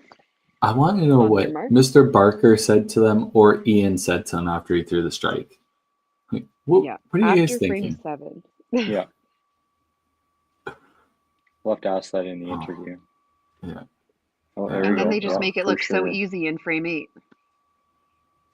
And Scott's first kind of big mistake here, just missed. Yeah, and unfortunately, Pinsanity can't take advantage of their great 7th frame, so they're just giving it right back. Yeah. Scott, I think, cherried the right 3-pin and carried the left deuce, I think is his count. So he's got a kind of a weird split working here. And we'll need the right 2-pin reset again. Yeah. Oh, and doesn't get the corner to push over for the team perfect frame.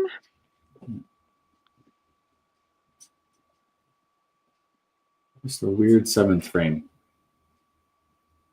And now they'll have to sit and wait. It's Pinsanity's. And see how that affects them for frame 9. Yeah. 3.5 more bowlers to go here. Oh, that pin didn't come out on the deuce side. It was a great attempt at sparing it, though. Yeah. He has the speed to make it happen.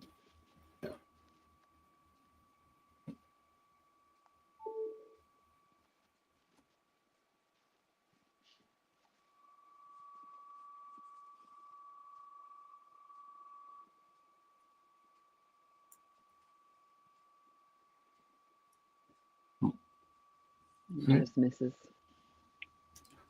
His only pin left on deck so far. Pretty good game. 208th frame. Really great frame by the Mayhem though. Like after the opens to come back with 5 marks and all middle hits and 4 strikes and a corner spare. Really good answer after that let down in 7. We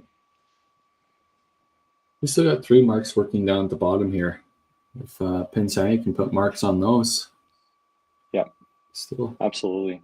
Still within it here. Especially if you can convert those 2 strikes to doubles. That's huge to answer back to the 8th frame of the Mayhem. Great shot by There's Trey. one. Yeah, awesome. Great ball there. He has the advantage if they both strike out going into the end of the game. Oh, never mind. I take that back. I always forget the ones that don't count the mark into the team total. Like, Yeah. 181. So he's super down close. by 10. He's kept it super close. Yeah, it's within a ball. If you can stay within a ball throughout the match, like it can flip so quick. One shot. Oh, and Mary Jo punches on her strike.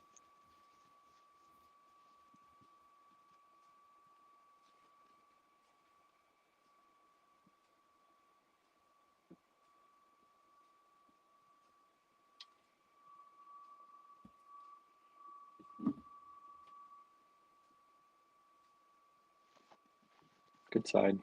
Good count.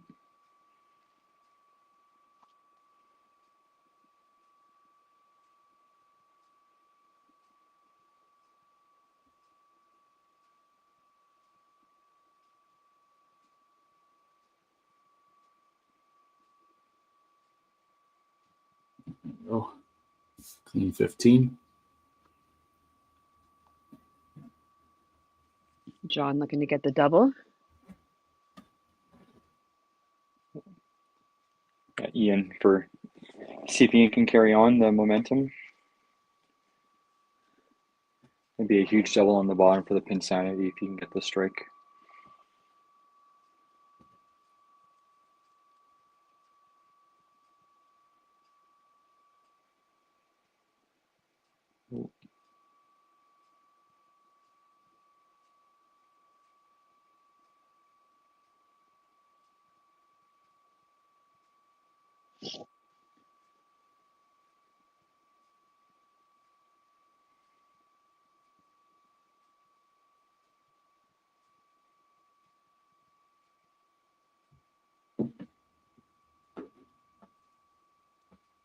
Just a little outside. That's too bad. You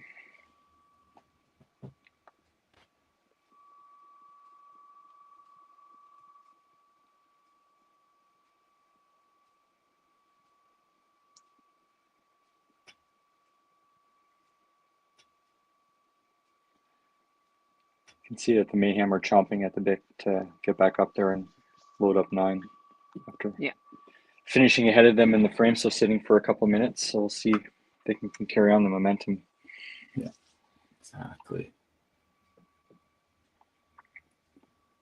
Seeing that they had such a strong 8th frame against Pinsanity's 8th that only have the 1 mark working, I also, as a player, would just want to get on the lane and start capitalizing on that and putting some distance in that team total and just kind of.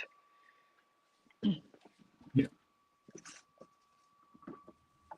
Timely split here for Nick in the 9th frame. Yeah.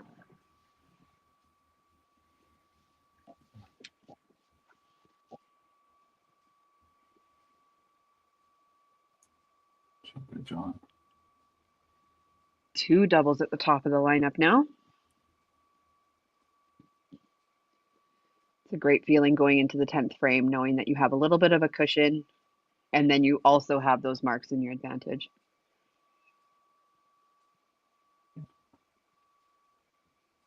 Scott just needs to put something here in 9 and 10 to secure that point. Well, Linda follows. Awesome.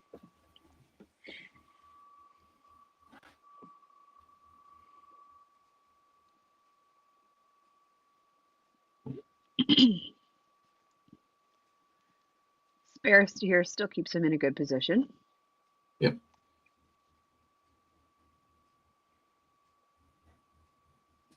Connie gets the double, so 4 doubles working going into the 10th frame. It's pretty ideal.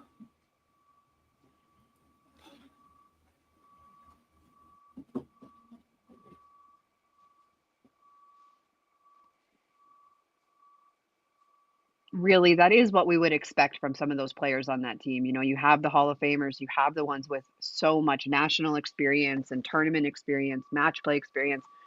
It's kind of what, when you look at that team roster on paper, you would expect them to be throwing those doubles when they need them, and the marks when they need them to put some distance between team totals and individual points. Yeah. And Ian gets the chop off, still not able to get the perfect frame for the team, but you know, his match, he still has quite a substantial head start on. So I think he'll be okay with getting the chop there. Yeah.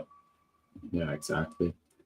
Okay, so Trey's still well within his match here. That 10 points that we were talking about last frame. Needs to match strike here. Linda. And good. Ooh. And the 3-pin on that right side.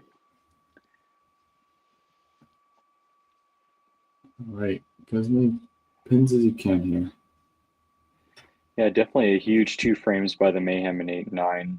Definitely want to know what was said after the 4 opens there in the 7th frame. Yeah. Whatever it was, it worked. Yeah. Whoever said it, if it was Steve or if it was Ian. Yeah. Matt still not letting his team slide and just enjoy their bowling. Yeah. Even though he's not physically there, he's letting him know. Yeah. I'm watching. I see what's going on over there.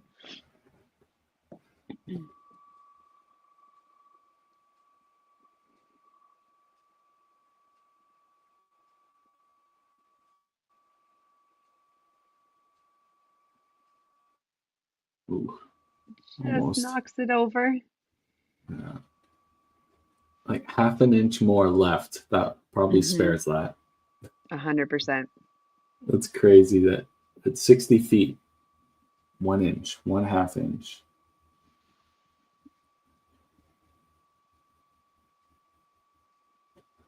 All the difference.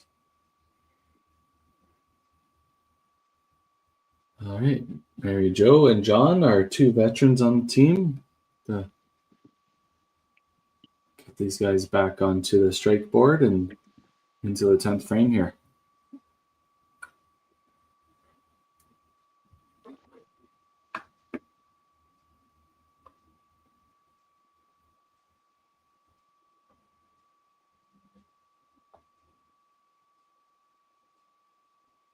Pushes out for a chop off. Yeah, got a feel for these teams too that have three matches in one day, right? Especially if they're not all in a row.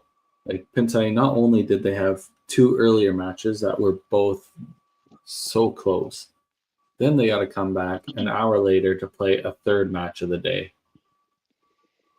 And they've really been there all day. Like over in the Maritimes now, it's got to be 4 o'clock. Yep.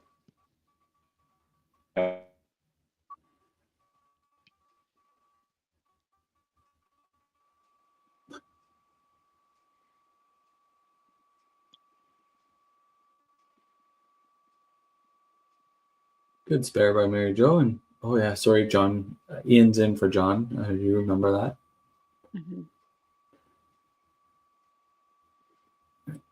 And misses to the left, that 5 side.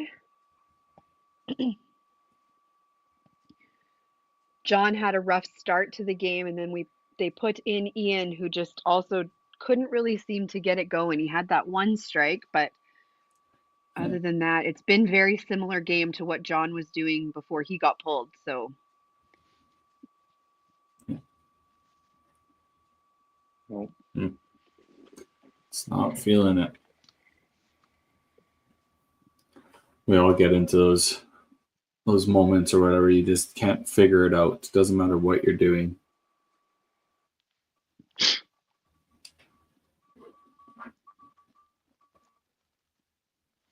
oh boy.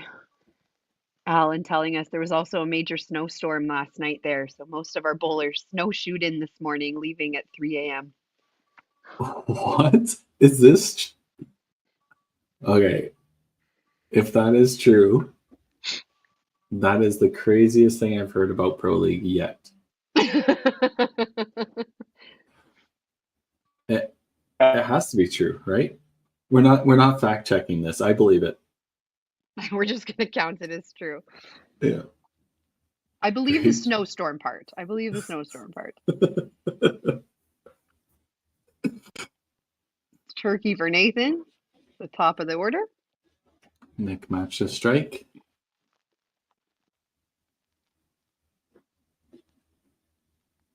Oh. Now Robbie kicked himself out of the studio. This is a debacle.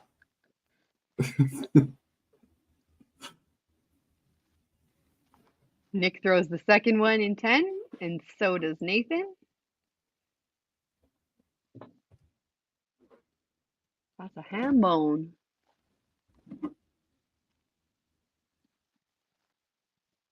And Nick throws that last one. So easy in the 10th frame sometimes. Yeah, The match is already over. It's just so simple to just go back to the basics and use that muscle memory. All right, we'll let Robbie back in here so we can hear his beautiful voice. 300 on the nose for Nathan to 206 for combination of Amy and Nick. John throws the first one in 10, so he throws his turkey. Over on the other side, Scott throws his first strike in 10. Lots of strikes in 10. 10th frame's easy. Yeah, clearly. Oh, and John punches. Scott holds on to that point. I don't think he needs a mark here. I think that's enough. Yeah. 274. Almost had aces. Pushes the one corner over. So he'll be able to get to a 259.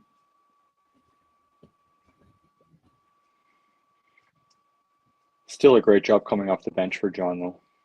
Oh, yeah. Change the momentum of that pretty quick, right? Yeah, for sure. But kudos to Scott for having a great game and holding on to that point.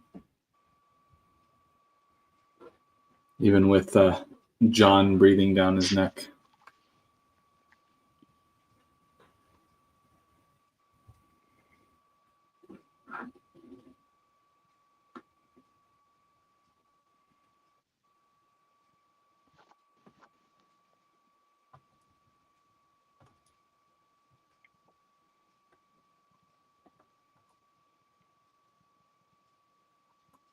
Nice count. That match goes to Linda.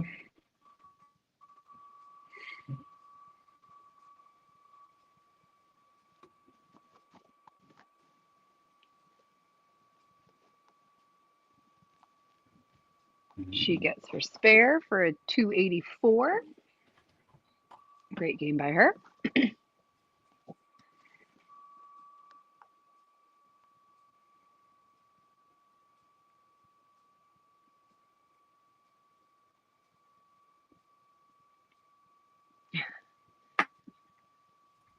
$200 for Trey.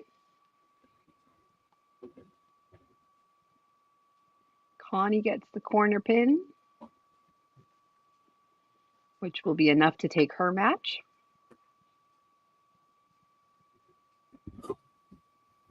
Oh, actually, am I? She still needs to hit the pin. That's it. Oh.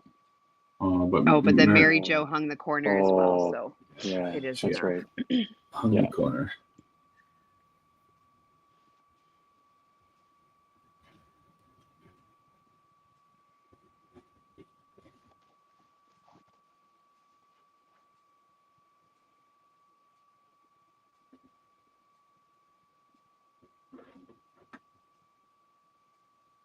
Because Connie felt like she had enough points.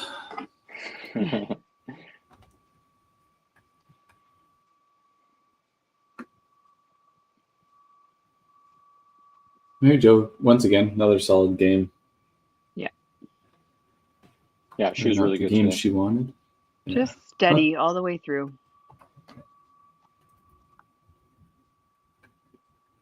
Now we have the Ian John combination that neither player really got off to anything that they want to remember, that's for sure. John got off to a strike and then that just back-to-back head pins. Punch in 10. Ian throws that first strike. Again, so easy in 10, hey?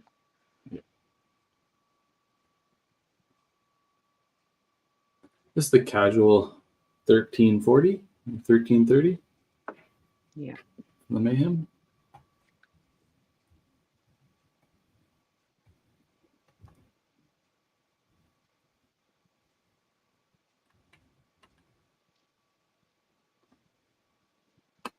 Obviously, they'll be happy with that. That moves them to 3-1.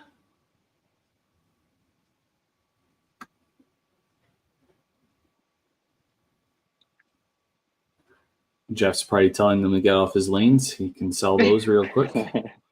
That's right.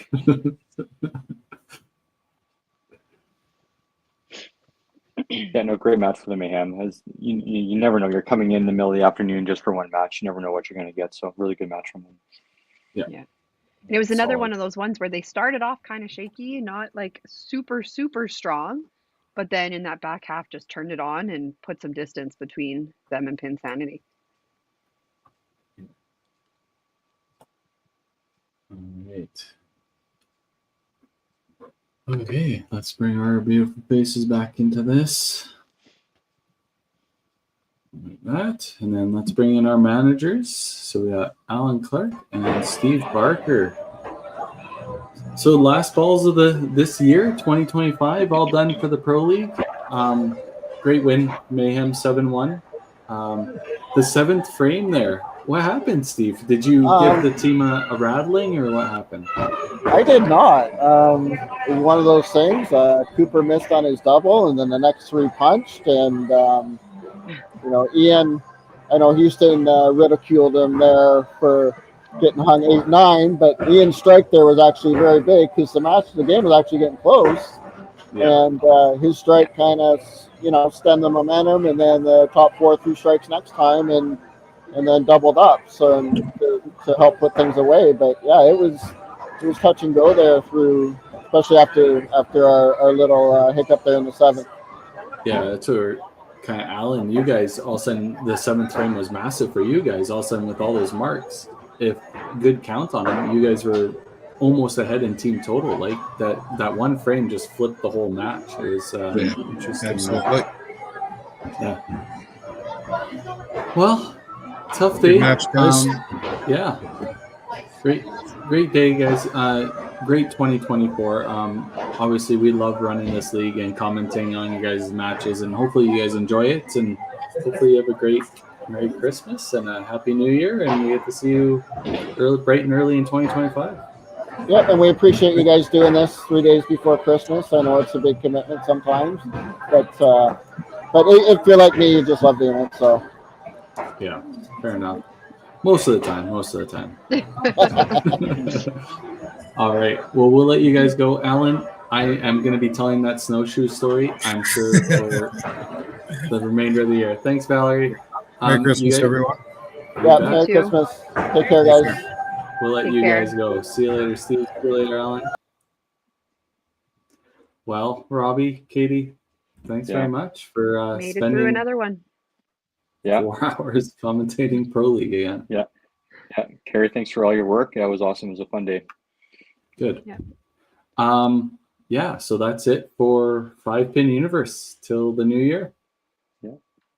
Get some Yeah, it was a time great- off and Yeah, it was a great end to 2024. So yeah, definitely enjoy the time off, and we'll be back at it again in the new year. Yeah. Hopefully everybody has a restful couple weeks off from bowling and can actually take some time to recharge. Yeah. yeah, if you have that opportunity, do take it. Relax. Don't work your butt off through the Christmas break. Much deserved time off for everybody, I'm sure. That's right. All right. We'll see you all in Thanks, guys. 2025. Thank you. Bye.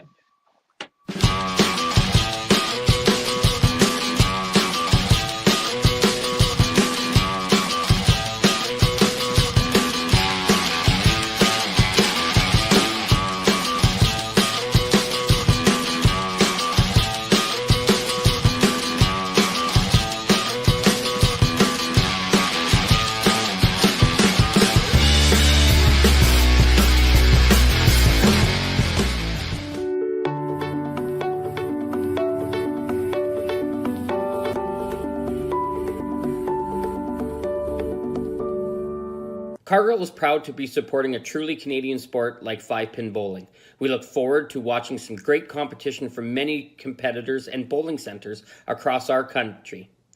With hundreds of locations across Canada, Cargill is committed to helping the Canadian farmer thrive. Whether it is selling commodities, getting agronomic advice, fertilizer needs, crop protection, and marketing expertise, Cargill is here to help. So please enjoy this bowling. Thank you.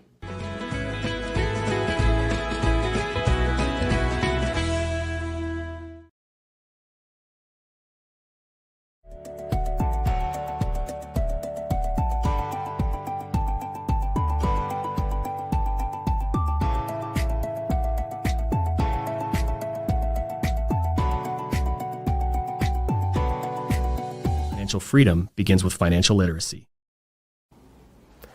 Hi, I'm Dave, and I'm thrilled to be a sponsor. My journey began as a teacher because of my deep passion for education.